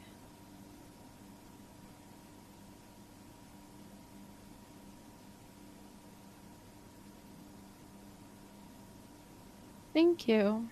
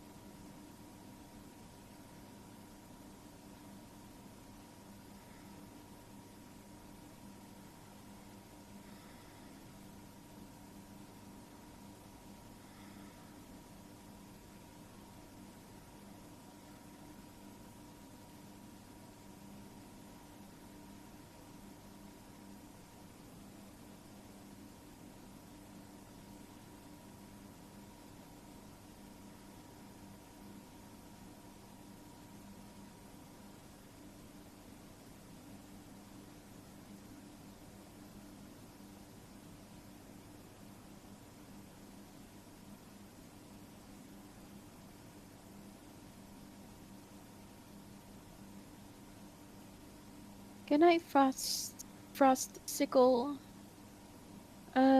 Thank you, Jack the Wolf.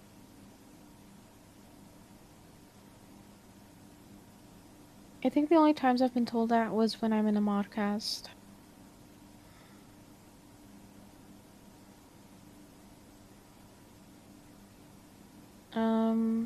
Tubbo. That's all I have to say.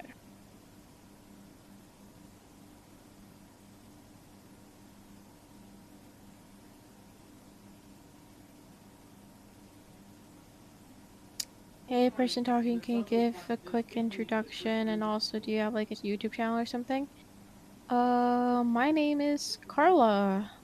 Carla Carsap. I've been a mod since 9/11 of 2020. Yeah, of 2020.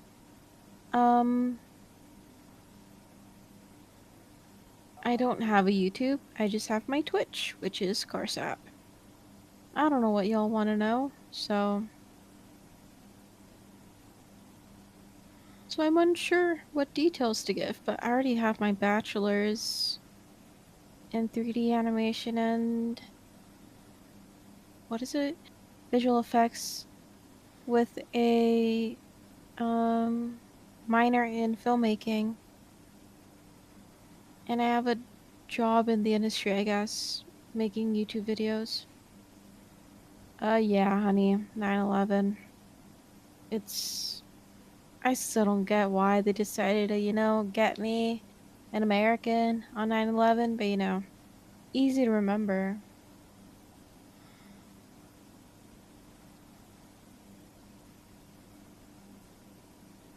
Yeah, it's just truly upsetting. It's really upsetting. Can't believe I've almost been here for 5 years. If I would have subbed that entire time, damn. But I think I've only ever subbed once with my own money. Cause I don't, you know.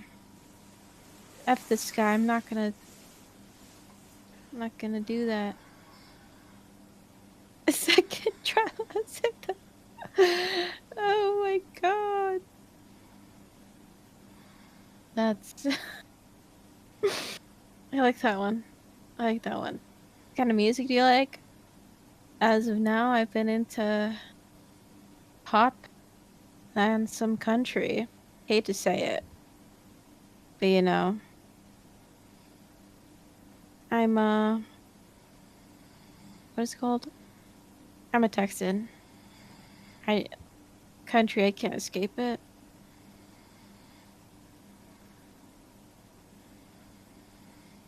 I hope you get well soon, Ninji. That is all I hope for.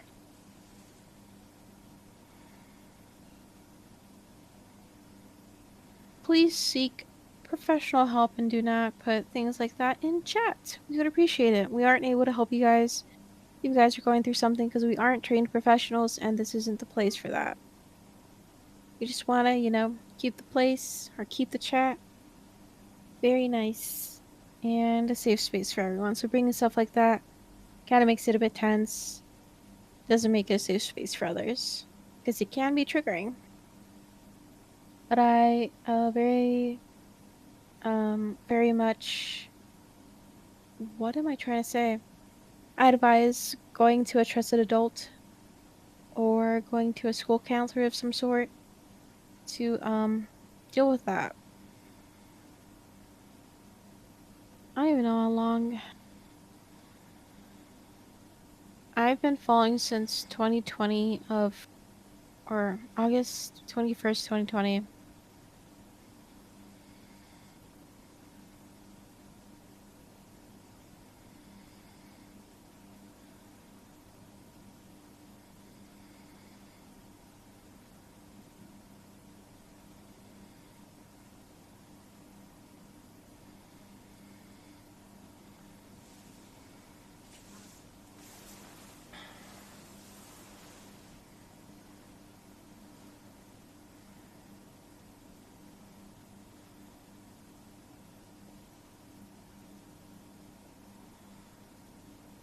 Good night, Cherry Dr. Pepper.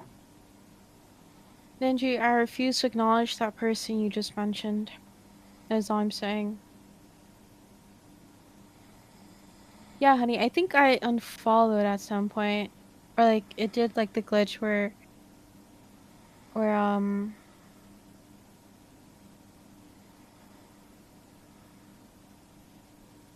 is it called?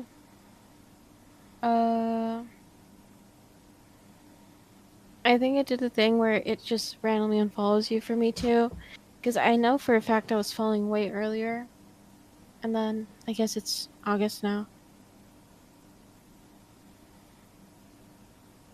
Oh, that makes sense.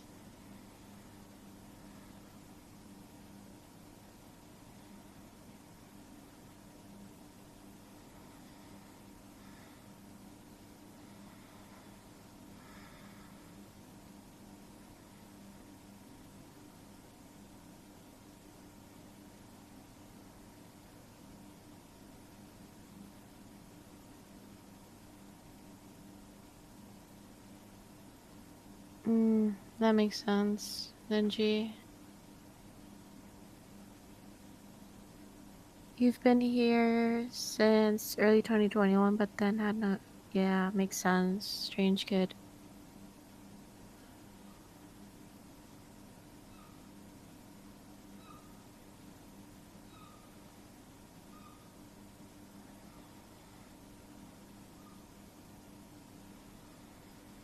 I was here during the election for the Dream SMP. That's when I became Twitch mod. That's also a very memorable thing to remember that happened that day.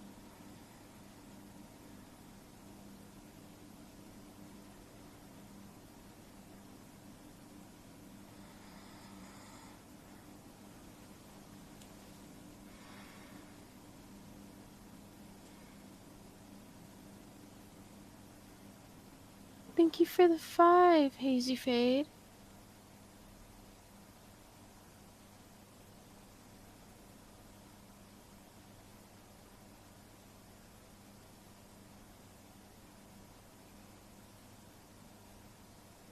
Yes, Imperial.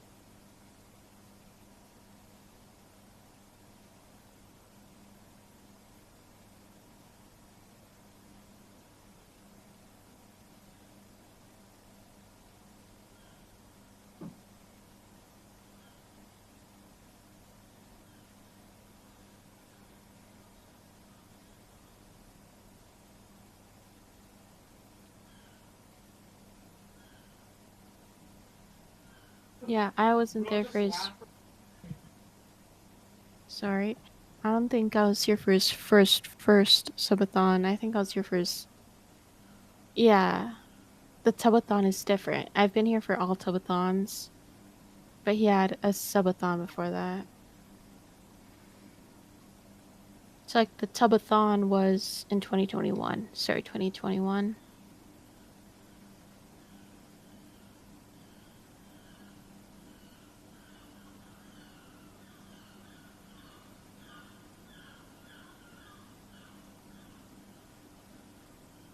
Yeah, sub-followathon.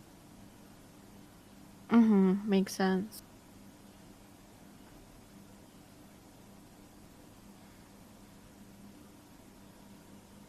Thank you, Simply, for the gifted sub to Cherry Dr. Pepper.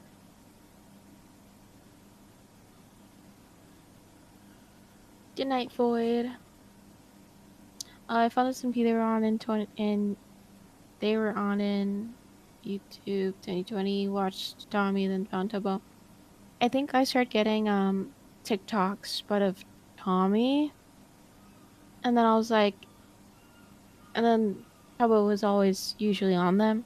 And I was like, I don't really vibe with Tommy, but Tubbo seems interesting at least. And then what else? And then I started watching his lives while I was doing the schoolwork. And then I followed, and then they're like, hey, we have, what is it called? Mod applications open. So I applied, and then I got it.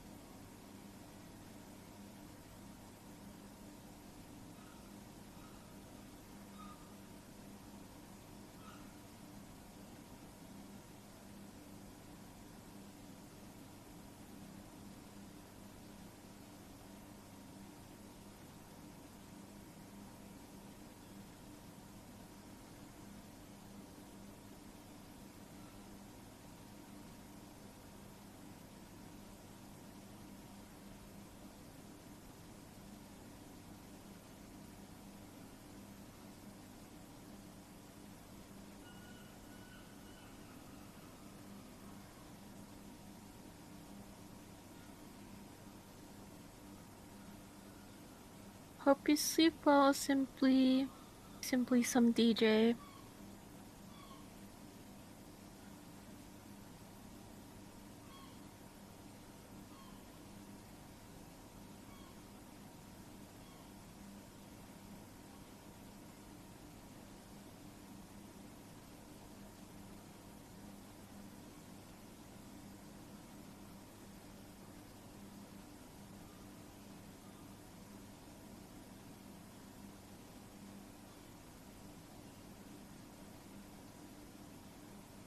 I remember the first stream I watched was a Halloween stream with Mewtwo, and he was wearing a blonde wig. I find it amazing how long the first Tubbathon lasted. Each sub was only 30 seconds, and it went down to 50. Yeah, for sure.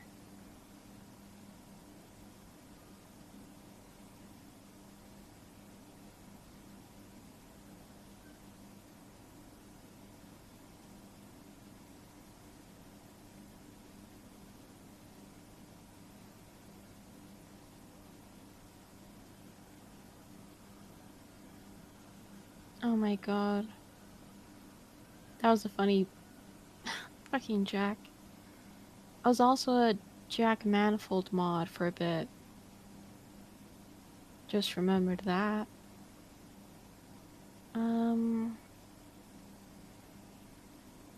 Yogscast, I'm guessing, honey?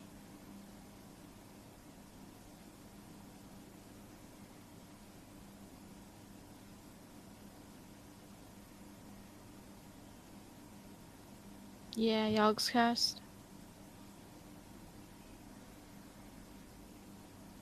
I may have to leave you guys here. You guys are gonna have to fend for yourselves.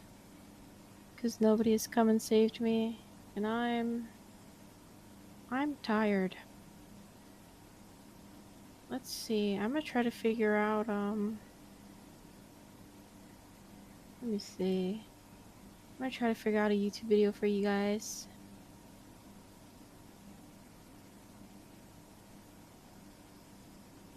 Yeah, y'all can bully people. That's fine. Hello, Eva. Just trying to find y'all a video right now.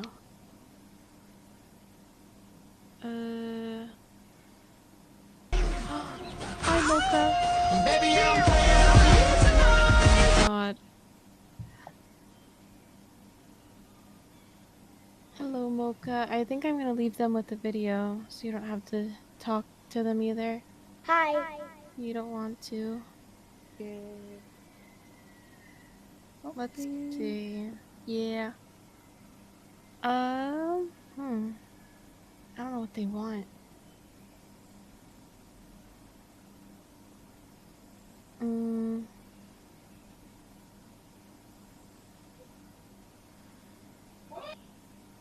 Not my fault.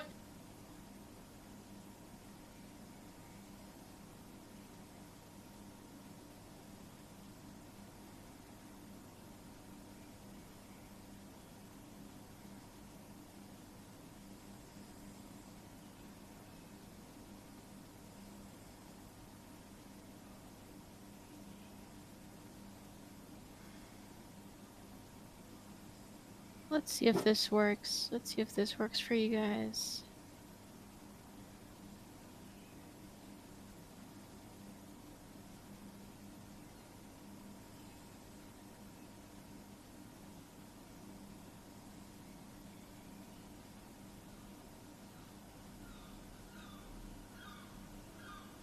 Good night, Ninja. You're gonna try to have to make it bigger, tiny bit bigger.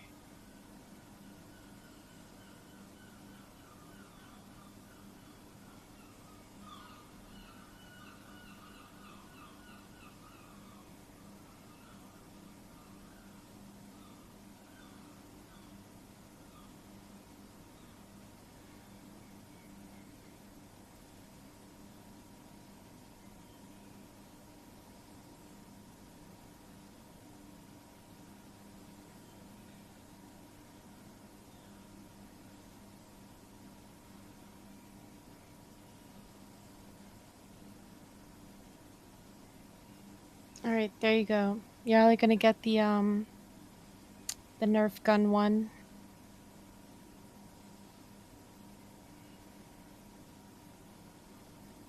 Alright, I'm gonna head off to sleep now. I've left you a video, Mocha. Don't worry. Bye. Good night. Bye-bye. Good night.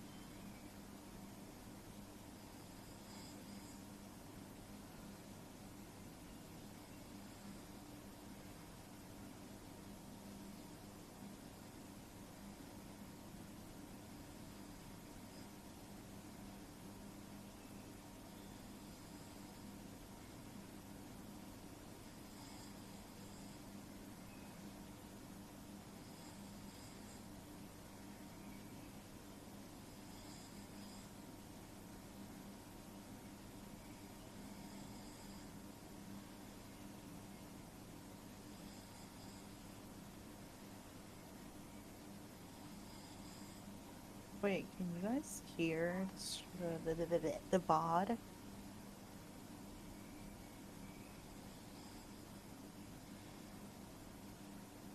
No?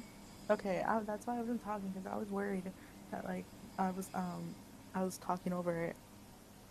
But hi. Hello. I can't hear the, okay, okay.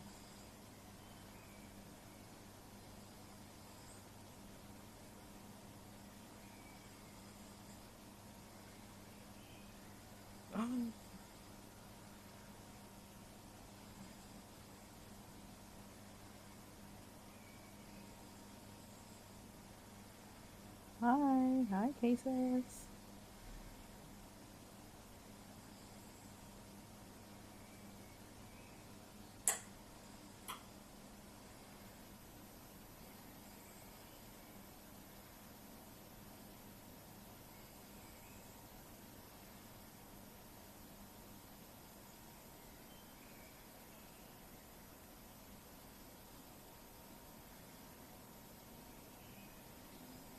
Nah, Neg, I'm looking through what you sent me. Don't worry. Oh my god.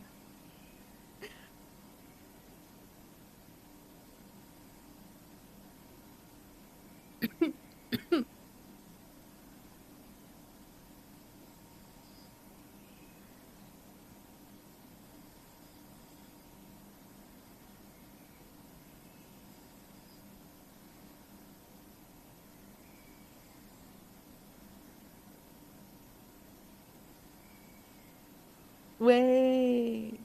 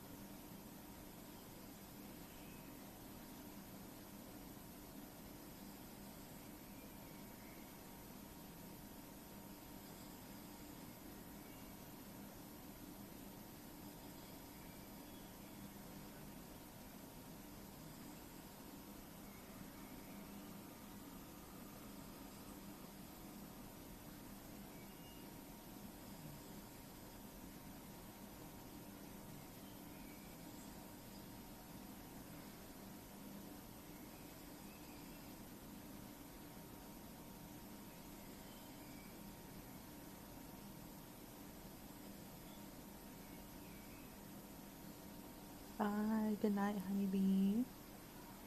Wait, Seonjun? I didn't tell you say her name. She looks so pretty. I love her design. It's so like it's like water. Oh my god, I love it. It very, very kind of reminds me of Silver Mist. Oh my god.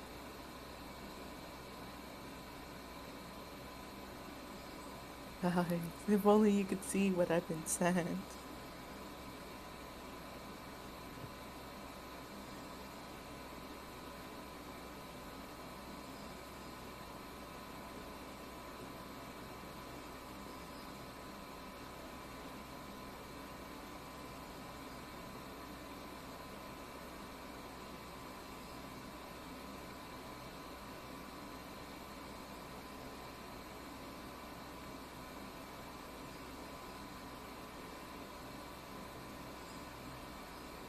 He knows.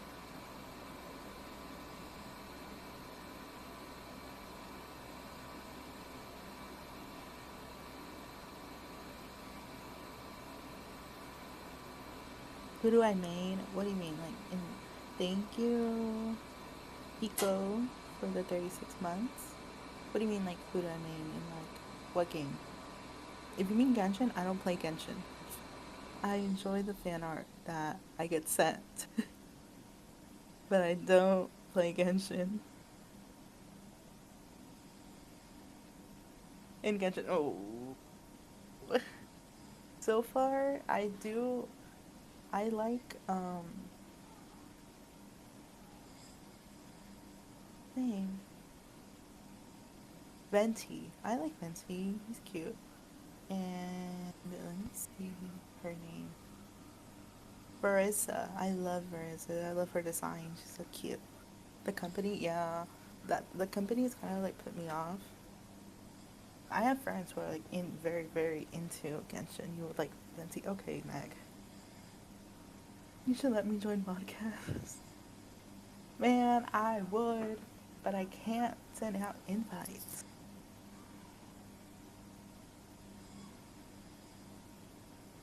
Meg live stream their Genshin polls. That's terrifying.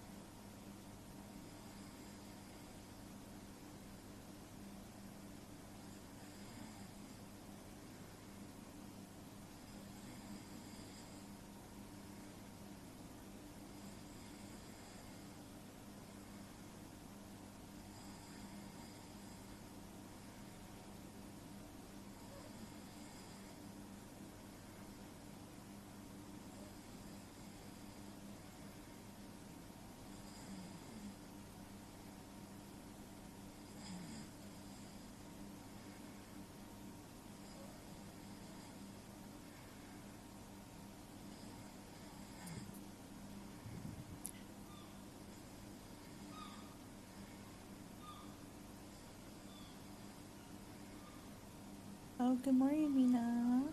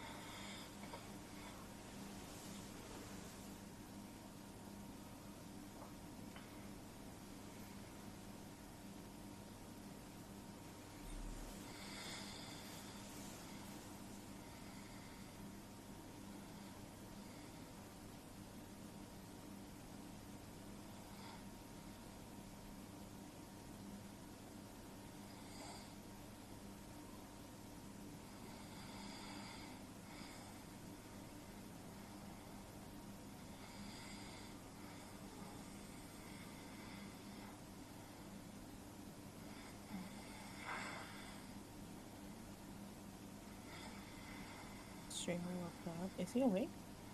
No. He's asleep. What?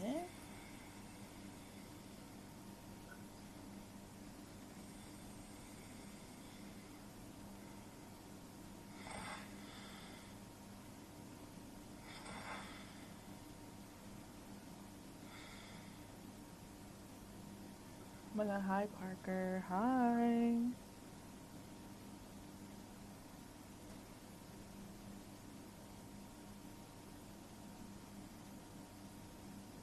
Hi. Parkle squinkles, Parkle sprinkles.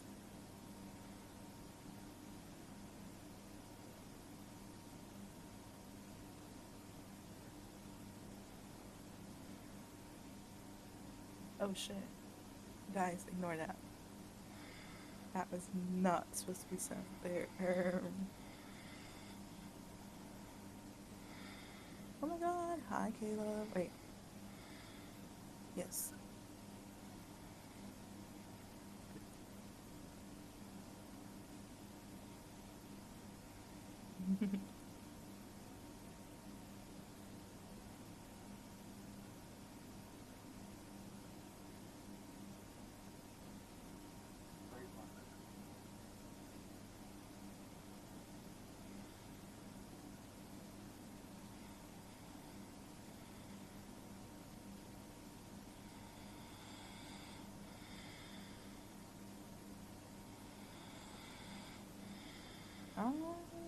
I'm sure he is doing fine. I don't think we need to tell him anything, you know?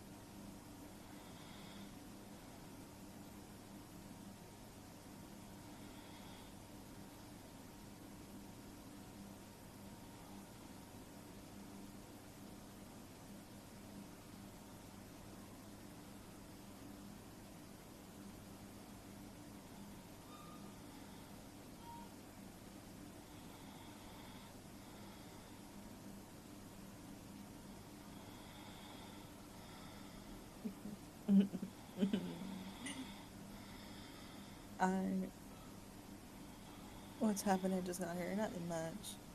We're just chilling.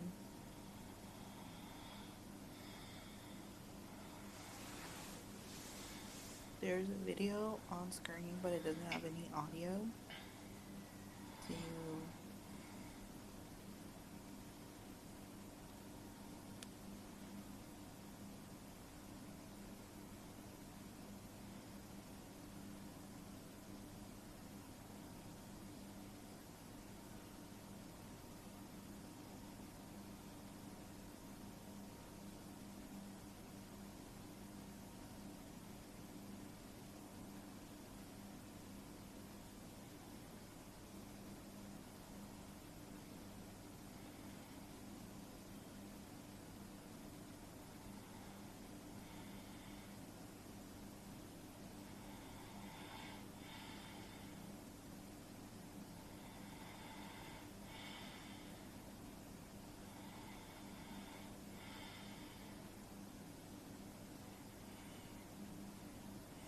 He's breathing so heavily. Is he okay? I'm sure he's fine. Guys. He's dead. No.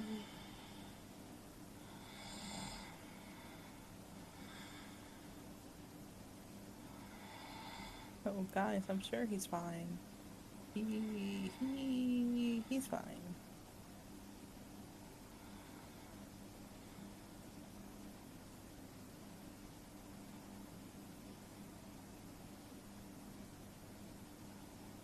Just snoring? Yeah, he's a snorer.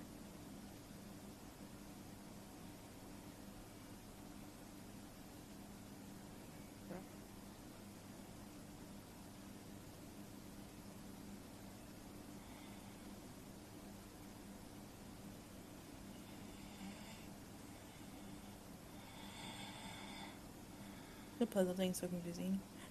Wait, where's the puzzle? Let's see.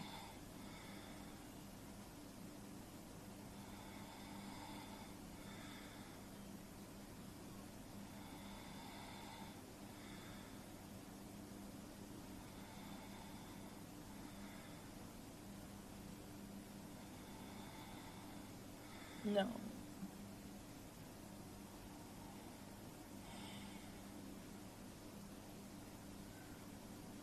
Okay, Lil, no, Lily, no, no. I'm just gonna close chat right now, actually.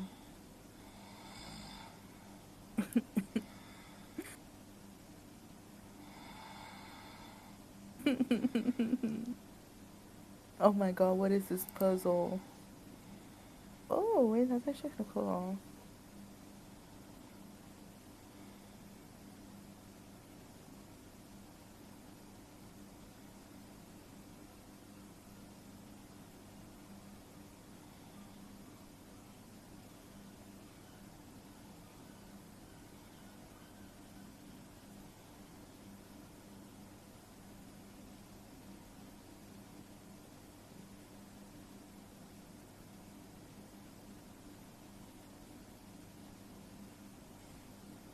Why do you keep saying that? Why do you keep saying that?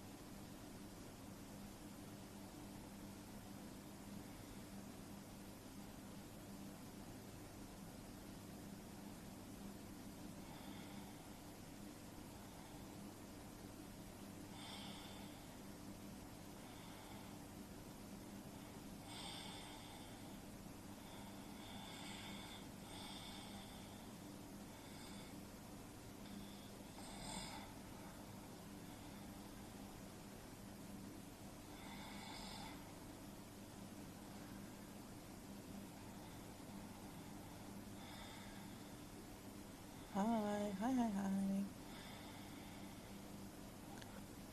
Oh.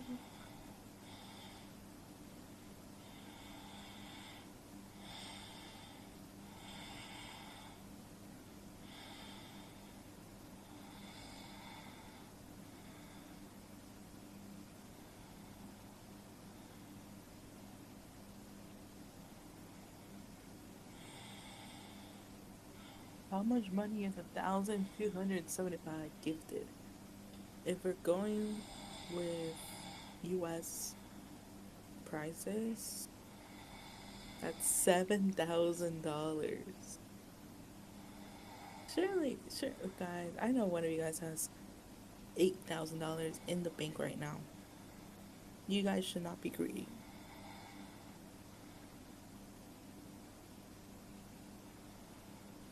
Fuck. Guys, who has $8,000 in the bank and wants to gift to charity? The Tubbathon, he is a man who is in desperate need of money, and you guys can help that out.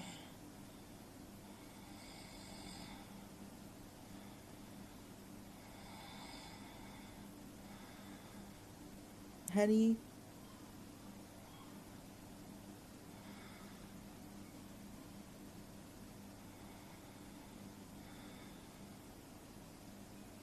Yeah, I don't know what I was gonna say actually. No, he's not. He is in desperate need of money. He is poor. He is starving. He is struggling. Who are you? You don't need to know that. All you need to know is that you need to give subs.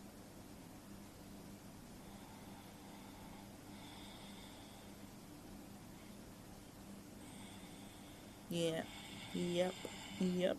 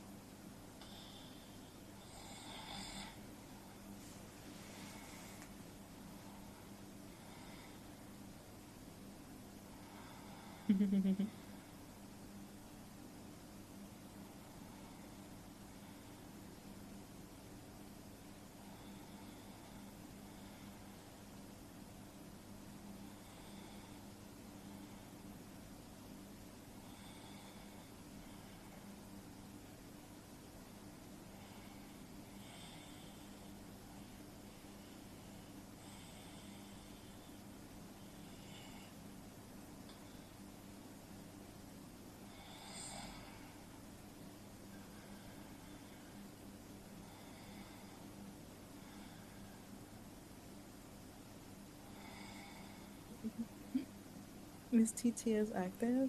I think so. Should be.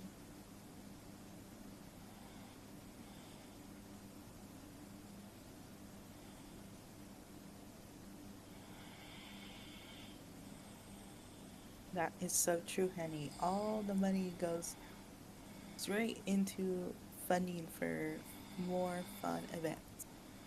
Because these events take a lot of money.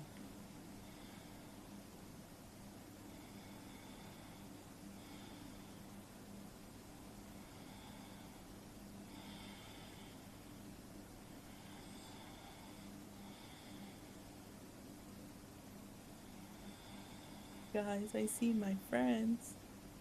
I see them. They're playing Genshin. This is so sad. Genshin has gotten to them. This is so sad.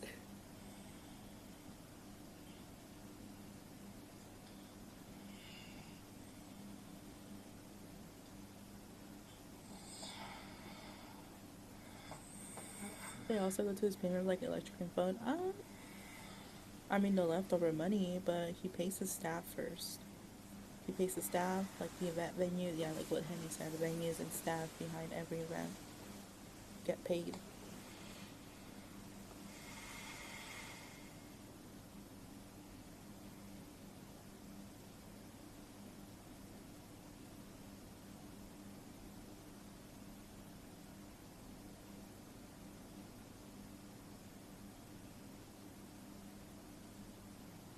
He's moving. Yeah, he does do that.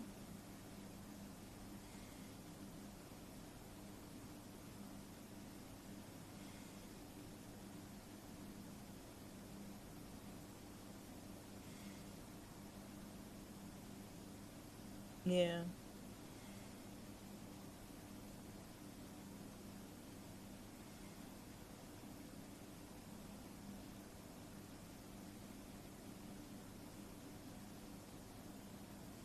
How else is sleeping like that?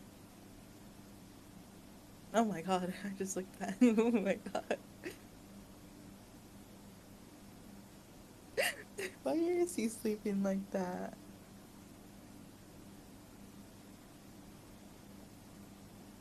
If he doesn't move, it'd be weird. Yeah, it would be very concerning if he doesn't move. But he's very... He moves a lot during sleep. Hi, Amara.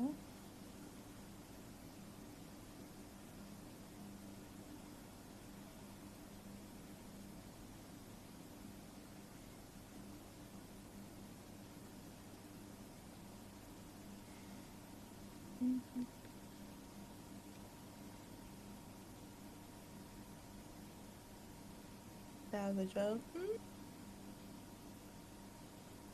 Not me.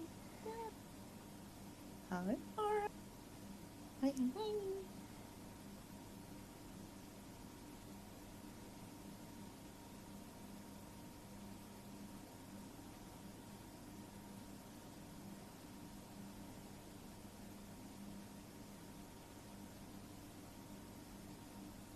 Mocha, I'm gonna kill myself. And I'm gonna write. Oh. Okay. Now, that is a fair enough statement to say.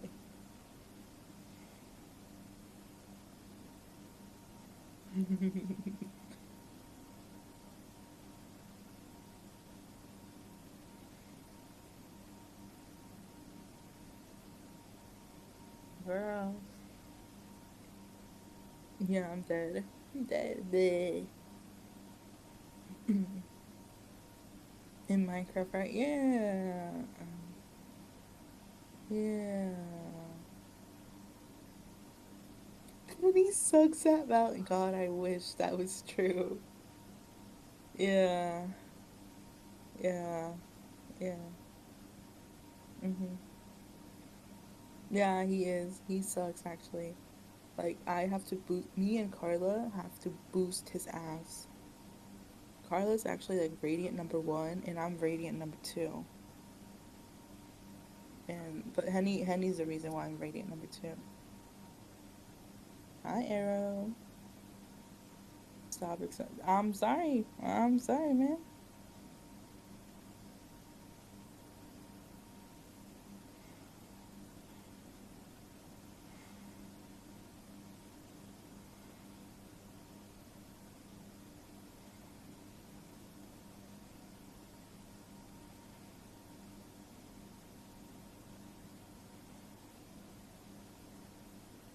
I can't even drop 30 kills. No.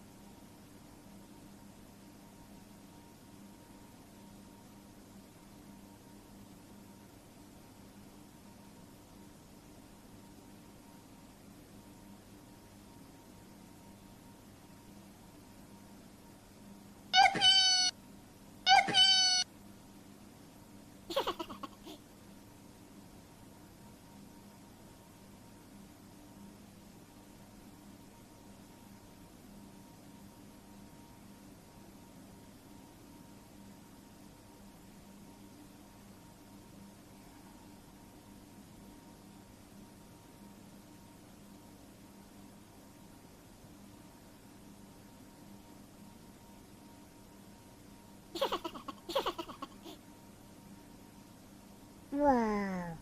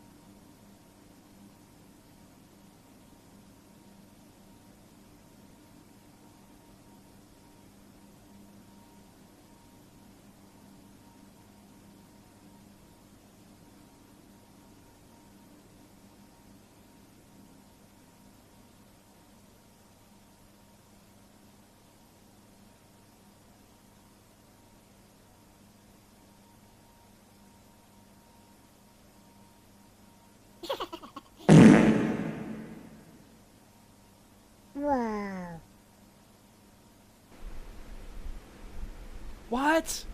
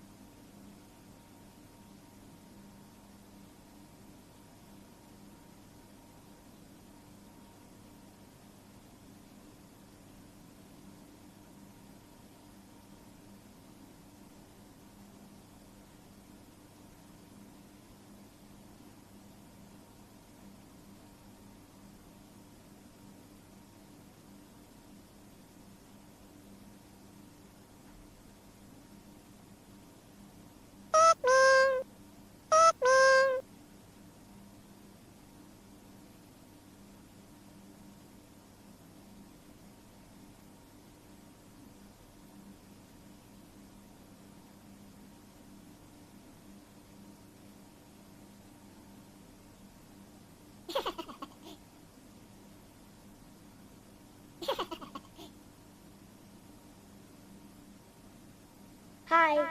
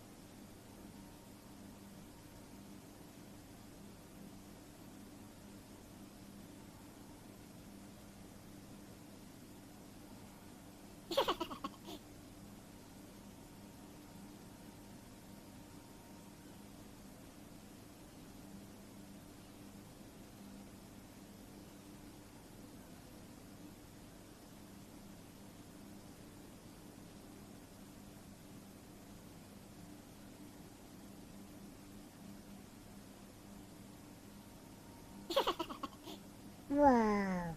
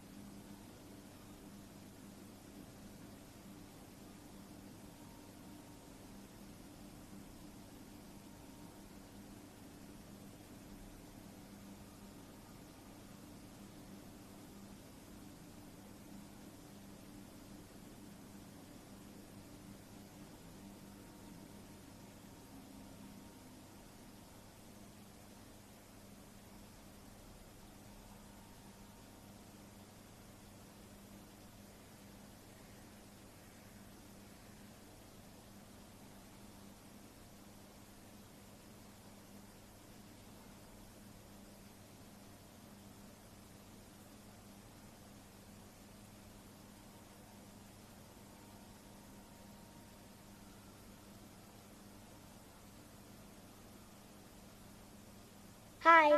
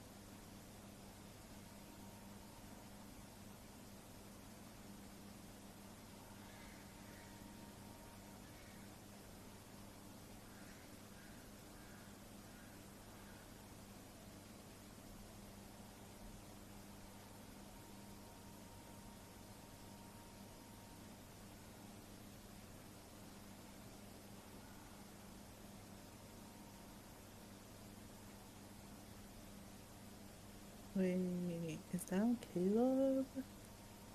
Hi.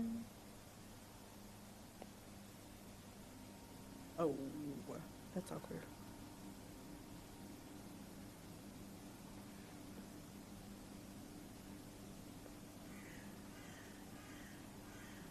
Being a cat sounds nice. Dude, I was at the life. I met the Icy Dicer. I did. I did. It was fun. Low-key though, that milkshake like took all of us out.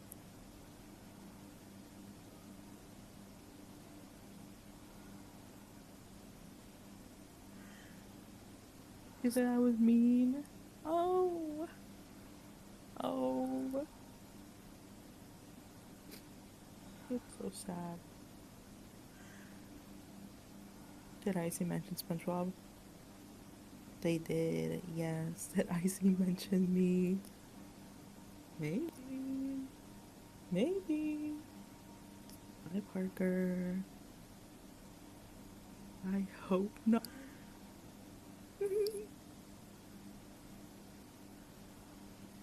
Oh. Oh my. Wait, I had the perfect soundboard.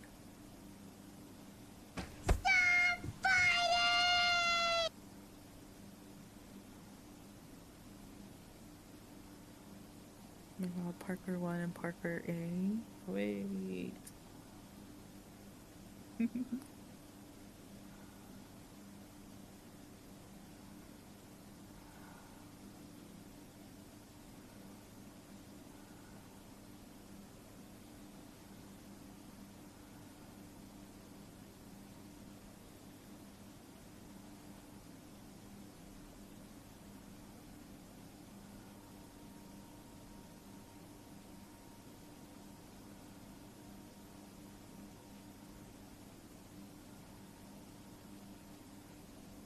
Holy Parker army of exactly 2. That's too many Parkers.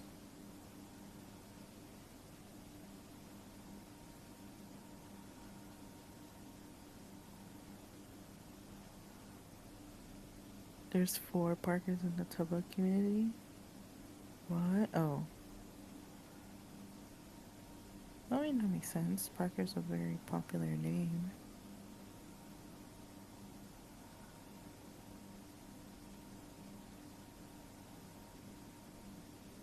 Mitosis. Mitosis.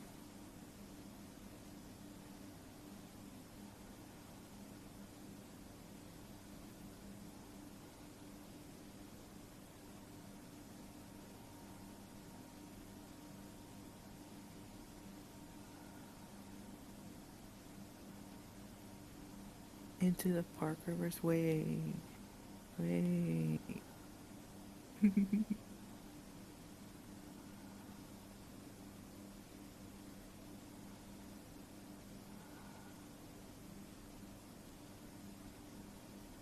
Holy moly.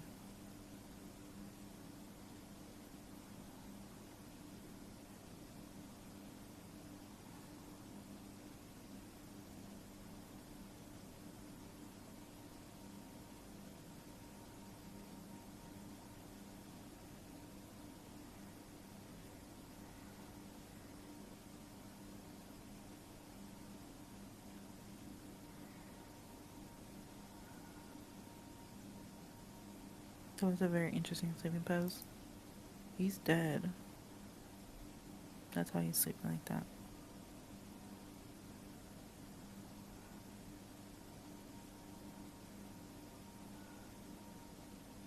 Hey, imagine if April's all chat just became Parker. Wait. What's that one, mitosis? No, we're not doing that. I'm the only one right here. I don't think I can handle it myself. Even though I'm the one who always provokes it.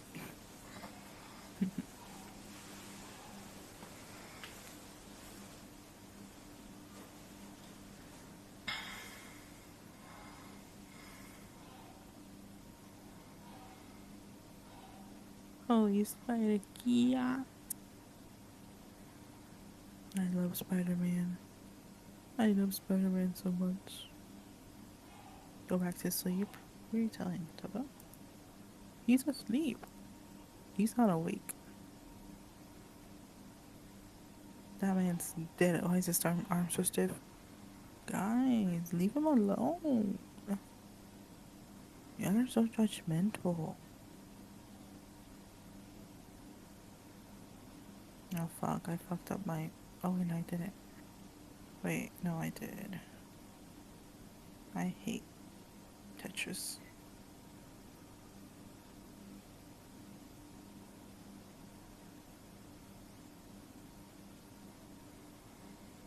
What's the time zone?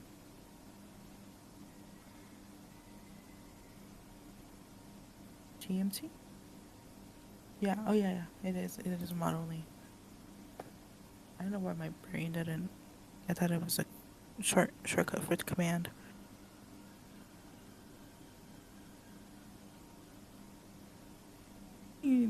Chatter. What? Wait, guys, we're at a minute, an hour 30. Guys, please, I don't want to make phone calls. I don't want to call people, please. Guys, please, please, please don't make me call people. It's just an hour. So close, though. That's scary. I think we still can't hear VODs, yeah. I don't know why.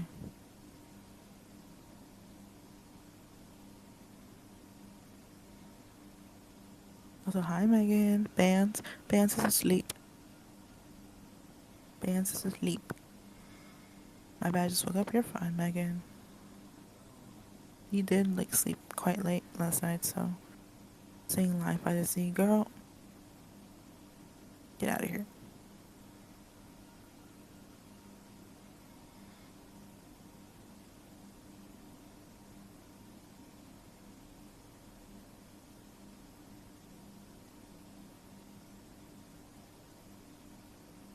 Guys, I'm confident you guys will be the ones to let this Tubbathon end. Come on.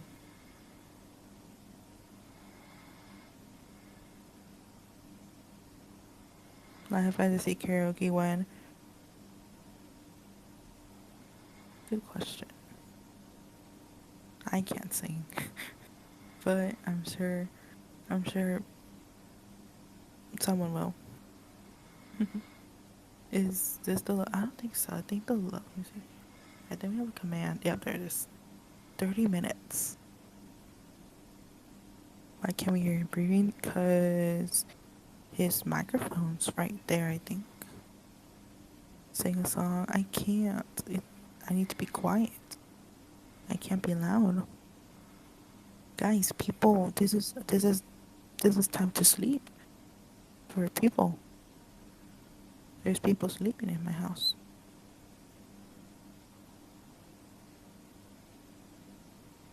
When do we jingle? Ooh, I need a jingle soundboard. I feel like that would help out a lot. Oh, shoot. Wait, I'm not cooked.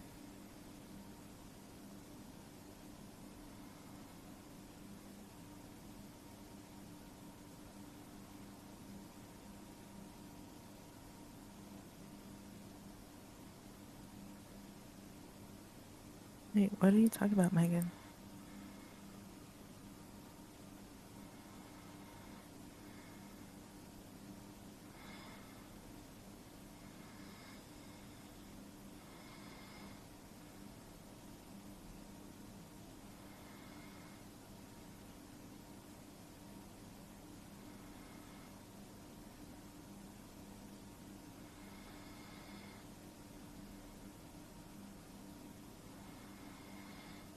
Oh.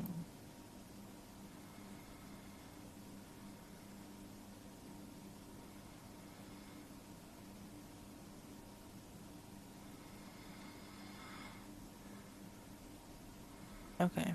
Well, we're not going to do that right now.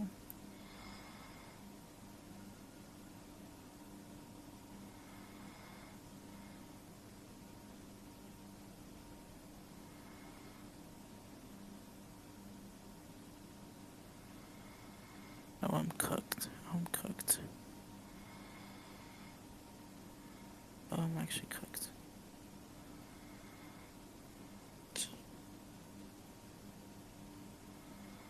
Wait, maybe? I'm not cooked. Let's go. Put a username one subtrain. Wait.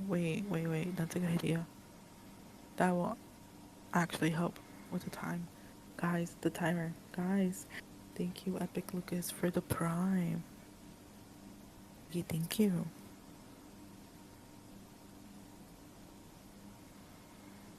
Bye, Nika.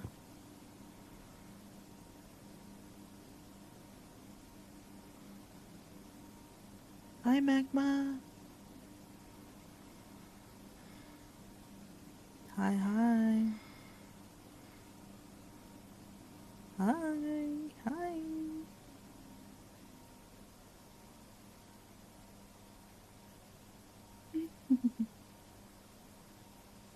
Guys, I'm pretty sure someone here has at least $5 bajillion in their bank account and they can gift it right now.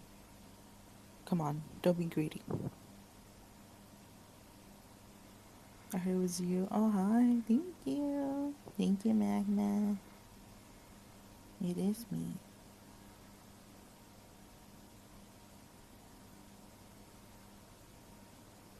I only have 17 pence. Hey, man, that's one sub. That's one sub. You can definitely help out with that. Wait, guys, who's gonna gift to my favorite cheddar, Magma? Guys.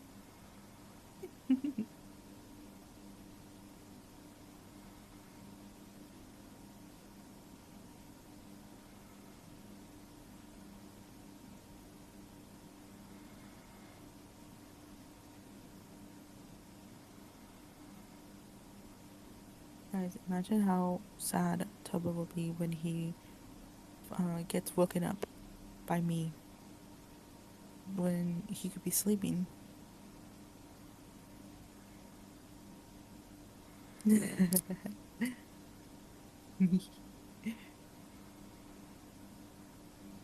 You are good at this, Magma. You are. I can tell you have experience.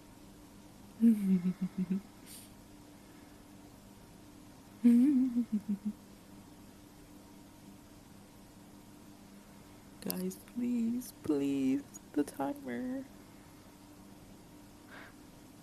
Guys, let's look at the schedule real fast. Schedule. See what's on there. Okay, today is gonna be a chill day. You guys can't not let it end on a chill day. Tomorrow we have RO bingo. Fun. A lot of people will probably be there. Be fun. And then after that we have paintball. Oh my god, I don't think we've ever done paintball live. Wait. And then after that we have the Grand Prix. Which, if you guys remember from last Tubbathon, was just so much fun. That was amazing. Paintball sounds funky. Yeah. You might get DJ, yeah. I mean, it's a chill day. You guys might get DJ, you guys might get Valor, you might get more Minecraft. And then the very last day we have the Last Supper. Wait. Guys, come on. We cannot end it here. He's sleeping.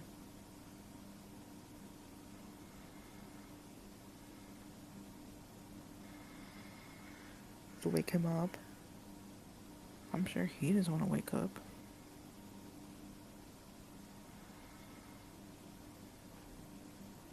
I don't want to wake him up, actually. Oh yeah, I love paintball, yeah. Feels like farming subs was just yesterday. Hi, Therapy. No, did you just have to farm some subs yesterday? Oh wait, no, I'm stupid. Never mind. We didn't have to farm anything because of I can't speak.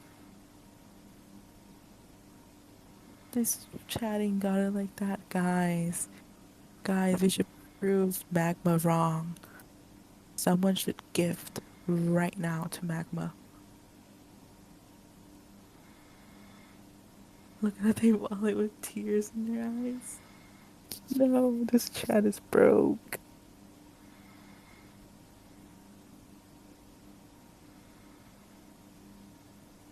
Over, guys, please. Please. Wait. Wait. Wait, guys.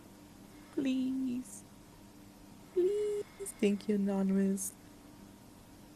Thank you. Guys, we are not broke. Wait, oh shit, the video ended. Oh, fuck. It's okay, I'm here. Thank you, Potato Cupcake. Val. Thank you, thank you. Can you put on a derpy and pay? I genuinely do not know how to put videos. I'm gonna be dead ass. Holy fuck. How many is that? 20 gifted. Wait. Wait. Oh yeah, link Megan. Megan knows how to do it. Wait, Potato Cupcake. Wait. Wait, that's a W. Wait. Wait, that's tough. 20 gifted? Let's go. Thank you, Cupcake. Only if you give 1 sub per minute of the video. Wait, that's real? Wait, I watched this video. I watched this video. Oh, it's loud. I watched that video when I was at the gym. It's a good video. Although, thank you, Megan. Thank you. Oh, thank you, Potato Cupcake. I tried. Wait, what the fuck is this video, Megan? Wait, is that therapy? Wait. Wait, is that rolling a blunt? Oh. I thought that was a blunt. I'm not gonna lie.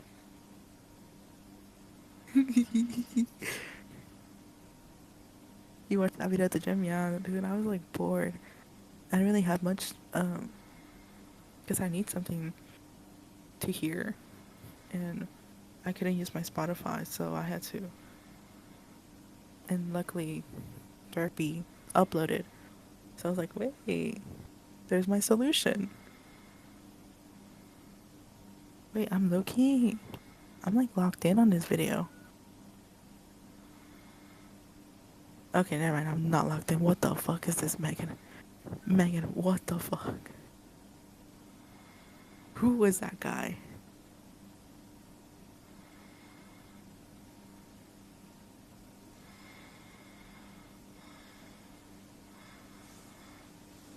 This is kind of horrifying.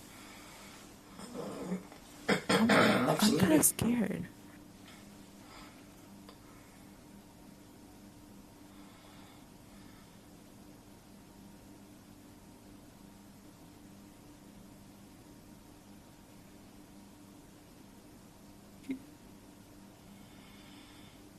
It's not as good without sound. I don't want to know. What the heck?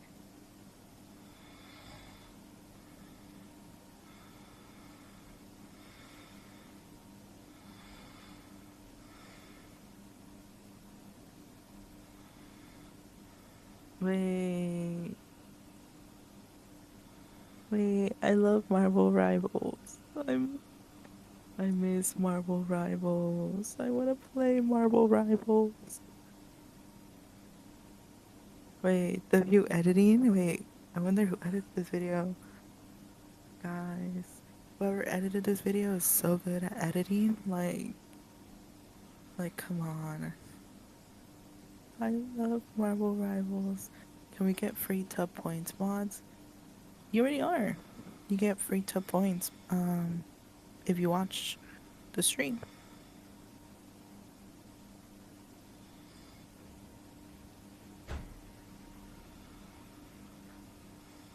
Guys, Who is the editor? Hit me up, like. I didn't know he face revealed. Therapy?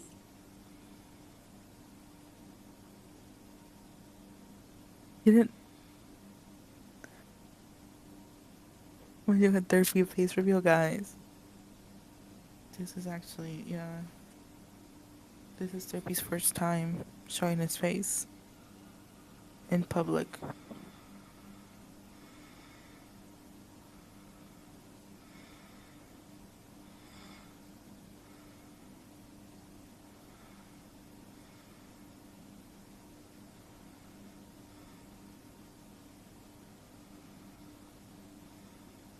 Wait.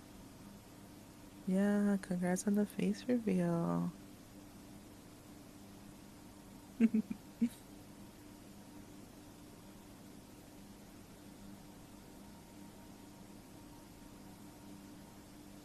Holy moly.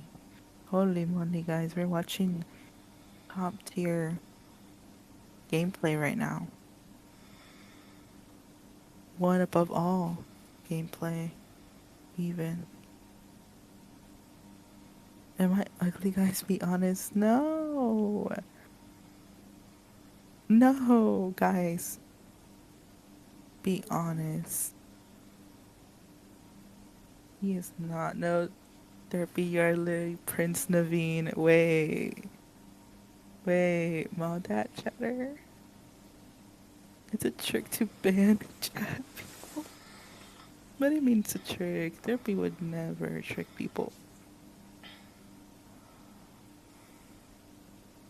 I was gonna say no, but then you sent that second message. What second message? Wait, I'm fisting them? Wait. Wait, me with Iron Fist? Like... No, I forgot you went Hawkeye. I hate Hawkeye. Iron Fist. Dude, whenever someone plays Iron Fist, if they're on the enemy team, I like actually get as far away as possible from them. Okay, there be.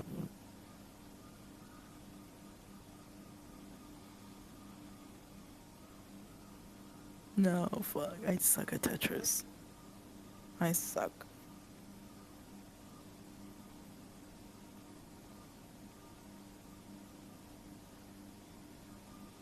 Wait, why was the wait, exactly. Why is Iron Fist kind of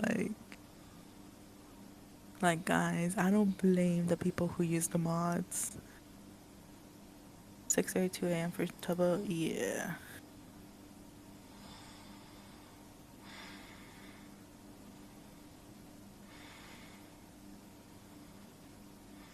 Dude, I saw on TikTok this mod of Mr. Fantastic, and that was like a 3-hour video. I could not, I didn't like 2 times speed it. I didn't skip over it. Like, I just could not stop watching that 3-hour video.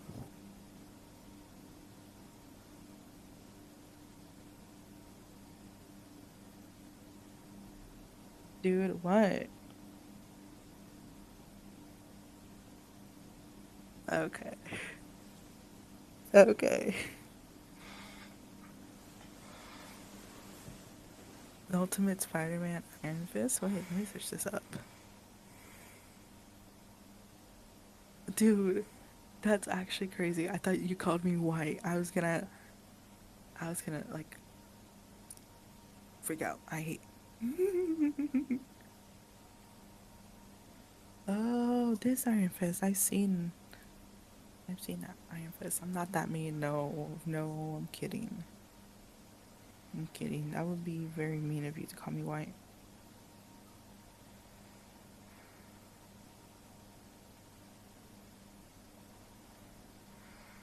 That one, yeah, that was nice. I like the Marvel Rivals Iron Fist. He's cute.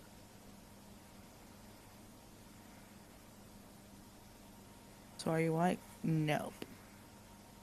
You can ask Lily. I'm like Dude. Cute. Yeah, alright, okay. He is.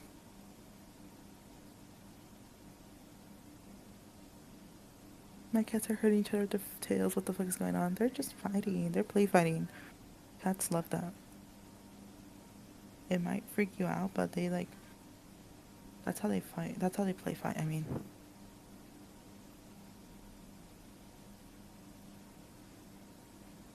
Hi, Chava.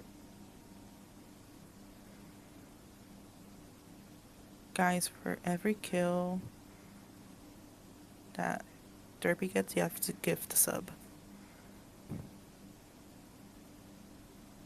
Oh yeah, I didn't know the ice finale was today. Hi.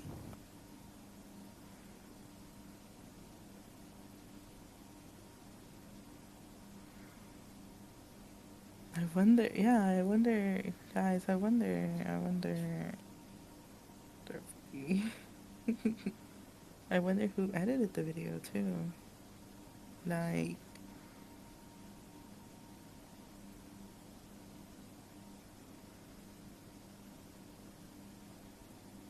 guys, come on, we can push to 2 hours. Yeah. Please, please, guys, let's push to 2 hours, please.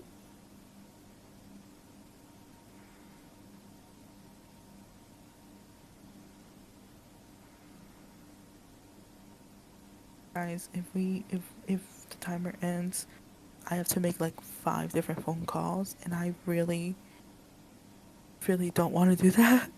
Please. Please. Please. You guys hate me? Is that why you guys are not gifting? You guys hate me? It's because I'm brown.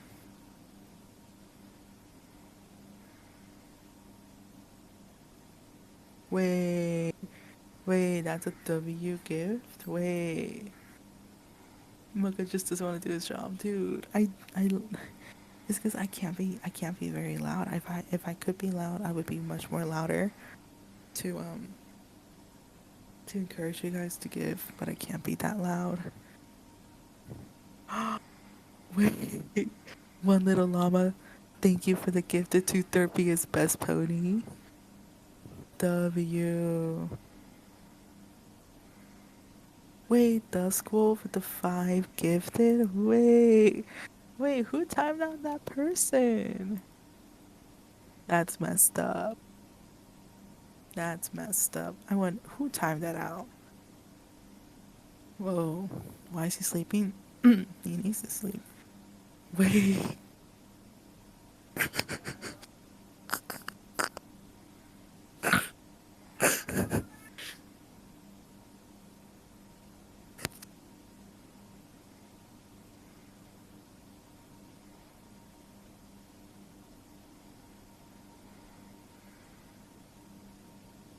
Thank you for that gifted sub, Anonymous. You know, Anonymous, that reminds me of this one message that someone sent me earlier today. And that's why I was kind of dying in the background for a bit. So wake up, dude.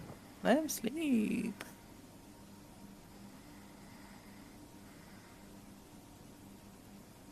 I think he went to sleep like 2-3 hours ago.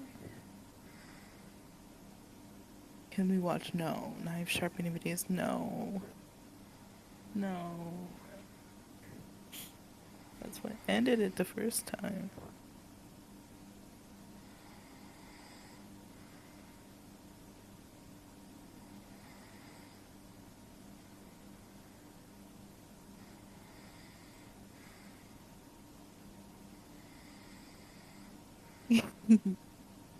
Push 7 hours, someone gonna have to make 7 million phone calls. Yes, please. Can we watch John A edits? That is not a real video. Wait, Derpy isn't it? Wait, W gifted? Twice? Wait,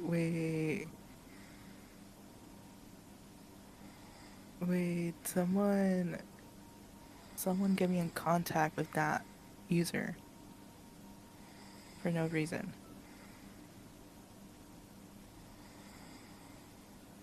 Down to an hour. Yeah, we're trying to make it through the night. Please, guys, please. Do you want me dead? What? Why would I want you dead?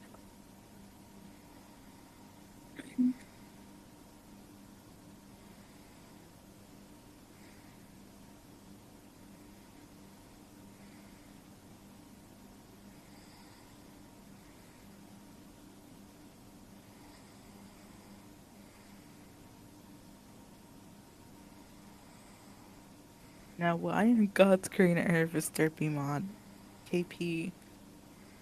I'm not gonna lie, I just clocked in one day and he was mod.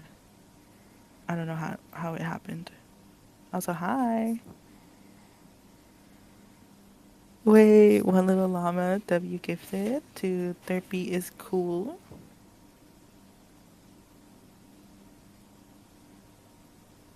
Don't bully KP. KP is cool.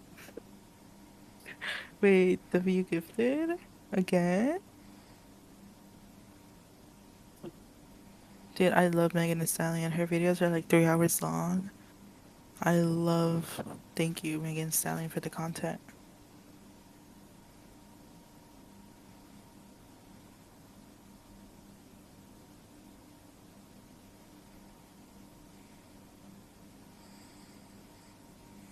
Wait, amen? Wait, real message? Wait, true?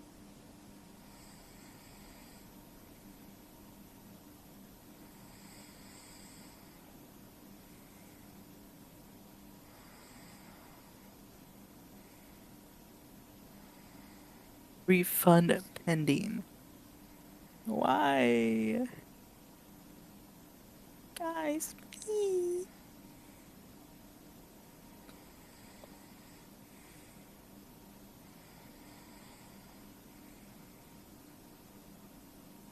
I want you to go and time out and think about what you just said. Oh, that too. See, Derpy, this is why you're not allowed to touch the automod. He sounds so white.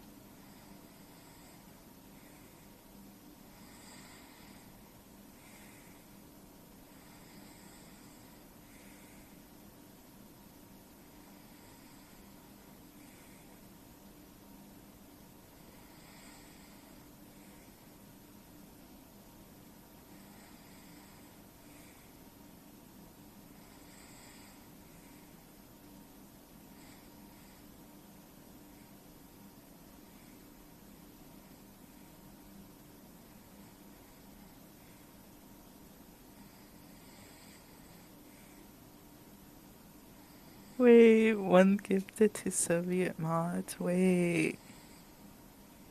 Gonna get MC drop here now. Yeah, I gotta start talking with an accent now, I guess. Is that all you guys want? Like that copied out of me in ESL class, so but I can go back if you want.